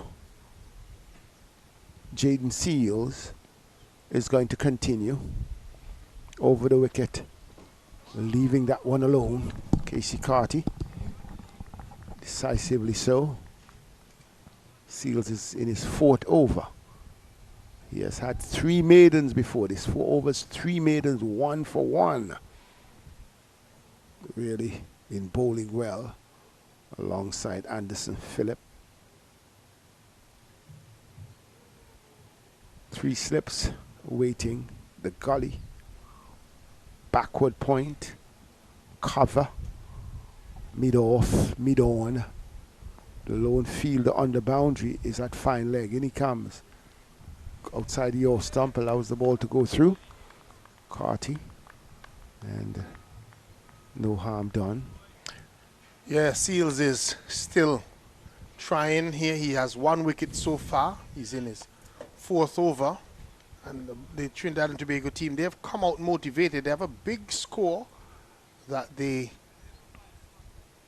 can set attacking fields and put the Leeward Islands under some pressure. And the Leeward Islands batters have really not come to the party so far yet in this game. Still opportunity though for somebody like a Casey Carty and for Graves to get runs. Carty gets a single. So they really need to put on a big partnership here. They have really been against, well, they have really been suppressed, rather. When you look at it, Joel Andrew, who scored 27 in the first innings, he himself was undone almost in similar vein. Perhaps he has to look at something. I think you Seals to Graves back up the track. I think what Joel Andrew has to do is to work out, especially early in his innings, that he's trying to go too square of the wicket. And so when he chopped it on, if you notice, his feet didn't move. If you were to have a look at some point when he got out, you would notice that his left foot was literally pointing straight down the pitch, and he was trying to play away from his body, trying to go square of the wicket, rather than early on play up into the V, as we would say, to get in. Graves leave this one alone. It's a challenge that we have seen with Shea Hope being out quite frequently, particularly in the earlier part of his career. Played on, sort of contributing to the ball going onto the stumps. And, those are factors that can always be worked at. In the first innings, though, he was in a situation where he dug out a beautiful Yorker from Jaden Seals, and the ball went back. Ball, yeah, just trickled onto his stumps. But on this occasion, it was away from his body, and I thought he was trying to cut a ball that was too close to his body. This time, Justin Graves, full face of the bat, back to Seals. The end of the over. After 7 overs in the second innings, Leeward's Hurricanes 11 for 3, and this is not looking good for them. Not looking good for them. Just about an hour or so in terms of the play. Not since the Leeward has been batting, but they're going to take a drinks break. But the Leeward Islands would have to refocus. The 2 batters at the crease are 2 experienced batters, 2 batters who would have played for the West Indies, so they now need to summons all the experience that they would have had playing in different conditions, playing at the top level, and really and truly look to build a partnership. We saw that very big partnership of 253 between Hines and Jangoo, and the Leeward Islands. They're going to need a similar partnership if they're going to save this game, or if they're going to end it in a respectable way. So let's look at it then more, do the comparatives for the Leewards in terms of their first innings. So in the first innings, Michael Louis, he scored a duck, and this time he scored 3. Kadeem Henry, first innings, he had 12. And in the second innings, a duck. Jurel Andrew in the first innings, 27. And in this innings, 2. So Casey Carty would like to go beyond his 18 in the first innings. And Justin Graves, who had 7 in the first innings, is on 7. And they would like to improve that. And we've seen that if you hang around long enough, that it gets easier. We saw that with the Trinidad and Tobago batting. And one of the things that made this 507 made by Trinidad and Tobago even more special is that they had partnerships along the way. That's right. And they had contribution from several batters. When we look even at the top, Cephas Cooper got 22. Evan Lewis, 49. Everyone got double figures. Maybe Jid Gooley could have done a little better. He got 14. Jason Mohammed, 17. But again, partnerships there. When you look at it, if we look at the fall of wickets, 62, I think it went for the first wicket. That's right. Yeah. Then the second one fell on what? 98. The first one, yes, at 62. The second, 98. The third, 100. 100. And then you had that huge and partnership. Then you had that partnership of 111. 111. And then 253, the other partnership. So again, in the middle order of the innings, that's where Trinidad and Tobago had partnership. And if you look at it, somebody like an Amir Jangoo, he's been around the block, we would say, for a while now. So he has experience, and he used the experience at a time when the Leeward Islands spinners were ineffective in the sense of Cornwall was trying to hold one end, but Durham and others were not penetrative. They were just there or thereabout. And so similarly, what the Leeward Islands need to do is to get through the firestorm of Seals and Phillip, and then wait for when Carrie Peer comes on, or even when Brian Charles comes on, or even Terrence Hines. And you, to the point that you're making, in the interview I did with Amir after his 100 yesterday afternoon, he noted that it was a very difficult situation with O'Shane Thomas and Rakeem Cornwall. He said they were very, very difficult to play. So he knew once he got and weathered that particular period with them, he would have gone through. And so he weathered that, had the patience, and then he flew away with a brilliant double century. And that's what good batters need to do. You need to get through the difficult period, and then when it becomes your time, when you are on top, you stay on top. So we are back after the break, and Anderson Phillip will continue. He has 2 for 12 from 4 overs. Over the wicket to Carty, allows the ball to go through to Josh De Silva. He has good support in slips. He has Carrie Peer. He has Cooper. He has Lewis. And then there is a gully. I'm blocked by that pillar. Then there is a cover. Jason Mohammed usually stands there. Jaden Seals is at mid-off, and he throws the ball to his co-partner. And then there is a mid-on. So, almost played on. Similar situation, standing with both feet together, being trapped on the crease, playing the ball, not with full intent, not with full commitment, was tentative on that occasion, and the ball trickled across the crease and went just forward of square for him to come to for a single. So the measure of uncertainty then more, not full commitment. Yeah, and that full commitment there from Casey Carty, you would expect him to be a lot more positive. He was just a little bit hesitant there and almost got himself into trouble. He's going to have to get that positive mindset going. And you see the difference with Graves. Graves is very positive in his play.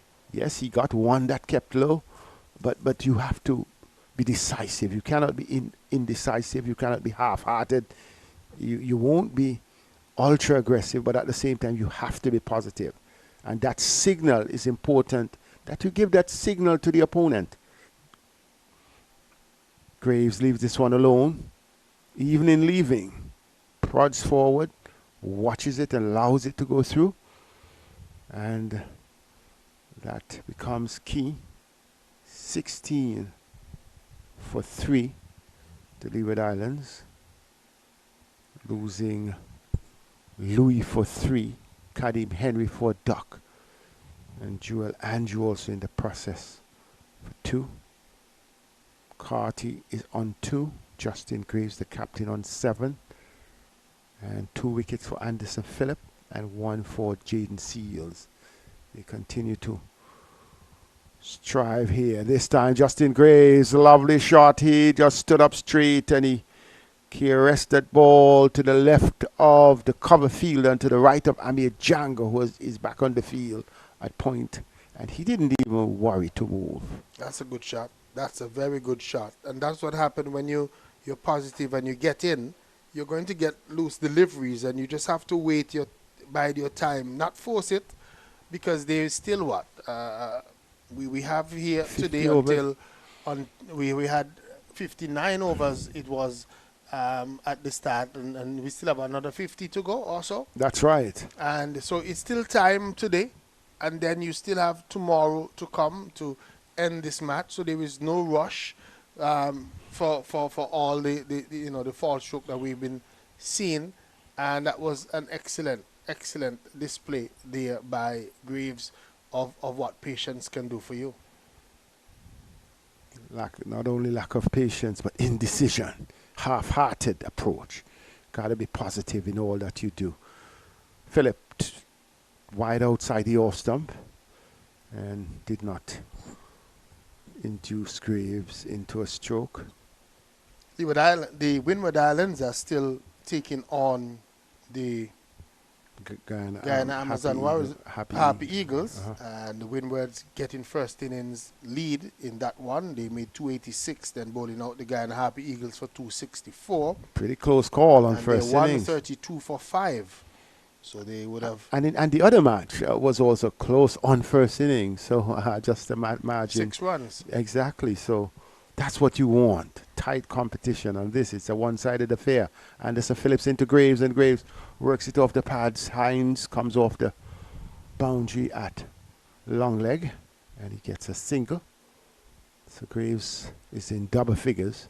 So they've just lost the wicket of Shadrach Descarte up there at the Sir Vivian Richards Stadium, and understand that there might have been a little bit of rain in that area.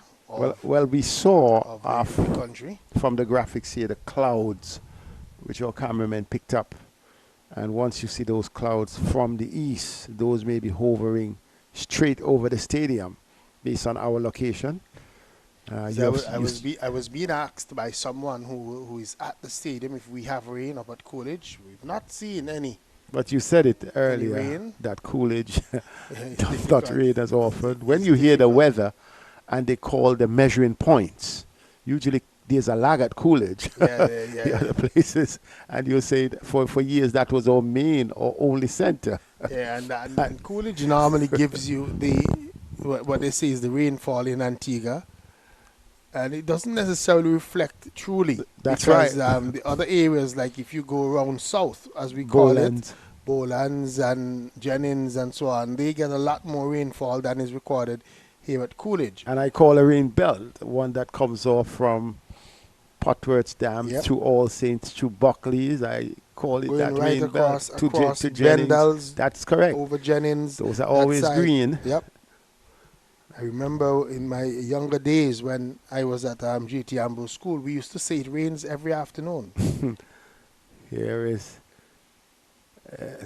Seals, the Graves leaves it alone. I remember also playing in that field between JT and All Saints Secondary. That was our home field, yep, United Stars, the same background where Alzari started, right? And we used to laugh. We couldn't understand that. It was always green. Not only always green, but we are playing and rain is coming and you look up Roman Hill. Yep. And there always happens. Yeah. There is nothing up Roman Hill. I remember once I had to head back to Liberta due to an injury, and on my way back, I called to find out what's happening. Those guys say, it's raining, and I'm at Roman Hill, and what's going on here? Yeah. Not even half a mile away. Certainly. So it's a phenomenon in Antigua. I always say, the country is so small that one part could be literally flooding, and the other part is there is not even a drop of rain.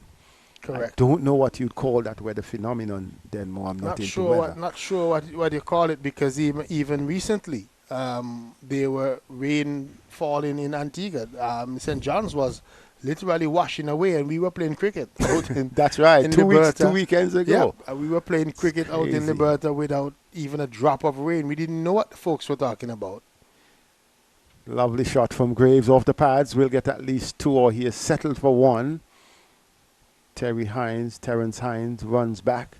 I'm calling the man Terry. I have to be careful everybody does not take liking to shortening the name. So Terrence Hines, most Terrences around here are Terry. And Terrence Adams in Anguilla would not mind being called Terry. That's the reality. Josh De Silva, he would take Josh from Joshua. That's okay. But I'm not quite sure. So sometimes you want to be careful.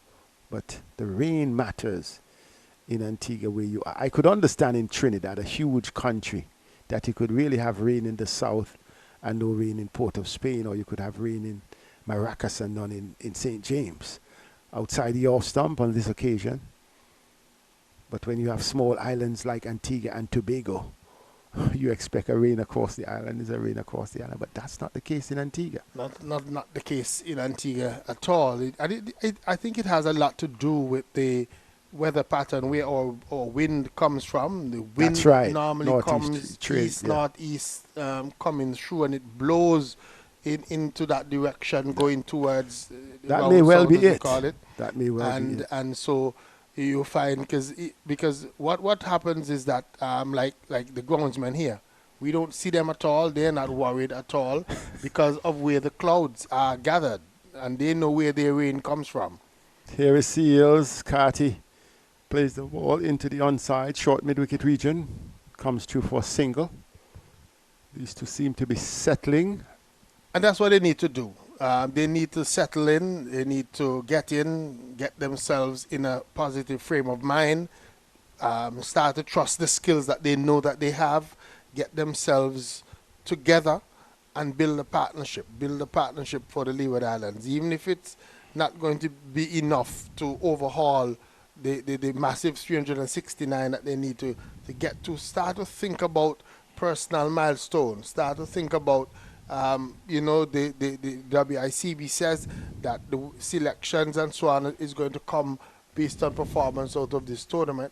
Start to get your mind, or get yourself in the minds of the selectors. That's right. As they go along. So push the state of the game out of the mind. Focus on moving forward.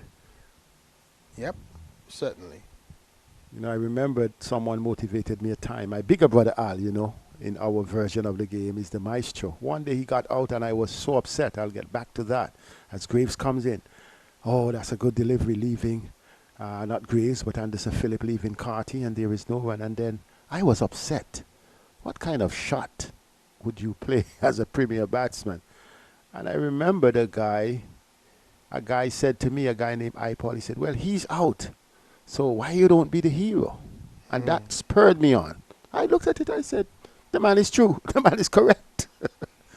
It was just unfortunate for iPaul because he bore the brunt of the attack. But the point that I am making is that you can't look at the state of the game, how the other guys got out, and mourn on that. You have to assert yourself. Cricket is a funny thing because cricket is a team game with individual performances. Here is Graves. Oh, this is a good delivery. I keep saying Graves. That is Anderson Phillips. Similar body structure. Graves maybe just a little leaner, a little taller. Similar approach to the wicket. But I guess Graves is on my mind because it must be hard for him. His first game as Leeward Islands captain. A team scoring 507 for 5 declared. And your batters could have only managed 138 batting first. Yeah, he would be worried about that. I think the whole entire Leeward Islands setup would be worried about that. That's right. And would have to rethink. I don't know how, if the squad that they would have suggested to the WIC, if they can make changes. But I think that there are options out there for the Leeward Islands that they should be looking to make and should have made. I was surprised, I said it earlier, that somebody like a Kofi James was that was a surprise not omission. Selected ahead of somebody like a Kadeem Henry. Kadeem Henry having not done well in recent times in terms of his batting. I know that there are people that likes to say, but he did well last year and so on. I am not one that believes that, last year would be converted is into this supposed to year's convert it success. into this year, because if you've seen him in the domestic competition, he doesn't look as if he's in form, doesn't look dominant domestically. I don't know how he's going to step up to the next level. This one, Carty leaves it alone, wisely so, because this one pitched about 5th stump area, and it really angled away. And he would have watched the Trinidadian batting. He would have seen the patience displayed by Josh De Silva. And anything so wide of the stump set, the Leeward Island batters have to start to get into their minds that they don't need to play. Right. For instance, the one that got Louis out, there was no need for that lofted drive or attempted lofted drive that peeled off the edge. That's what I'm saying. Too early for him to be playing that type of shot. Having not gotten any runs in the first innings, your feet not moving, your brain not there yet, you need to fight. Carty defends. But Louis just saw something that he liked, and his eyes lit up, and you understand, he just lost all of his shape, all of everything. I think he lost reasoning power. He just got emotional and said, wow, this is the one to put over the top. And we saw with Kadeem Henry as well, the way that he got out, didn't move his feet. Soft dismissal. Just literally allowed the ball to hit the edge of his bat. I don't think that those are fighting situations enough. Our batters have to fight a lot harder. And like I was saying, even though cricket is a team sport, individuals can make a difference. Lovely shot, but to Jangoo at backward point, and there is no run. So I'm 23 for 3. But you're making the point, which is correct. It is a team sport, but the team sport demands individual performances to dictate the outcome. Yeah, because I was saying that if a lot more players think that way, when I say think selfishly, it might sound funny, but if I think that if I make runs for myself, inadvertently I'll be making runs for the team. Precisely. And so if everybody goes out batting thinking, you know what, today I'm going to go and make some runs for me. And don't leave it up to anybody else. I remember the late Hayden Walsh Senior. I remember somebody like an Eldine Baptiste playing for Liberta. And Eldine Baptiste would come into and say, you know what, guys, I don't want it. No, Liberta would be in trouble, maybe 50-something for 3-4. And he says, I'm gone out here to make 100. And this is the kind of thinking that cricketers ought to have. Yeah. That I'm going to go out, I'm going to make 100 for me. And if I make 100 for me, it means that I made 100 for the team.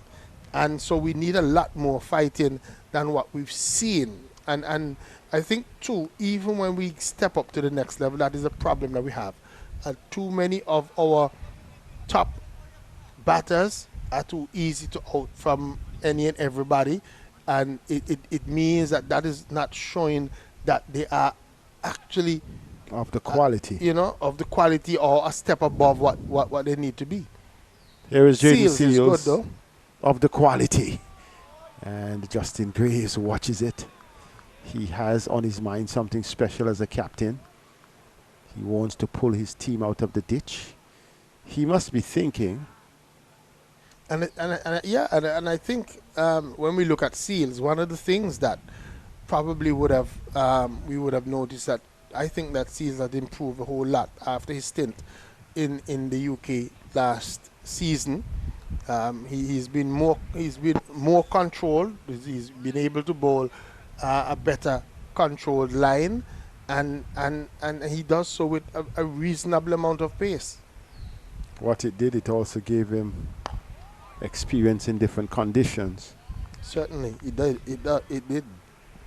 And it is a key component to personal development. It's going to be important to see how the fact that WICB says that they're going to manage player management and player development. I would love to hear the side work for those statements. How is it that they're going to do it? What are the plans? Who's going to be working with him and so on? What is the idea behind stuff like that? And I was saying earlier, a situation like this where the Leeward Islands would need somebody like an Alzari Joseph. He was allowed to go. Here is Seals driven, but he feels to his own bowling. So, well, I thought I heard the questions around the local season. Okay, on the talk show. Okay, so you told Seals you can't go. You allow Alzari to go. It may be T20, so he only is maybe bowling 4 overs. Recovering from injury. So those may have been some of the considerations. Yeah, but I would think though, Seth, that coming back from injury is when you want to be a little bit more guarded in terms of the management control, of the player. So I am not saying at all that they should not have given Alzari the no objection certificate. But you're just trying to reconcile I'm just trying the to difference. say that when you think of Alzari just coming back from injury and him being one of the top bowlers Premier in the Caribbean, you would want the Seals and others to have a fit Alzari alongside, so that because if we look at it recent times, the West Indies bowling attack has been good enough to bowl out teams. Yes. So it's not that we've not been competing in that aspect. And when you say bowl out teams, we're talking about from Australia, from England, from everyone. And bowling them out twice. You talk about Seals, but the Alzari Joseph, Shamar Joseph, supported by Graves, and then the spinner. And even Moti, how he's been bowling lately as well. So, but we need to also make sure that they are always available in the best possible way. But we also need our batting to come up. We need some that people is the key. to raise their hand and raise their standard and get us into a situation where we want. I think we also have to look at leadership Yep. in terms of that test team. And a leader I cannot agree. be the one who is under the ground, one who cannot raise his head, raise his standard. So those things. And I agree with the bowling. I think you could have a few more enforcement in terms of the fast bowling stock, but we need to have a West Indies team doing well. That one ballooned over the head of Graves. He looked at Seals. Seals is showing the aggressive intent. And a point that I would like to make, this morning when you were commenting about O'Shane Thomas's approach, here is an example now. Instead of a lot of short pitch bowling, Seals has been there, but he uses the short pitch ball sparingly, and to good effect. It may not yield a wicket, but it's a wake-up delivery. Okay, it's coming. And that's the difference, is that the players would have to know that I am here, that when they see Jaden Seals and he can bowl that short delivery when he needs it, he would be saying to the Leeward Islands batters, I am here still. So don't underestimate me. Don't do anything out of the way. Whereas O'Shane Thomas, it was almost the norm. So what you found happening is that the Trinidad and Tobago players were just waiting on their back foot for him for the short ball to come. And that is why I was saying that I felt that Evan Lewis could have stayed a little bit more patient and not get carried away, because he knew what type of bowling he was going to get from O'Shane Thomas. I was just looking at an interesting factor. We see the first Gary Pear has come into the bowling attack, and he did well in the first innings. In fact, he was our approved player of the day for the first day. Comes in this time to Carty, and Carty defends. When we were speaking about Jayden Seals, he has gotten well. He's 95 test wickets, just on the verge of 100 from 26 matches, average of just over 25. He has really been doing well in his short introduction to test cricket. Here is Carty getting runs here, at least one. They're just jogging through for the single because Hines is coming off the boundary. And when you hear those figures, Kenny Benjamin would come to mind. Well, I was just saying it is so identical. 92 from the same from 26. 26. And look at the context. Kenny Benjamin would have played about 24 of his games with Ambrose and Courtney Walsh, etc. I think apart from the 3 he played in India in that 1994 series, the others were with Ambrose and Walsh. Because I think in that India series, Ambrose was injured. Right. So himself and Courtney Walsh had to do Walsh with Barrington Brown a lot of the work. So when you look at it, it means that Seals is in really good company, and I think he is one that you want to mold. When I say mold, and I think he's a very humble guy, very personable young man. And when you look at him, the fact that, okay, CWI says stay at home, he stays at home, he doesn't create no big buzz, no big PR campaign against the board, that is important. What, though, I hope is also important is that any compensation beyond what he may have earned would be worked out in some way, because you're basically saying loss of earnings. You may argue the issue of contract, but I think at the end of the day, some compromise to ensure that you keep a player like that happy. I think that is important. In terms of the fact that you had both Alzari and Shamar injured at the same time, that is something that you look at. So therefore, you're looking at gathering other fast bowling options. I know Anderson Phillip may have been a part of it. Good delivery, that one kept low, loud appeal from Gary Pear, but I guess that Casey Carty would tell you that it also hit the bat. It was the bat hit in the pad. Carty again get caught on that back foot, not pushing out. If we look at it again here from Gary Pear, notice just a little half step, but then almost getting himself in a tangle. That's right, backing away, up and away. It went on the bat though. Right, but you got to get forward as an initial movement, or at least some trigger movement back on. Just too still.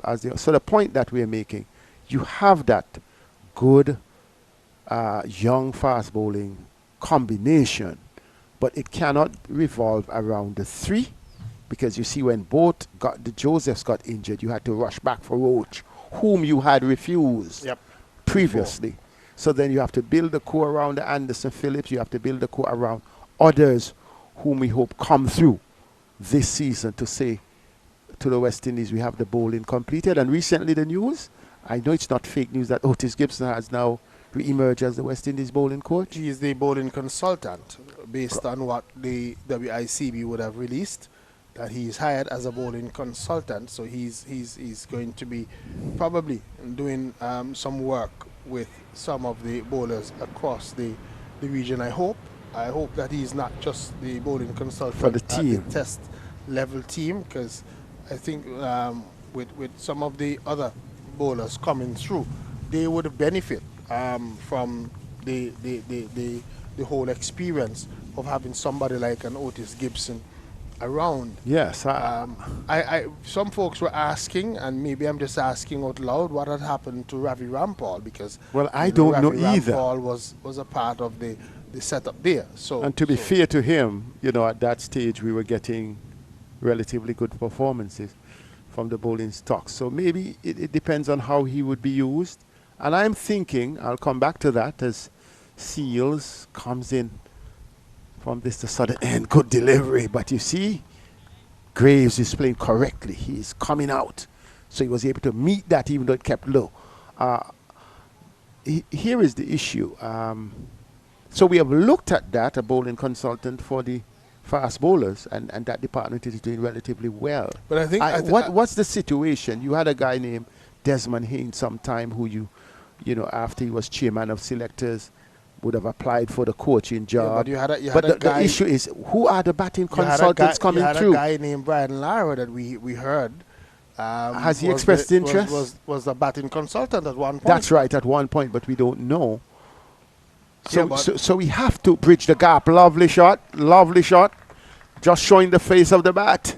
And getting 4 runs. Feelers for 4. So without any flourish. Yeah, no flourish. That was a good shot. The ball was right up to him and coming down hard on it. Once Brian Lara is available, I think there is no discussion. So those are the things that need to happen. And earlier when we saw the batting deficiencies that we're still seeing here, especially among right-handers, Desmond Haynes would have shown interest, and I think in the past when he was chairman of selectors, he may have been, or we should have worked that out for that batting consultant job. Sometimes set, and maybe this is where my thought is going to be a little bit controversial. When I say controversial, because sometimes the people don't listen to the regular voices that we have. We don't reach the boardroom. Right? No, I'm talking about even at the coaching level. Okay. I'm just wondering, maybe if we get a person who they don't know from around here, in the sense of not just a Desmond Haynes, but a batting coach from a nation outside of the Caribbean, maybe we might get better. We might get better results. we like imported. I have also said too on my radio program that I feel that at the franchise level there needs to be a lot more accountability, because we've had the franchise level for how many years now, and we have not seen in some franchises, or we have not produced. Can you name me a batter that is definitely, you can definitely say he is the next best thing to play for the West Indies? And we have worked off the pads, 4 runs.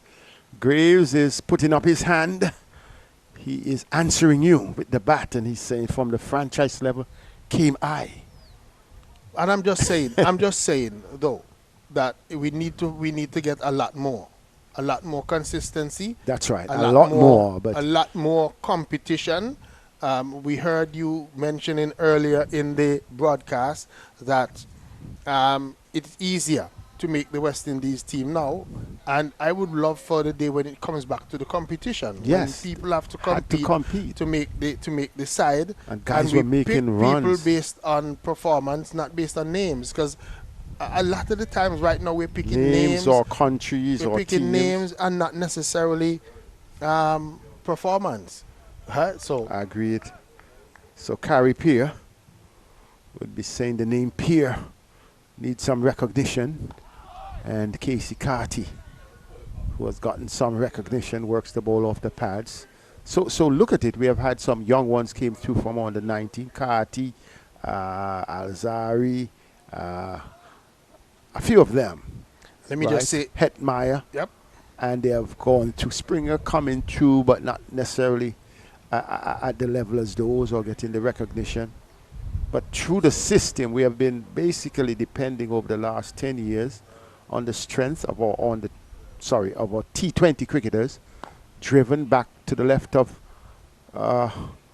Peer. Carty comes through from the call from Graves, and Graves gets the single. So we have been going on the strength of that emotional excellence from our T20 players, but we are not paying the attention due to our test situation. However, I would make the point, not in defense of Cricket West Indies, but they have afforded opportunities through the academy. They have afforded opportunities to even to a CCC teams, giving players who may have been outside the fray the opportunity. Here is Carty steering this one down. It will be a good run for, is it Jason Mohammed? No, it's a good one for Evan Lewis, and he sends the return in. So, and then what was also happening, hold 1 minute. what was also happening, which may not be happening as frequent, about 4 years ago, we had a lot of AT matches. AT matches with India, AT matches with England, AT matches with Sri Lanka, AT. You're with me. I hear But we you. have not seen them maybe within the last year or two. But one of the things that I slightly disagree with you with, Seth, is that I don't think that opportunity is the issue. Okay. I think Fair enough. I think the issue is that we are not tight enough. Too many people that don't belong in some of these kind of games, even at this level, are playing, and then you have players who are better, should be given the opportunity on the outside. So what we need to do at the franchise Streamline. level is to make sure. Now, I have always said that WICB seems to own all the franchises. You're holding on to WICB, CWI, then more, just like I used to do. CWI, Cricket Yes. West Indies, and it's sometimes It's in hard your to brain, get it out it's of my hard. brain. I have to recondition the brain.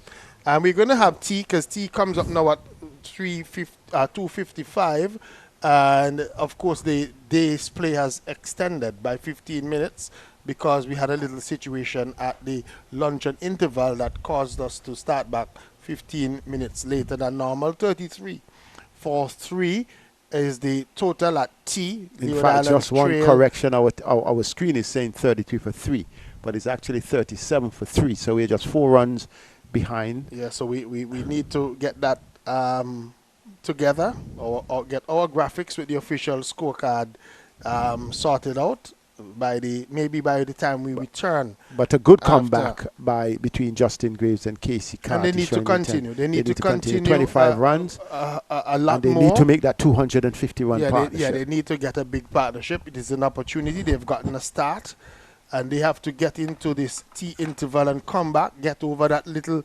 hump, because normally before breaks and right after breaks are when players are vulnerable, and we're hoping that when they return after the tea interval, the batters for the Leeward Islands in Justin Graves and Katie Carty will continue. We're going to take a short break.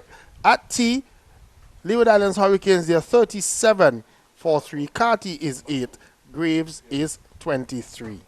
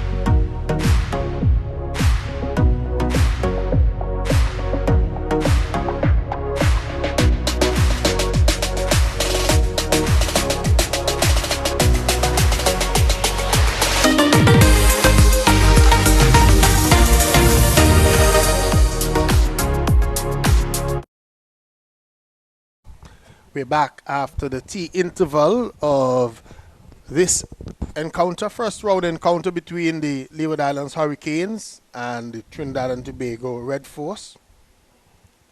Red Force player in Amir Jangoo getting a double century. We saw him bringing up the double century, and then right at the end there, Terrence Hines getting to his century. That was immediately followed by the Trinidad and Tobago team declaring, and then they come in, and Philip was unsung. He bowled well in his early spell, getting the wicket there of Kadeem Henry. Then we saw a good catch taken with Michael Louis playing loosely outside the line of the off stump, and then Joel Andrew getting one that was going away and dragging it onto his stumps again, playing away from his body. But then the captain in Graves and Casey Carty together, they have put on a little partnership for the Leeward Islands Hurricanes. Some good shots played by Graves. He's been playing well. When he's gotten loose deliveries, he's put them away. And he's really played well. That one was a good shot right up to him. And he was savage on it and picked up a boundary. So 33-4-3, a little bit of a fight back for the Leeward Islands. It might sound weird at 33 and we're calling it a fight back, but the Leeward Islands captain and Casey Carty is trying to build a small partnership. They're still 336 runs behind at 33-4-3, but still an opportunity for these two batters to look to build a big partnership and get, even if not bring the Leeward Islands back into the game, at least get some personal milestones under their belt in this match. They still have much to play for Denmark because they are really behind 336 runs. They're trailing on second innings. The prospects of an innings defeat is staring the Leeward Hurricane right in their face. And I think this pair, they need to look at how Josh De Silva and Amir Jangoo played and how Amir Jangoo and Terence Hines played, and use that as a reverse motivator. Terence Hines starts from the southern end, and Graves, who is the dominant partner in this 31-1 partnership with Casey Carty. He's the one who is defending. Looks positive. Graves 23 from 43. And Trinidad and Tobago still been attacking, and they have all right to be. The two slips, the gully, point, cover, mid-off. Hines to Graves. He gets on his toes, plays it out to Amir Jangoo at backward point, and there is no run. It was a critical time for Graves right after the session interval. Yes. And coming back out after having a break, he has to refocus, get back into the same mindset that he was prior to the break, get back in that confident mode, get his feet back moving, and not fall to the fact that right after the breaks, batters tend to be a little bit loose. And also, Terence Hines, not the same pace as Seals coming from this end. And Hines would have spent a lot of time on the grounds. He would have fielded the 3/4 of the way in the first day. And then he had that long partnership batting with Amir Jangoo with that 253-run partnership. So he's probably a little bit sore all around, but he's still putting in the effort for his team, Trinidad and Tobago. Well, he has to. He's a professional, and Graves leaves that one alone. Always committing, Graves, and that is important. You must always be moving. The initial movement provides you with options. Some of the younger batters just tend to sit back on their heels or sometimes flat-footed, but not using the heels and the toes, not utilizing what we call the trigger movement, because that is what gets you into position for action. Must always be looking at scoring possibilities.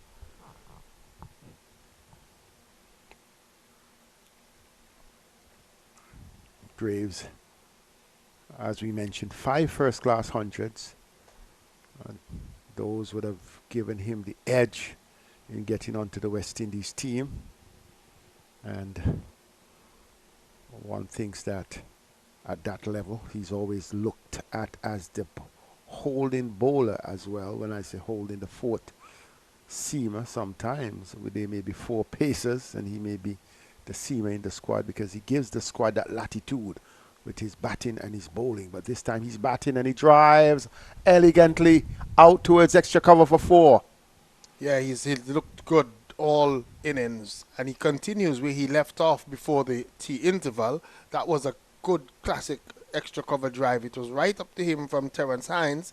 And as you said, he was using the trigger movement. He was in place very quickly and executed that shot very well. 4 runs. Yes, and that is it. You must always look to score. You're not going to try to create scoring shots all the time, but you must be in that mode. And he's not going to grind and grind because his team is in trouble. He knows that you have to respond. You have to bat your team out of trouble, because only possibility for them is that with 43 overs remaining in the day's place, if they can bat, I doubt we would get to 43 unless the spinners do the bulk of the bowling, but he would want to be there at the end. And if he is there and Carty is there, if both are there, then the other possibility is to go into tomorrow's play and see exactly where you take it. Certainly, that would be the first objective, to see how long they can stay out there, how long they can bat, and then see what happens. Because where there's life, there's hope. So if they're still at the crease, if they're still batting, they would still have some hope. Get a good partnership together, bat as long as possible, take the game into the final day and see. Play to Carty. Carty's wrapped on the pad. He's given. Wicket number 4 for the Leewards. For Trinidad. Well, for Trinidad, but the Leewards losing their 4th wicket. Yeah, the 4th wicket going down. We'd love to see that one again. What would have happened there? Carty looks a little bit on the unhappy side, but it would be interesting. We can have a look at it now. Pitching in line and taking him on the pad. Maybe Carty thought that it was sliding down leg a little bit. Looks as if it might have turned. The way in which he was positioned, we don't really have everything that we needed, but the way in which he was positioned, his back foot, his front foot outside leg, and that came back, but still you're seeing off and middle. Yeah. Umpire's call. Umpire's call, but Casey Carty perishes. But you can get understand why Carty might have felt a little bit. It was the front foot that was not aligned. The back foot definitely was in front of the wicket, but the back foot was not aligned. And umpire Carl Tuckett, he thought that it was his call. He made the call, and Carty walks back. It's actually umpire Leslie Reefer, who's now at umpire that end. Reefer. Yep, 2nd innings. So Reefer sending Carty on his way, and the Leeward Islands now 41 for 4. 41 for 4. And once again, we are seeing the continuation of the top order not really coming to the party. None of the top order batters, apart from Graves, would have gotten into double figures so far in this inning. And the Leewards could be in a situation where they could lose today. They could be bowled out this evening. Because Jabba Hamilton is there with Graves now. And Raheem Cornwall, Jeremiah Louis are probably the two better of the batters to come. And so we know that Nathan Edwards, Daniel Durham, O'Shane Thomas, based on how they would have performed in the first innings, didn't look as if they were going to be too much trouble. So Trinidad and Tobago they are on a high right now, and if they are able to get another wicket or two sometime soon, we could have an early time in this match. The man with 44 on his back, Jamal Hamilton, scored 44 in the first innings. They would need more than that. Carry pair to Hamilton, and he plays it out towards the fielder at silly mid-off. So there are 2 men under the helmet, a forward short leg and a silly point. You may call it silly mid-off. Then there is the slip. So they are applying pressure here to the Leeward's vice captain. Carry pair flights this one. Hamilton equal to the task. That completes the over. Successful over for Carry pair. Successful over for Carey, an over in which he got the wicket of Casey Carty. Carty going back into the pavilion, having made just 8 runs to add to his first innings total of 18. So in this game, he's only scored 26 runs, not the type of runs you would want from somebody of the caliber of Casey Carty. So he has to go back and to the drawing board, think about it for the next encounter that starts on Sunday coming, and figure out how he's going to approach his batting a little bit differently. Maybe at the conclusion of this match, he might have to get with the coaches, get into the nets, get a couple more deliveries on his bat so that he can get a feel. Because you tend to think that within this bilateral series, somebody like a Casey Carty is going to be very important for the Leeward Islands. Yes, got to be. So he just needs to get himself up, dust off the boots, and come again. It's Captain Graves, much on his shoulder. Hines. Oh, this time he's wrapped on the pad, loud appeal, not out, says the umpire. I thought for one it came off the bat, but he was definitely playing down the leg side. We would look at it again. He was playing towards pad, not quite sure. So he stands there. You're seeing all 3 stumps. Let's see what his movement is like.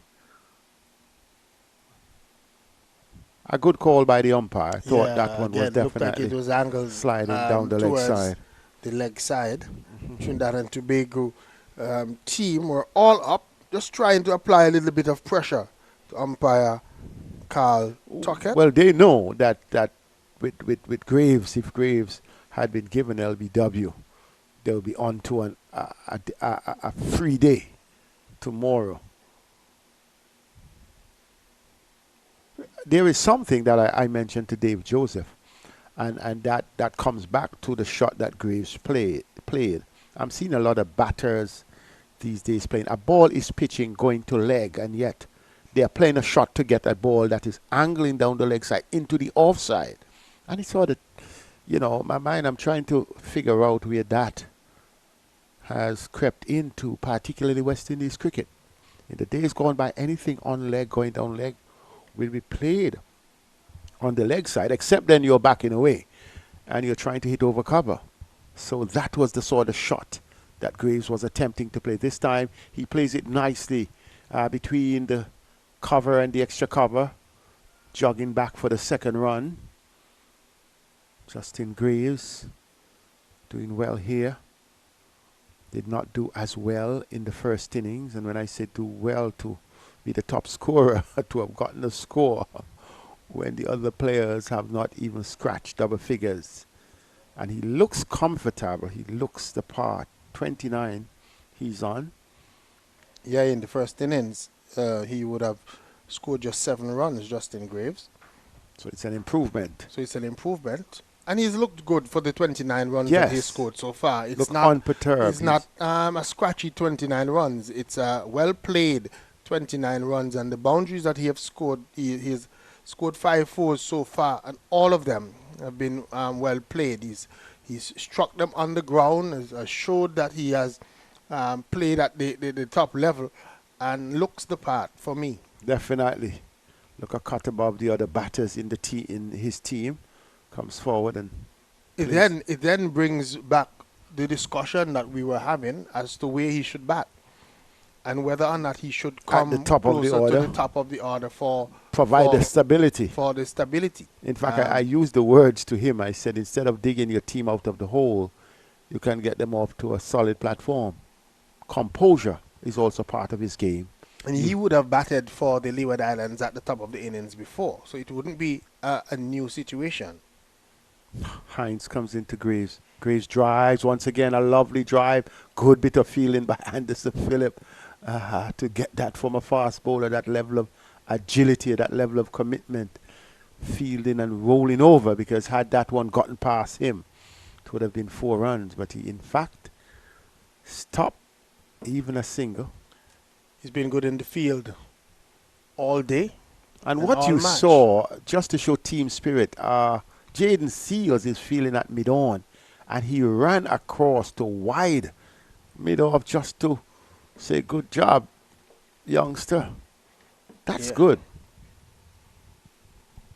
Outside the off stump, shaping away. Those are the kind of things that makes a difference in team morale, team spirit when when you're supporting each other. Jaden Seals there showing some good support to Anderson Phillip for a good bit of feeling. Now we see even the captain just making sure and the follow through that he walks in the direction where Phillip is heading to his field placement, just to give him a little high five, just to say, look, keep the effort going. And it's good because Phillip, as a fast bowler, you don't expect that type of agility, that type of nimbleness and the commitment towards feeling. And we've seen him do it more than on one occasion. So good all-round cricket so far we've seen from the Trinidad and Tobago Red Force team. So 43 for 4. Really a challenge. Still trailing by 326. It's going to be a long way for the Leeward Islands to go. I think now more than anything else, instead of probably thinking about saving the game and all of that, I think, like I've been saying all afternoon, personal milestones.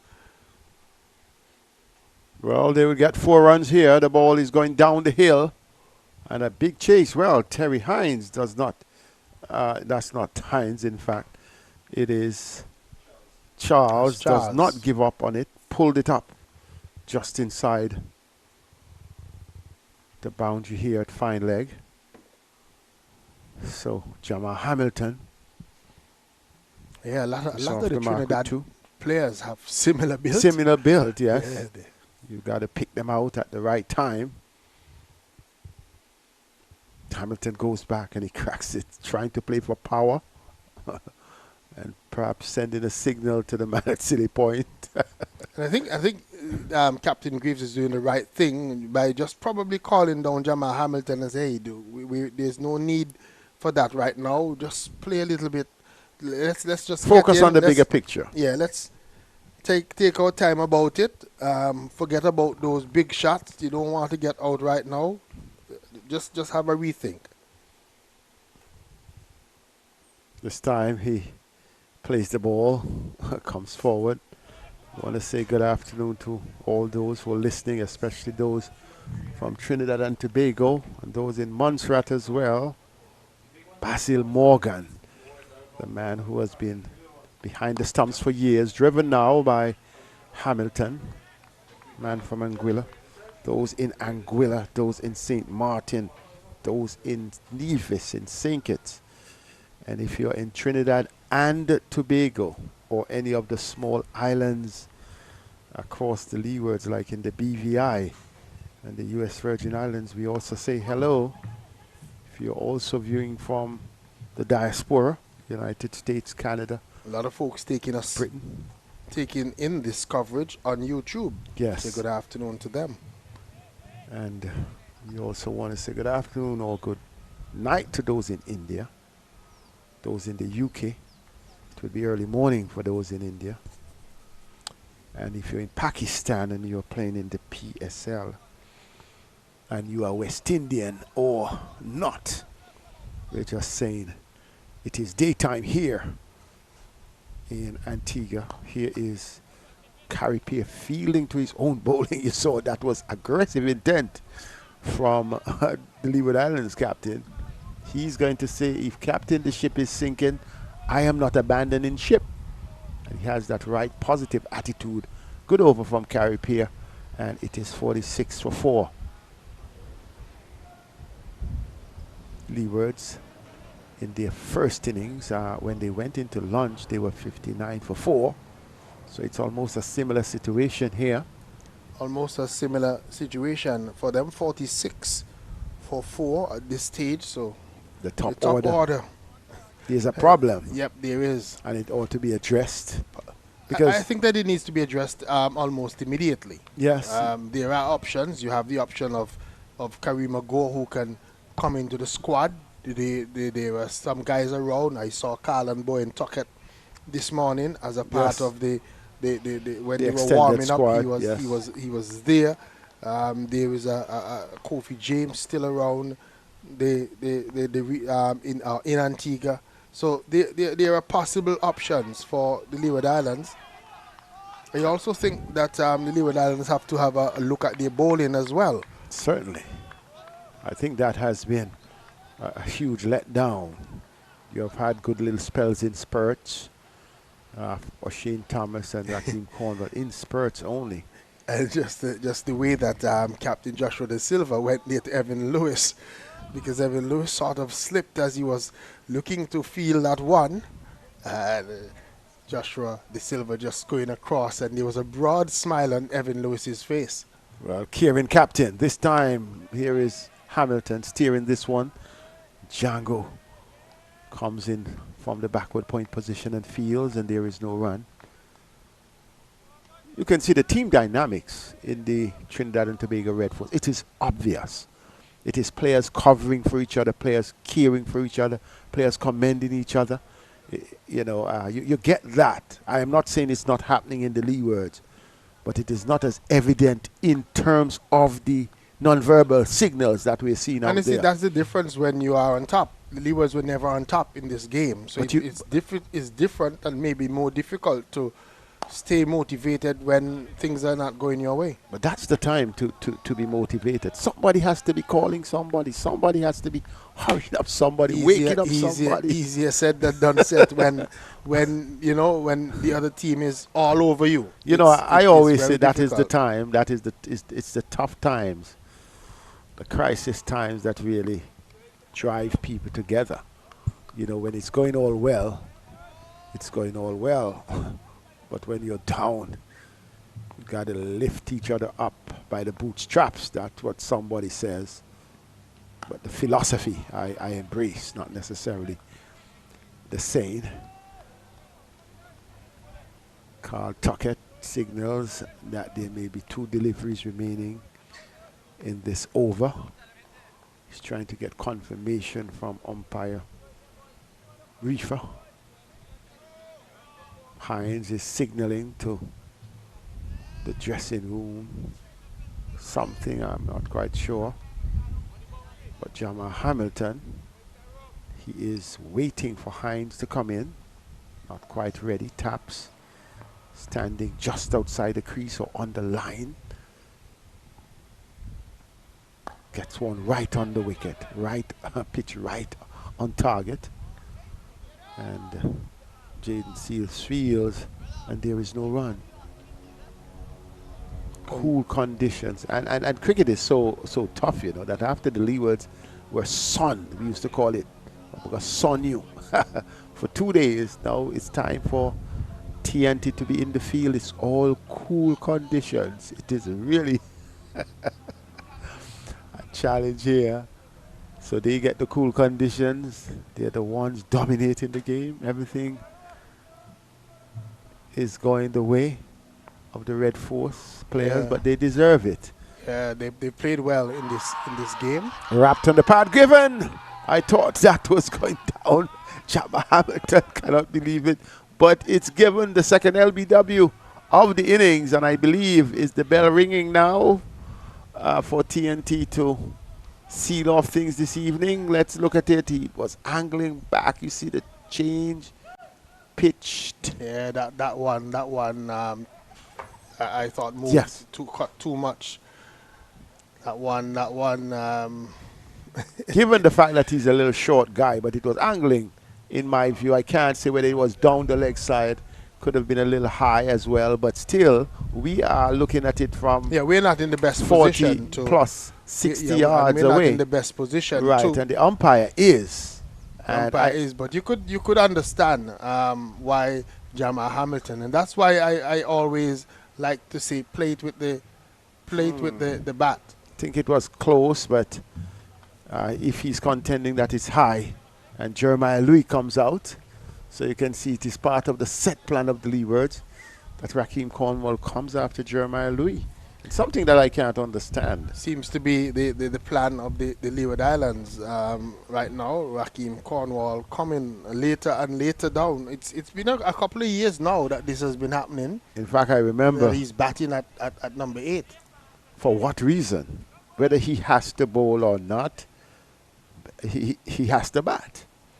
And when you look at him, in fact, looked at the little short time he batted in the first innings for his score of 19, he looked more competent. But we know that 15 Rakim Call made in the first 15. innings, but we know that he is more competent than many of the other players who would have come ahead of him. Caripia is going to continue.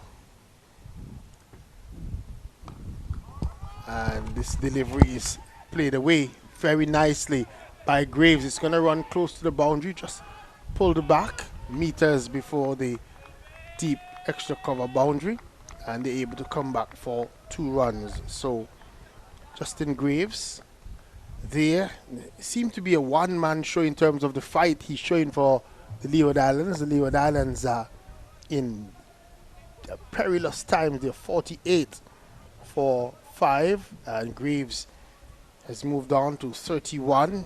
He's looked good for the 31, but he's received no support from his Leeward Islands batters. This is a delivery that is up to him from Caripia. He's played it away into the onside field, no run.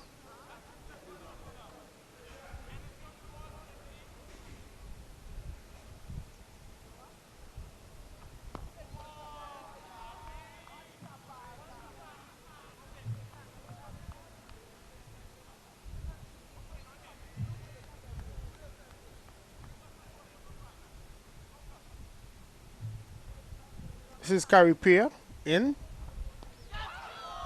And just a hustled stroke there by Graves. 48 for 5, the Leeward Islands, and 321 runs behind. They need to clear 369. Trinidad and Tobago, Red Force, making a mammoth total of 507 for 5 declared, 203 for Amir Jangoo, and 100 even, not out for Terrence Hines. The two put on a partnership of 253 for the 6th wicket, unbroken. Here is Caripia in, and again, Graves this time just looks as that one fell from his bat and just went past the stumps. No damage done in the end. And at the end of the over, the score remains on 48 for 5. 48 for 5 with Graves on 31 and Jeremiah Louis yet to face delivery. Just a summary of the scorecard so far. Jamal Hamilton and Joel Andrew in the first innings for Leeward Islands. 3 wickets for Brian Charles and Caripia. And then, of course, that 507 behind the double century for Amir Jangoo, and an even 100 for the man who is going to continue to bowl right now, Terrence Hines. And Hines would want to say that he's had a good game. He's bowled well and he's batted well. Something that he would really relish. I guess they wish they could play all their games here, but their next game would be at Seviv. Yeah, the actual moves to Sir Vivian Richards Stadium, and I think the one game is also going to be at ARG. Yes, the last of the series. So they're having 3 different conditions. And it will be similar for the Guyana Windward Islands clashes. Yes. They're now currently at the stadium, and they will rotate to ARG and I think finish or rotate and use the other grounds. This delivery played defensively by Jeremiah Louis. And Louis would want to get more than what he got in the first innings. Yes, it's important for him. The reason why that we see him as an all-rounder he didn't really represent. Yeah, didn't score in the first innings. Right, and then didn't bowl as well. Apart from the fact that you saw him really put in something towards the end of the innings before the red force declared, you know, he didn't look apart with the ball. So he needs to make a statement now to say, I'm still around, guys.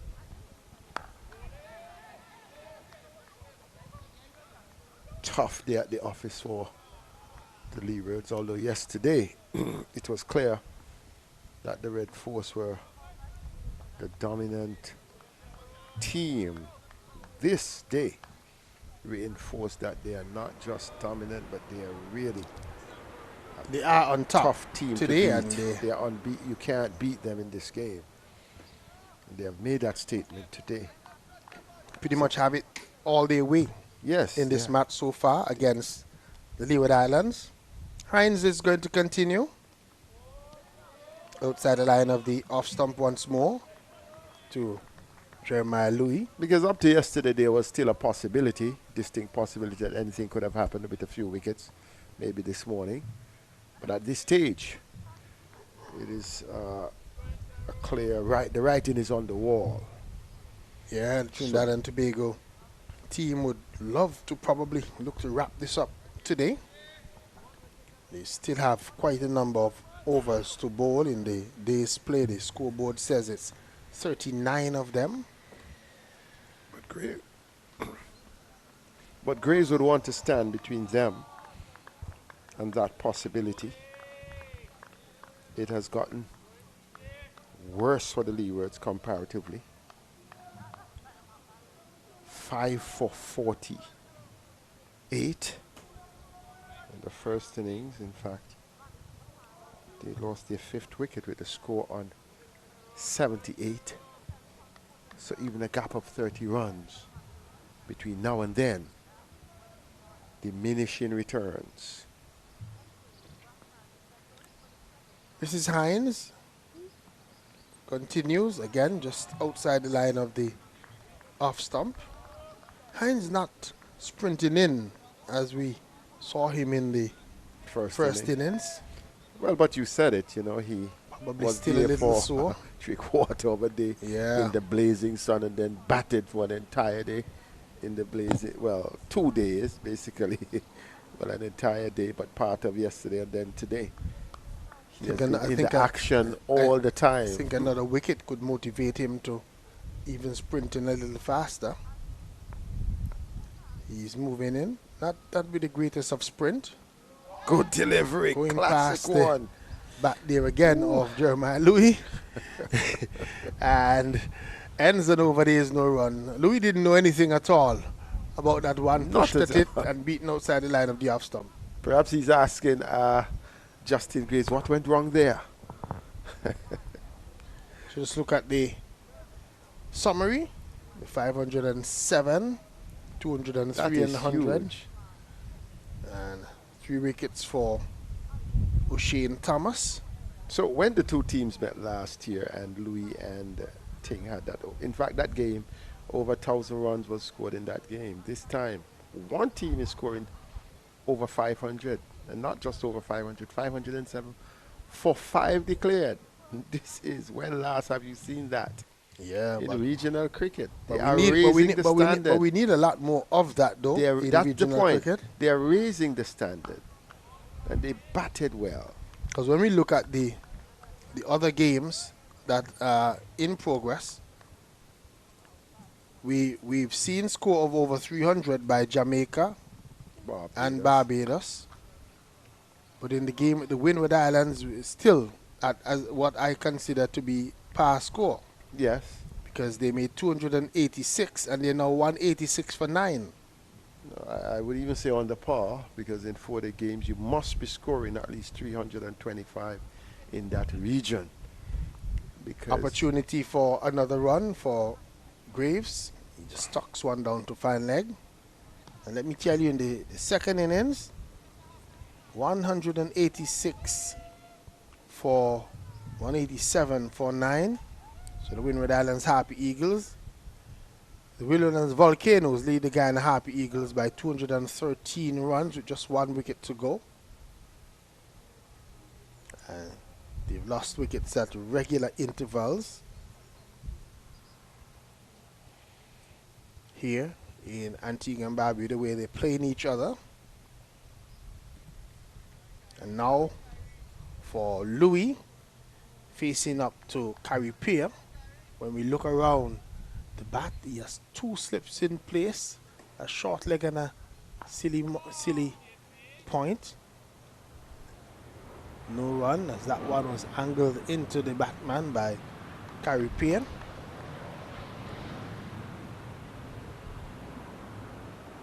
Caripia that starts around the wicket, that seems to be his go-to side.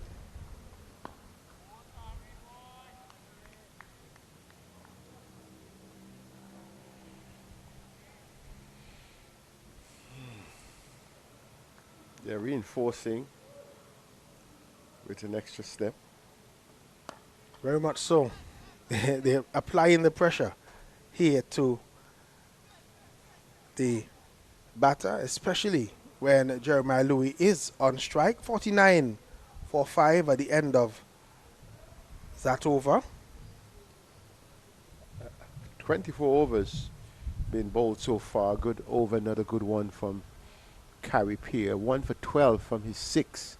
Similar figures like Jaden Seals, 1 for 12, but Seals, that's from his 8 overs. But Anderson Phillip, the man who has been the bowler that has been most successful in this innings, and I think the pick of the bowlers in this innings has been.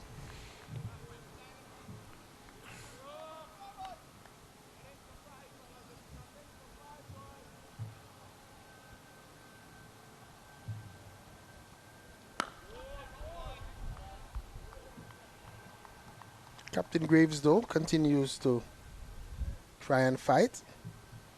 He's fighting well, without support. No one has been able to stand up with him. He's going at a relatively good rate. 32 from 65 balls. So here is Hines. He continues. And again, Graves is just excellently forward, playing in almost a textbook type fashion. A defensive shot, his head was right over the ball. Feet got to the pitch of the delivery as well, and he played it quietly into the offside field for no run. So we're without the sunshine, but it's late afternoon here at CCG.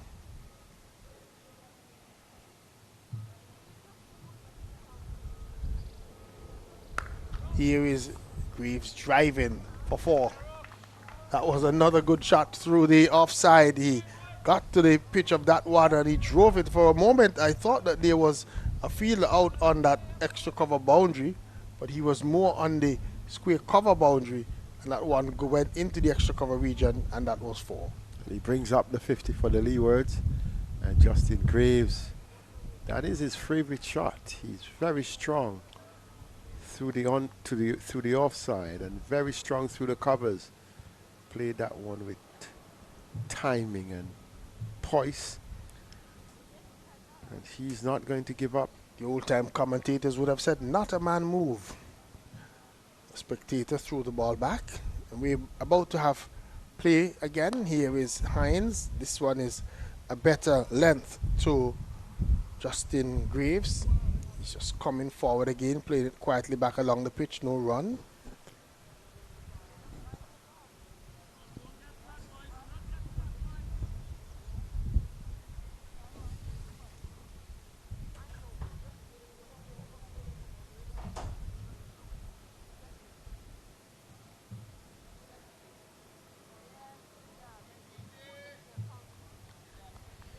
Graves doing some repair work to the pad first and then the gloves.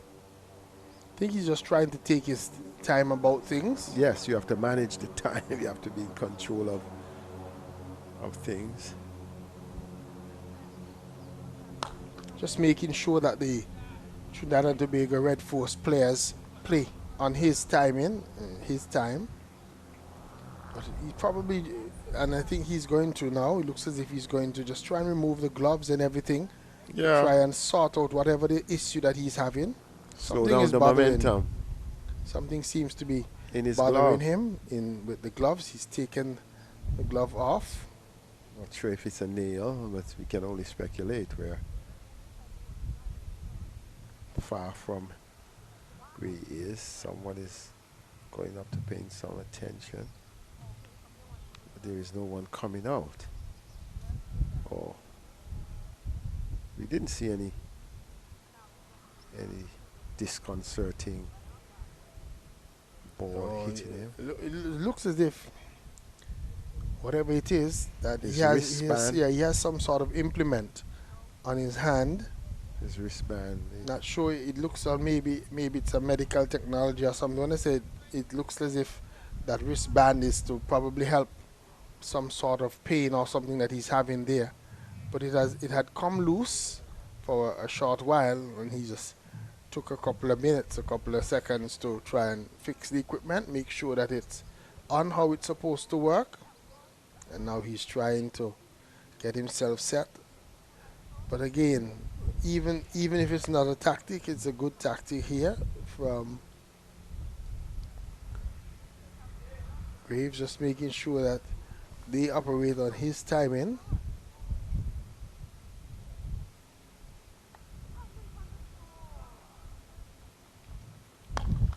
He's back. He's driving up on the onside. Out to mid-on. No run.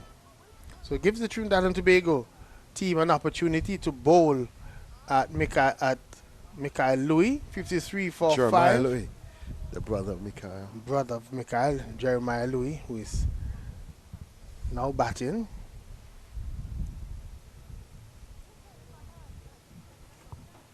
Do you reckon we would get the 34 overs through? Then more to I don't think so. 5:15? I don't think so based on the rate that we're going. Okay, it's just coming Just up on about 4. what? 3:58. Yeah, just about you can say an hour and a quarter to go So in looking the at day's play. about 18 overs. So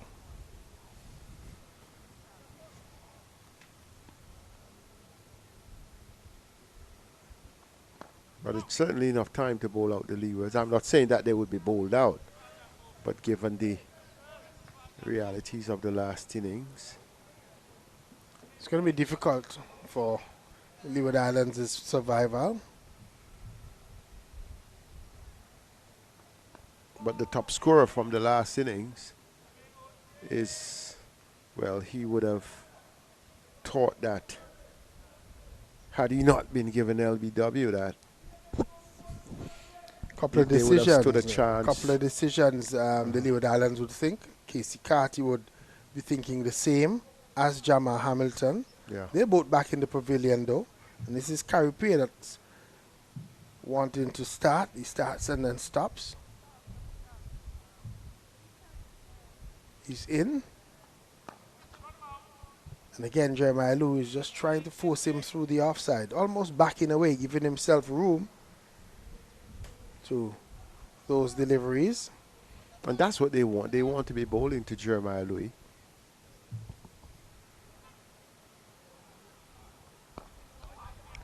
Louis digs out a Yorkolet delivery from left arm spinner Carey Pay.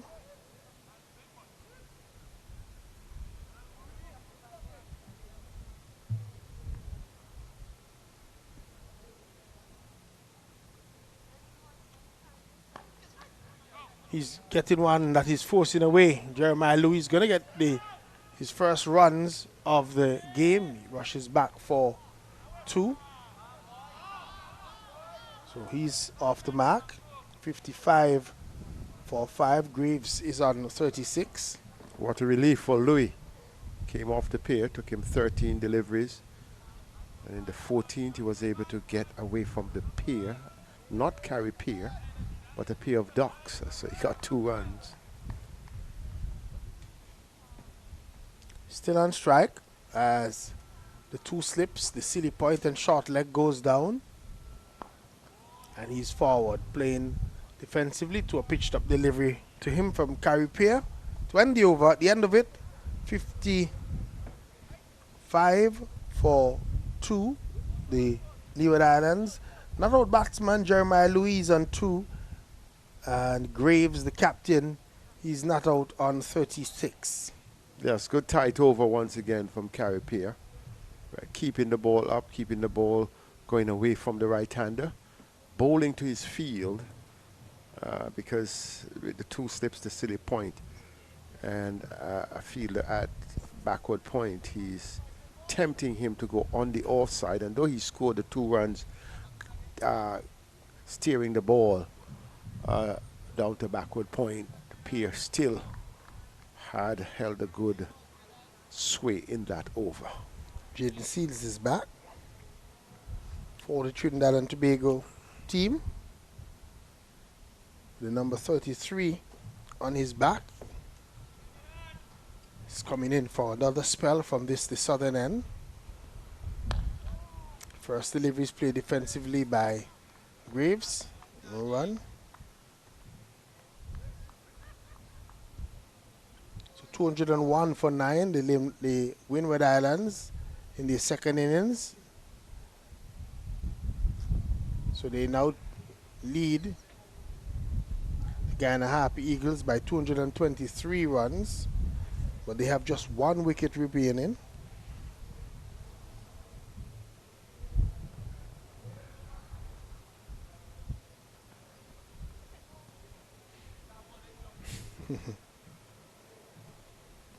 You ask yourself, why did Graves go at that in that fashion? He stretched his entire reach, couldn't connect, but he could have connected, and then it ballooned to the slips.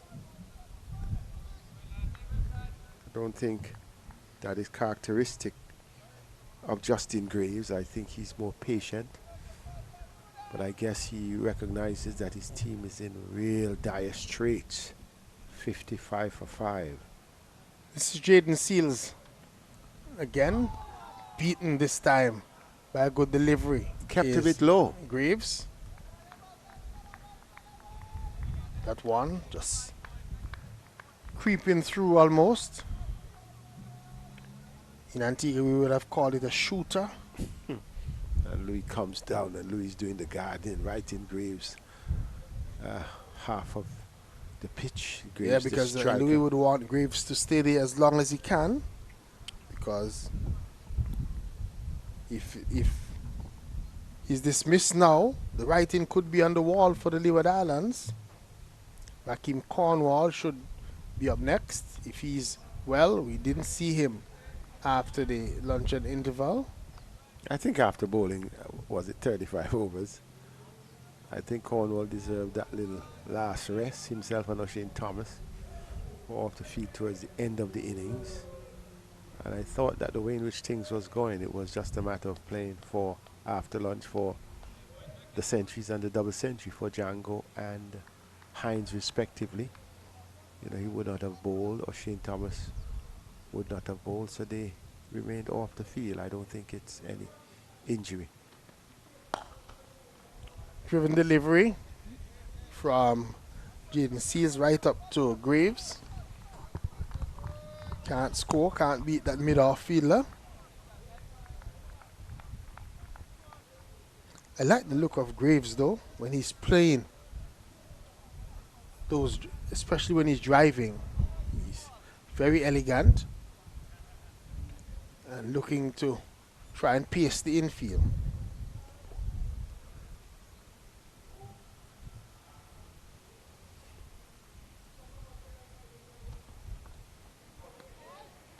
Rather composed, just content to watch, chooses well which delivery to play, which delivery he does not want to play, but a good over, a good maiden again from Jaden Seals. One ball that really could have been disaster for the Leewards, one that crept through, and the captain survived it.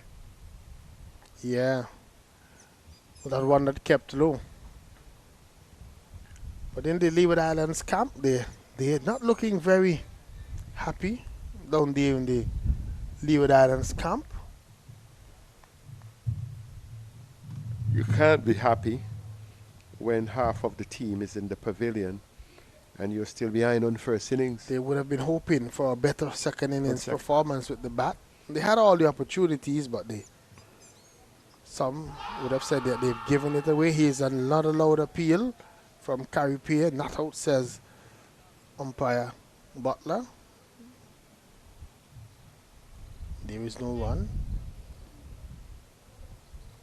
After you'd have won the toss and opted the field, it's a dream game, dismissing your opponents for 138 and then scoring 507. Having declared for 5 wickets, seeing 2 batters, one getting That's a you double being 100. dominant. Precisely. And then coming back on the 3rd day after the interval and taking 5 wickets, that's remarkable.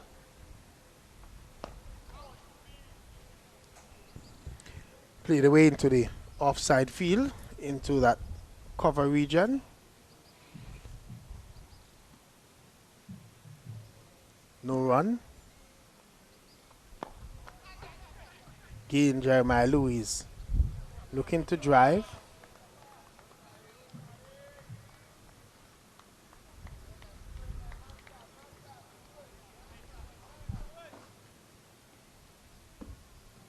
Carripier continues.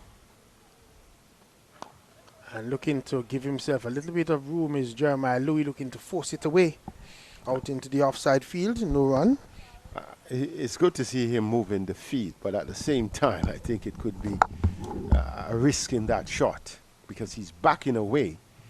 Carripier is directing his deliveries on stumps and then moving away from him. And he can also bowl an arm ball, so he needs just to be steady and patient. Here is Pierre almost getting through the defense there, as you just said it. Arm ball. Set, but he survives at the end of that over. 55 for 5. We've had 28 overs bowled. Greaves is on 36. Jeremiah Louis is on 2. We're going to just take a short break, refresh ourselves, and then when we come back, we'll have more of this game between the Leeward Islands Hurricanes and the Trinidad and Tobago Red Force.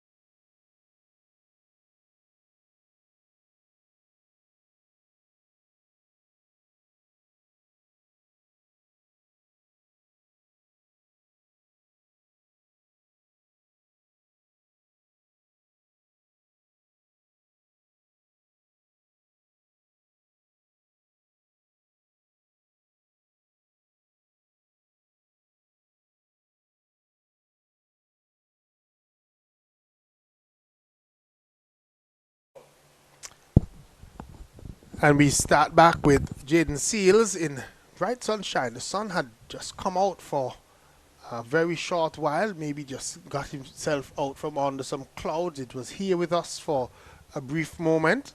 We see some of it in the background as we look on. Things here. Jaden Seals is continuing to bowl. I want to ask you a question about Tyrone Williams Jr. He has been pretty much in form as well. In the context of the squad, in the context of where is he? I don't even think that Tyrone Williams Jr. was in the setup. Wow. He had been with the squad since last season, has had some I don't think that he has been with the squad for a little bit. Yes, he was actually in last season, but didn't get any play. That's the issue. And I know that when we had an abbreviated tournament where we had a mixture of the 50 overs and then the 2-day matches, he scored heavily. Yes, and why he has not made the breakthrough? Seemingly just not made the breakthrough at this level. Remember when he was a part of the Leeward Islands setup, but he didn't get any game. As a matter of fact, at some point when they traveled, he didn't even travel. Other people came in, so it's a system, franchise system that we have to look at and look at the dynamics of what happens outside the line of the off stump. No run. Because you were making the point earlier that even at the higher level, some players are retained in spite of inferior performances, and others just do not get through. Yep. And he's the man as well with the temperament that I don't see some of the other top order players Somebody have. like a Darren Benter too. Exactly. And he offers, folks were speaking about him at one point, but he offers excellent wicket keeping. I think he got a little opportunity as well with the Leeward Islands, but again, similar situation where he went a part of the squad but didn't play. This one is played away. They're going to get 2 runs down to the third man region. Pushing at it is Jeremiah Louis. So he gets 2 more to his total. He goes on to 4. 58 for 5 is the total. Graves is there on 37 of the 58 runs that have scored so far, which should tell you who are listening the way that the Leeward Islands scorecard would read. But we'll get back to that in just a minute. Beaten outside the line of the off stump is Jeremiah Louis, just looking to push at one from Jaden Seals. And there's no run. 3, 0, 2, 8. That's how they area code plus. Yep, that's how the Leeward Islands scorecard reads. At the top, then we have 37, then 3, and now 4 for Louis. So back in the pavilion, Michaela Louis, Kadeem Henry, Joel Andrew, Casey Carty, and Jamal Hamilton. One that is bouncing outside the line of the off stump. And I think that one was picked up pretty early by the batter in Jeremiah Louis. And he allowed that one to go by into the gloves of the wicketkeeper, and there is no run. What are your thoughts, Seth Burton, on some players around the Caribbean who are pretty maybe good enough to play at this level, but they're not getting into their regional squad? Should we reach the stage where this tournament is only played by the best possible regional players? But who determines that? And that is part of the challenge, because as you say, there are players in the lower tier or who have not gotten the chance, who are better than some who are playing, and that is evident. In Antigua Barbuda, you see them, you know who the players are, and sometimes you ask, how did you not get in? But then, in this situation, there is no consistent Leeward Islands tournament that would bring these players to the fore. Well, let me ask you the question. It's a faulty system. Have we reached the stage where we should be looking past just players that originate from the Leeward Islands? Agreed. should we now be looking into other territories and get the best possible West Indies players? Delivery again by Caribbean. Let's play defensively. I know Kenny Benjamin has been calling for that for many years. And another proposition that I know had been discussed is reviving and funding Delivery that is played away by Graves. Reviving and funding both the Windwards and the Leewards tournament, because if finances is a problem with the Leewards, it's not a problem with the Windwards. Have them as a second tier of the West Indies regional tournament. So for instance, I'll get back to that. Here is delivery that is played away into the offside field, and they come through and they get a quick single in the end. So you would have sort of a format, and if the Cricket West Indies embraces that, you could have your Division 1 and Division 2, as you call it. So the Leewards tournament, though it is Antigua versus St. Kitts Nevis, Anguilla, St. Martin, even BVI, you can also have players, though it's Antigua, you may have the possibility of a few West Indian players who may be off-season fed into each team, the same way the Windwards tournament. So that provides an opportunity for you to have chain cricket. The Leewards tournament is finished, the Windwards tournament, and all that feeds into. So apart from the Windwards and the Leewards picking their team, all that feeds then into. But we'll come back to the so discussion. it will lengthen. We have the end of another Caribbean over. 9 overs for 15 runs, and he's had a wicket so far, so he continues to be very economical. Jaden Seals, economical at the top as well there for the Trinidad and Tobago Red Force. But and back to the Kenny Benjamin model. Before we even get to the model that you're speaking about, we have to, first of all, if we're going to maintain a tournament within the Leeward Islands, we have to get the domestic cricket sorted. Right. We have to get quality Absolutely. being played at domestic level in each of the islands. And that seems Absolutely. to be part The of challenge. the challenge that we're having. So we have to fix that part yet. Here is Jaden Seals in, outside the line of the off stump, and through to the wicket keeper it goes. And because I know in Trinidad and Tobago they play regular cricket. All the time. We can follow it from here all the time. I was even following in Guyana, and what's his name? He was taken to the World Cup. He made Samson made 100 in a game just this week gone here. And in fact, he also plays tape ball cricket. Right. And so I'm just saying that we have to also have a good domestic structure.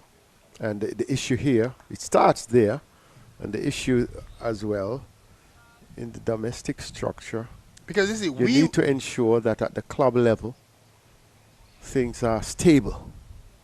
So you see the compounding of the headache. There may be a time when you say, as you mentioned, quality. Yeah, but then again, it has to be, people have to make tough decisions.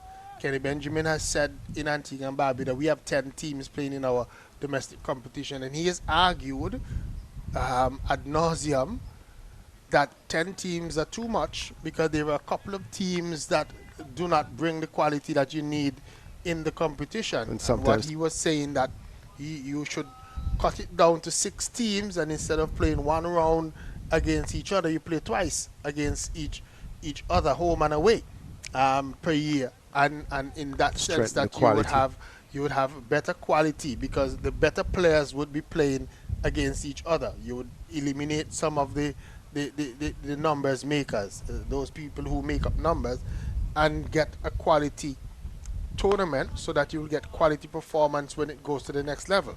Seals, who is a quality performer, is bowling and feeling well to his bowling. I've watched something. Justin Graves, who is also a quality batter there, playing. Not to change the argument, but I like a little byplay between Seals and Graves. Twice he fielded to his bowling, and each time he was going to throw the stumps down. And Graves runs away from the stumps, perhaps knowing how Jaden Seals operates, does not want to get struck in the process. But I think time, yes, for a forum to sit down and look at that, but not too much talk, get to action. Here is a Yokolet delivery from Jaden Seals. I'm sure that the fans out there saying, why are these guys going on and on and on? That's okay. I think we call it then more sometimes from that sort of crisis and all the things come the aha moment. And sometimes we may just slip out something. Something may come out of the mouth of these nagging men. That may mean something for somebody out there in a club, in a national setting, in a regional setting, a sub-regional setting, or even hit the boardroom. You know, here is Seals bowling well. Graves and playing Graves the ball. continue to play well. Right? He's just playing that one into the... And then, well, don't worry. Sometimes you don't know who is listening. And you're doing it for the entire audience. There are some people who are listening. They don't even follow West Indies cricket, and it may be news to them. It may be something for them to investigate. It may be something for them to check. It may be something for them to offer a sponsorship opportunity. Somebody's asking us here. We are dealing a with question. He says, what is the problem with Hayden Walsh or young Mackenzie? Two wrist spinners, Jeremiah Louis, and they're naming some other people that they don't think that should be here. I would tell you that Hayden Walsh Jr. has not been seen around cricket for a little while. I think that the last I heard that he might have stopped playing. He's gotten... Well, let's hope what you have heard is not so. Disappointed and have moved on. We know for sure that he started the season with Liberta Blackhawks, but and we know also towards the end of the season, even the finals, he didn't play. We know also he did play in that little Leeward setup. He played for Montserrat, did relatively well. Was not selected by the Leewards, and that did create some that discomfort. little bit of controversy where all sorts of things were said. He topped the table, you know, was the leading bowler, but was not selected. Was not selected. So and Mackenzie, who was preferred, the argument made by one of the Leeward selectors was about Mackenzie. My thing is that it shouldn't be Hayden or Mackenzie. Why can't it be both? I know for sure that Mackenzie played. And no, Mackenzie is not in this game. He played in the Super 40 on Sunday while the Leeward Islands were playing. He's not picked in the squad. He was in the warm-up matches, but he was just not selected. So that's all we can answer. Yeah, that's the most we can say on that. As we continue here.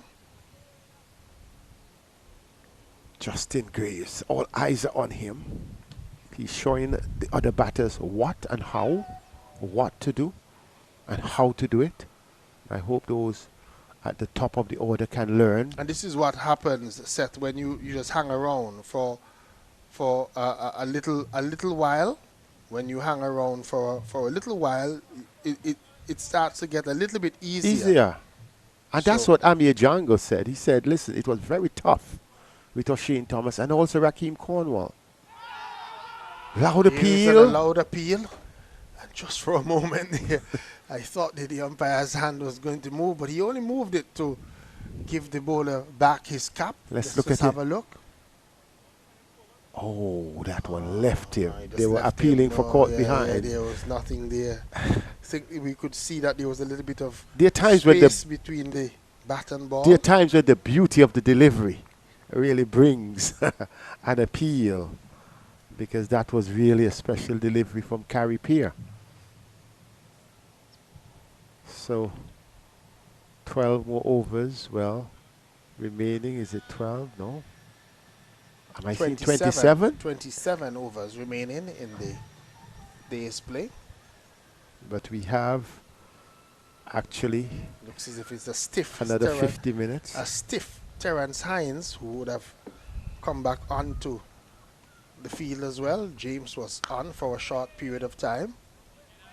And it's good to see this contest, because it's now a contest between Jaden Seals and Captain Justin Graves. Graves wants to be there, and he has taken most from Seals instead of having Louis batting Seals. He definitely has a plan, and he has shown himself, or has proven himself to be a standout in this innings for his team. That's what you want, though. You want the best players competing against each other in a good way. And Seals and Graves have been having a good little battle here. Seals trying to get out Graves, and Graves continue to bat well and stays there. He remains on 39 for the Leeward Islands.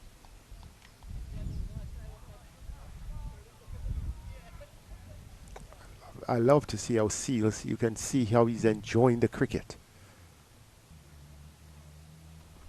Oh, that was a good change up delivery. A bouncer, and that one moved and that's good. around. That's good that he has that. And remember, we've been talking about him using it as the surprise delivery. That's right. And that was really a good, fiery testing one. And it really had some movement. It started towards Graves and then moved away. Could be the wicket keeping as well there by Joshua De Silva, keeping his eye on the ball, because that one started to swing almost after it got past Graves. Graves continued to be solid as a rock of Jaden Seals. But as we look on this game, I know we paid a lot of attention to the Centurion, the double Centurion, and much can be said about them. There's some other the outstanding, the bowling on the Trinidad and Tobago side. We know everyone knows Seals, but I think Anderson Phillip, he really stepped up. Started it off in the first innings, and in this second innings, he has looked good so far in this match. We must give him credit. Anderson Phillip, he's bowled well in both innings. So those are some bright spots. The keeping of Josh De Silva, I wanted to speak about that, because his batting has always been solid. His wicket keeping was a concern. But in this game, he has held everything. He has, I mean, it has not been easy for him, because in the early part of the first innings, between Seals and Phillip, they were just really moving that ball around, and he was going left, he was going right, and he has really kept up. He has had a flawless game. So some positives there. It's good to see that Amir Jangoo is back out on the field as well. He looks as fit as fiddle. He didn't come back out when the Leeward Islands innings started. I believe that's when he had lunch. I believe so. But he's back and standing there at that square cover position with his arms folded, and he would feel good about himself having made that double century. And we should tell you that a double century, not out. Yep, the discussion on the Facebook is quite healthy, and we encourage folks to continue to discuss West Indies cricket as we look for it. I'm seeing somebody here, and I'm going to just check it out, saying that there was 100 in the game with the Windward Islands. So I'll look and see. Somebody was saying that. That's in the second innings? In the second innings. But I'm just going to check to confirm. I know that the Windward Islands were in a spot of bother. So we'll just get an update on that game there. Let me just do it the easy way. So while you check that out, Carrie Peer continues from the southern end. And Louis works it around. Louis may be anxious to get off strike from Peer.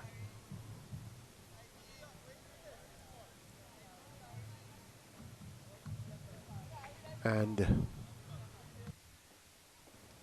Louis has been patient, but Peer has been really good.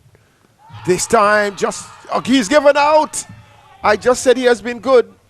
And then he has been struck in front, and Jeremiah Louis walks back, has been patient for 29 deliveries, but Carrie Peer, who had a similar positive appeal in the previous over, gets his man, and Carrie Peer has joined the wicket. His second wicket, 2 for 15. He has been pretty much on the ball. He was the player of the day on the first day when he took 3 wickets. This time he has 2, and he's another guy who has really contributed significantly to this Red Force attack. And out comes the big man, Rakeem Cornwall, who bowled 40 overs. 40 overs. 40 overs in one innings. And now he bowled more than the pacers, more than the spinners, and more than some bowlers combined. And now he's strolling out. And the question is this the last dance for the Leewards? Because if this partnership is broken... So it's Sonny Lambris who would have gotten the 100 for the Windward Islands in their second innings. He was not out on 107 as the Windward Islands were bowled out for 209. And the Guyana Happy Eagles in their second innings, they are 5 for 1. 5 for 1. Kevlin Anderson, who has not had a good time recently. Yes, disappointing for his capacity. Back caught Denver of John for 4. So Matthew Nandu and Tevin Imlach, they're at the crease for the Guyana Happy Eagles. They need 227 runs for victory. 227 more runs for victory. Ambrose, a former West Indian player, they have rolled back the years and scored a century, the third century we have had. Well, the fourth century we would have had in the tournament in so the far. tournament. Kevin Wickham, Jangoo, Hines, and now Ambrose. Rakeem Cornwall comes forward. Carripier gets him. Carripier gets him first ball. Pushing forward. Carripier taking the third wicket and is on a hat-trick. Rakeem Cornwall goes back without scoring a first ball duck, and the writing that was on the wall, I think it is obvious that barring something extraordinary, Trinidad and Tobago could well wrap up this game today. Yes. Yeah, he missed it completely. It was Rakeem Cornwall was playing tentatively. Yes. And I think that is what has happened with Cornwall, with him batting so low, is that he comes in without any real confidence. Because that one was a flighted delivery, something that a normal Rakeem Cornwall would have been looking to hit that one back over the top of Carripier's head. He was very tentative and he missed it completely. The ball took him on the back pad and he was back in the pavilion first ball. So they are now 61 for 7 and Carripier is on a hat-trick. He's had 3 for 15 so far from his 10.3 overs. Really bowling well on an unsung hero. I think all the attention went to the batters who are outstanding. And the action we saw from Anderson Phillip and Jaden Seals sort of took him off the radar or off the focus. But he has been really bowling well for the Red Force. But that one definitely was in front. There was no issue, as we may have had issues with Jamal Hamilton's or Katie Carty's dismissal. When I say issues, they look borderline. One looking to be going down the leg side, the other one looking to be a bit high. But this one was plumb in front. It was his back foot right in front of the stumps. Was tentative, as you say. He didn't go on the attack, neither was he as firm as we saw with Justin Graves. Almost a half-hearted little push. But it was an excellent delivery because it really started just about leg and then beat him completely. And Carripier, he knew it. In fact, he started to celebrate. Yeah, once he missed that, that was... The hat-trick is yours then, Moore. Here is Pierre in, and he's playing this one down, Nathan Edward. So he survives the hat-trick ball, but there were 2 slips. There was a leg slip. There's also a man at short leg and a man at short mid-wicket.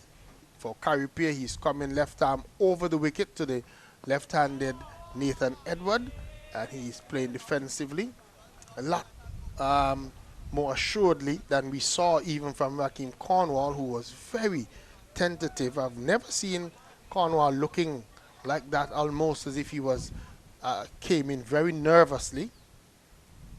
And he was out. Here is a delivery that he has been mesmerized. Driving and missing outside the line of the off stump. An excellent over. Yep. Then excellent perhaps the over of the game. 2 wickets taken and double wicket maiden for Carripier. He's had 3 for 15 off of his 11 overs in his second innings. He took 3 for 34 in the first innings, and the Trinidad and Tobago Red Force, they're all over the Leeward Islands Hurricane in this match. So far, Leeward Islands 61 for 7. Yes, you're hearing correctly. 61 for 7 in their second innings. Wow. And they are well behind because the Trinidad and Tobago team making that mammoth total of 507 for 5 declared. So Leeward Islands Hurricanes, they're still 308 runs behind, but they only have 3 wickets remaining. So the possibility exists that the Trinidad and Tobago team could wrap things up this afternoon, and Leeward would lose by an innings in this game. But Captain Graves continued to grind on, and he's showing some confidence in Nathan Edward because he's taken the run pretty early in the over of the first delivery. How do you recover from a situation like this? When you have a 3-match series, you go, you dust it off. I'm not making a forecast before the day ends.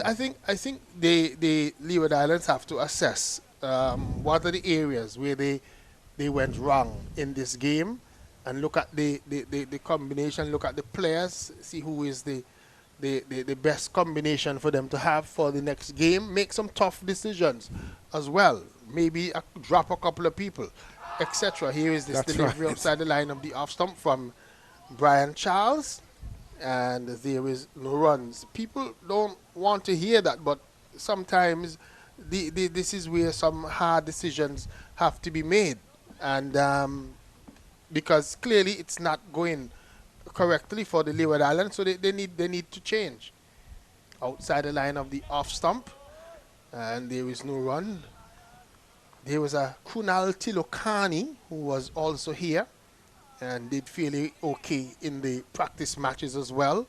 He could be another option. He's also an all-round option, a spinner, and he handles himself well with the bat. A young player. Young player at the under 19 level. So maybe it's time for some introspection from the Leeward Islands and start to look at some of who they have available in terms of the younger players. Outside the line of the off stump of Nathan Edwards is off stump, and he just raises the bat, allows it to go into the gloves of captain of Trinidad and Tobago Red Force. And he would be very happy. Joshua De Silva, a happy man. This is a badly lined delivery from Charles, just probably getting a little bit carried away there on that occasion, just losing his shape in terms of that one, was just trying to attack the stumps of Nathan Edwards and took the ball down the leg side, and there was no run. 62 for 7. 35 overs have been bowled, and we look across to the scoreboard, and it will tell us that they have remaining 24 overs in the day's play. But we only have 35 minutes, so it is clear we would go up to 5:15. 5:15 is the official close of play for today. So might not get in the quarter today, so we'll wait and see if they indicate that if the game goes into tomorrow, if there will be an early start. This delivery is played away by Graves. Again, he takes the single off the first delivery of the over. In the first innings, Denmore, the Leeward Islands lost their last 4 wickets for 3 runs. Right, so 3 for 7. So Edward comes forward, plays it into the offside field, no run. There is not a lot of hope in terms of the lower order. Yeah, based on the performance that we would have seen in the first innings. But we are told that Edward has ability. Is he outside the line of the off stump, raising the bat, allowed it to go by into the gloves of the wicketkeeper, no run. He has batted well for the under 19, West Indies under 19 at that level. He has, you know he can bat, but he would need to put that into action at this senior Leeward Islands level. He's back, and going to get a boundary here as he's back and hitting that one, scraped the wicket on the offside, and it raced into that cover boundary for 4. Wonderful shot. You can see the class in that shot. You can see his intent there. Look at it, the left arm coming across him, and he just eased back and he played it like a top order batter, and that is 4 runs. That would boost his confidence. Some of his fans would have said to me after the first day, where I might have indicated that the final 3 players for the Leeward Islands looked like genuine all-rounders. I got some stick from some of Nathan Edwards' fans that tells me that he's much more than a genuine tail-ender. So, well, the fans would always give sticks. So but I should. We want them to prove us wrong. Yep, we do. So he's there batting now. His captain Graves have shown good confidence in him. Here is he getting another delivery that he's just playing away into the offside field. Can't score. Ends another over. At the end of it, the score is on 67 for 7. 67 for 7. When we look at the Trinidad and Tobago bowling card, 3 wickets for Carey Peer, 2 for Anderson Phillip, who bowled well at the start, and a wicket there we saw as well for Seals.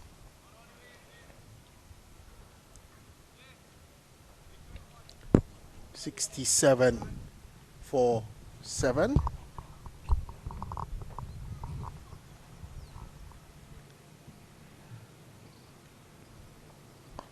As we see, this one is played away into the leg side by Captain Graves, and once again he takes the single off the first delivery. So another enforcement then more that it could be over today. Match referee Jonathan Blades has just confirmed with me that whereas 5:15 is the close of play, that they can play actually another half an hour in order to address the incomplete overs if there is need. If there is need. So still time for play, and we thank the match referee for always keeping us very up efficient. to date. Jonathan Blades, we say thank you to him. I believe he listens to our Yes, he commentary. follows and he knows. So he knows his game. He knows if we're misbehaving, and so we have to make sure that we stay in line. In fact, he's more than that, because he was an ear to a little technical glitch that we had with the music yesterday, and it was amazing to know that someone who may not necessarily, that may not affect his job, that he looks out. It tells you, I don't know him much. I know of him from on the field, but it tells you that he is one of his brother's keeper. The word says being your brother's keeper. And I think he's a high-valued individual once you look at what happened. Here is he striking him on the pad. Oh, there's a loud appeal, and he's literally almost walking, because once he missed that one in Nathan Edward, he knew that he was going to be in trouble. And umpire Tuckett sends him on his way. He misread that one completely. It was the one that was coming back in to him. He read it, and that one just straightened, that hitting him on that front pad. He was raising the bat in the air, and almost the first time in a long time I've seen somebody looking to walk for an LBW. That one pitched in line, straightened, hit him plumb in front, and that's the 8th wicket gone down for the Leeward Islands. Nathan Edwards, LBW, of the bowling of Brian Charles for 4. Leeward Islands, they are in further trouble. They are now 68 for 8. They're crumbling. I would love to see that again, because it looks as though he was padding out. Yeah, he has raised the bat. He misread it completely. If we look here, just check, you see, look. See, he's raising the bat. Yes. And not sure what he was How seeing can you? there. The back foot was planted. Not sure what he was seeing there. I think he was looking. I think he was looking for turn, away a lot from more him. turn. Yes, and that one just kept straight, didn't turn, and he misread it completely, and he was plumb leg before in front. So Liat is saying perhaps an early flight. Yeah, if the TNT players, they can maybe have a flight back home to get back here. That may be too much, but someone may want to take a trip home. Might be too much, but they should go again on Sunday. But with the way that things are going today, and if the Trinidad and Tobago Red Force are able to complete the demolition, we would say, of the Leeward Islands Hurricane in this match, they could have a beach day. That tomorrow. would be both demolition and humiliation. Yep, they're looking to humiliate the Leeward Islands Hurricanes in this one, and this is not a hurricane effort by any chance of any stretch of the imagination. No breeze at all. This is not even a drizzle rain. Yep, no wind, no anything. So perhaps it's the eye of the hurricane. Durham comes in. Here is he in, and he's forward to a delivery from Brian Charles on the line of the off stump. No run taken. 68 for 8 at the end of that over. Charles gets his first wicket in this innings. A good over by Charles, really a good over, and he really mesmerized young Nathan Edward with that wicket-taking delivery. And I think it says much. It is clear that apart from Graves, the rest of Leeward's batters have not showed up. Imagine, he has 42 from a score of 68. So 42 from 68. And we'll see if he takes the same approach with Daniel Durham. He's been taking the run off the first delivery of the over. He gets the opportunity and he does take the single. So he's not going to be shielding precisely any player at this level. At this you must level, be able the to. captain has decided that he's going to play normal cricket. He's going to take every run that's on offer, and it's going to be every man for himself. Daniel Durham will have to try and keep out Carey Peer. Peer has 2 slips in and a leg slip as well, as Durham is driving out to mid-off, but he's timed it probably a little too well that it has carried quickly to the fielder out there at that mid-off position. That's Philip, no run. Carey Peer will be hoping that he can be a part of the finishing things. Here's this one squeezed away into the offside field, and could have been a little bit of a situation because Durham was just ball watching on that occasion. Ball watching, looking there, and the captain was halfway down the track looking for the run. Captain had to scream at him to get him out of the crease and get him to take the run. So he's off the mark. Daniel Durham, he's on 1, and Greaves is on 43 off of 103 deliveries. And captain is just calling in all of the players a little shorter for Graves. And Graves is able to just squeeze it out on the leg side, gets 1, can come back for the second, and they get it pretty easily in the end. So he takes his personal tally on to 45, and the total on to 70. He says 71 on one scoreboard and 72 on the other. And it should be 72, and he's on 45, but I think the electronic scoreboard scored him getting a single in that last one instead of 2. So I think that the Trinidad and Tobago Red Force, they're looking to try and probably entice Captain Graves to try and go over the top. If you notice, he's brought the fielders in a little shorter.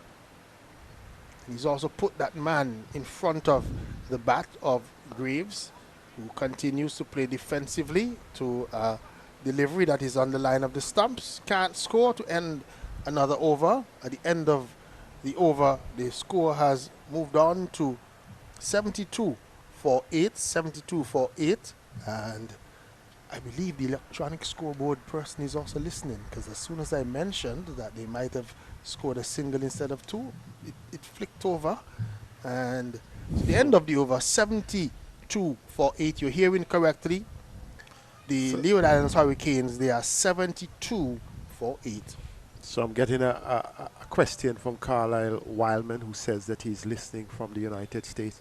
And he wants to know, what do I think is responsible for the quality of the batting, the decline in the Leewards? I would spend some time on it later, because there are several factors.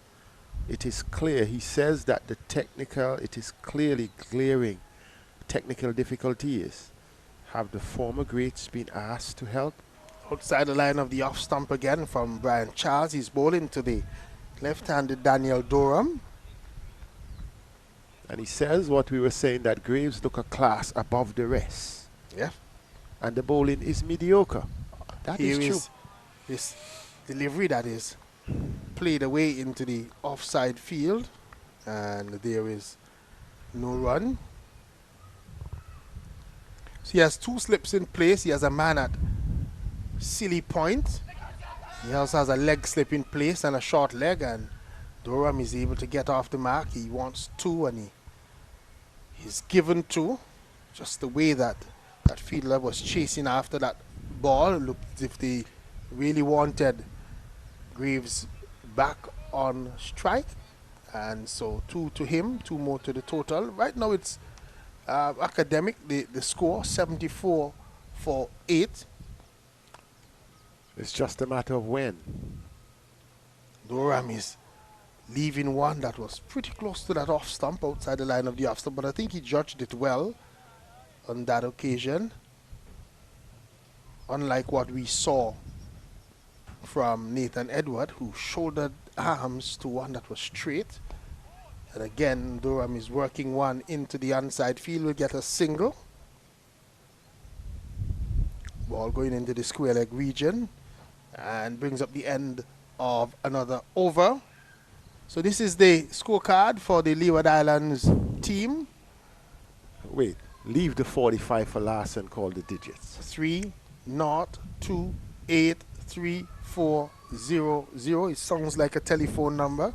Exactly.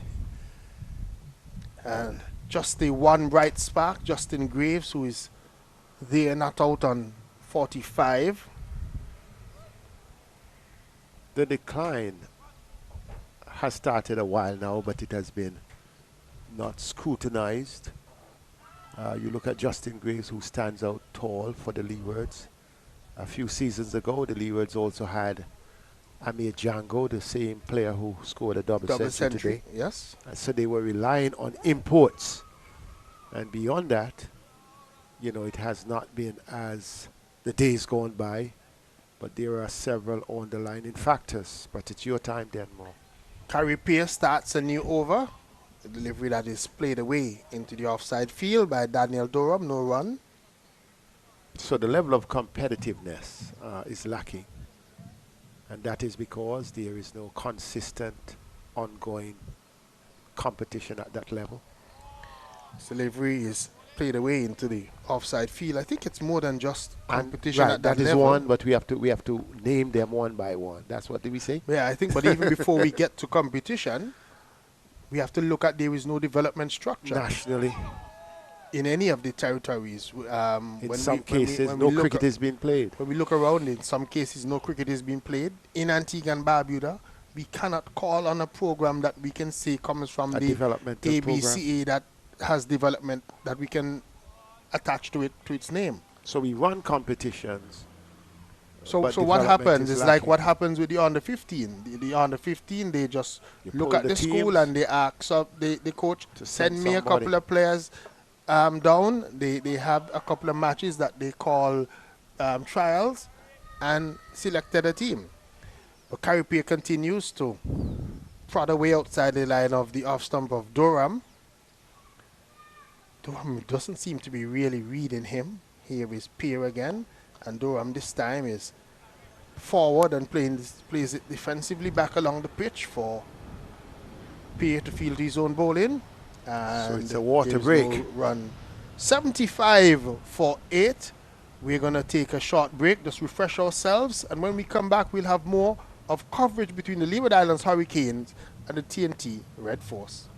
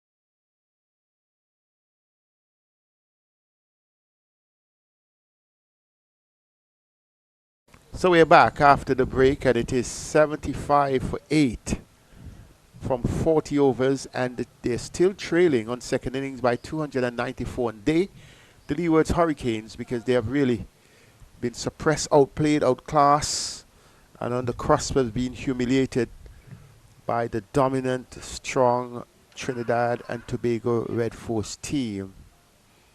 Trinidad and Tobago, they have decided that they're going to look to probably give the single to Captain Graves. They've just asked the fielders to go a little bit deeper. Because Graves is a serious man. They have also spread the field on the onside long leg and mid-wicket and square leg and fine leg. And Graves is going to take the single as he gets it down to a deep, straightish mid-wicket position. And then the field will close in now as Brian Charles is looking to bowl to the left-handed Daniel Durham. And they want to crowd Durham, but we'll get the opportunity then more to address our observation, because we spoke about the lack of a competition which would have strengthened the capacity of players, develop competitiveness. That had been, we spoke about lack of development at the national level. We also need to speak about the grassroots side of it. Brian Charles is outside the line of the off stump. That was close to the off stump. Well judged, I must say, in the end, but by Durham. I'll give him the benefit of the doubt because that one was close to his off stump and he judged it well. Brian Charles will start once more, and Durham is forward in a defensive bat. Well, he's using his long levers because he has a long reach. Getting that right angle so the ball hitting the bat and going straight down, not going anywhere close to that fielder at that silly point position. Again, he's using the long levers and playing an approved defensive shot. So there are two slips in. There's also a man at leg slip and a short leg in and a man at silly point. Durham gets a delivery. I think probably Charles is bowling a little too quickly. Too quickly, I believe. So Daniel Durham, which is allowing him to almost play him like like a fast bowler. 76 for 8. In fact, only one of the deliveries he allowed for his natural turn. Others, he was basically firing them, and Durham, being tall, being able to stretch and reach the delivery, reach the ball. I think at this stage, with runs not being a factor, that Charles could flight just a little bit, especially when he's bowling to Durham. Give a few opportunities, lure him into. Graves is playing away another delivery into the offside field.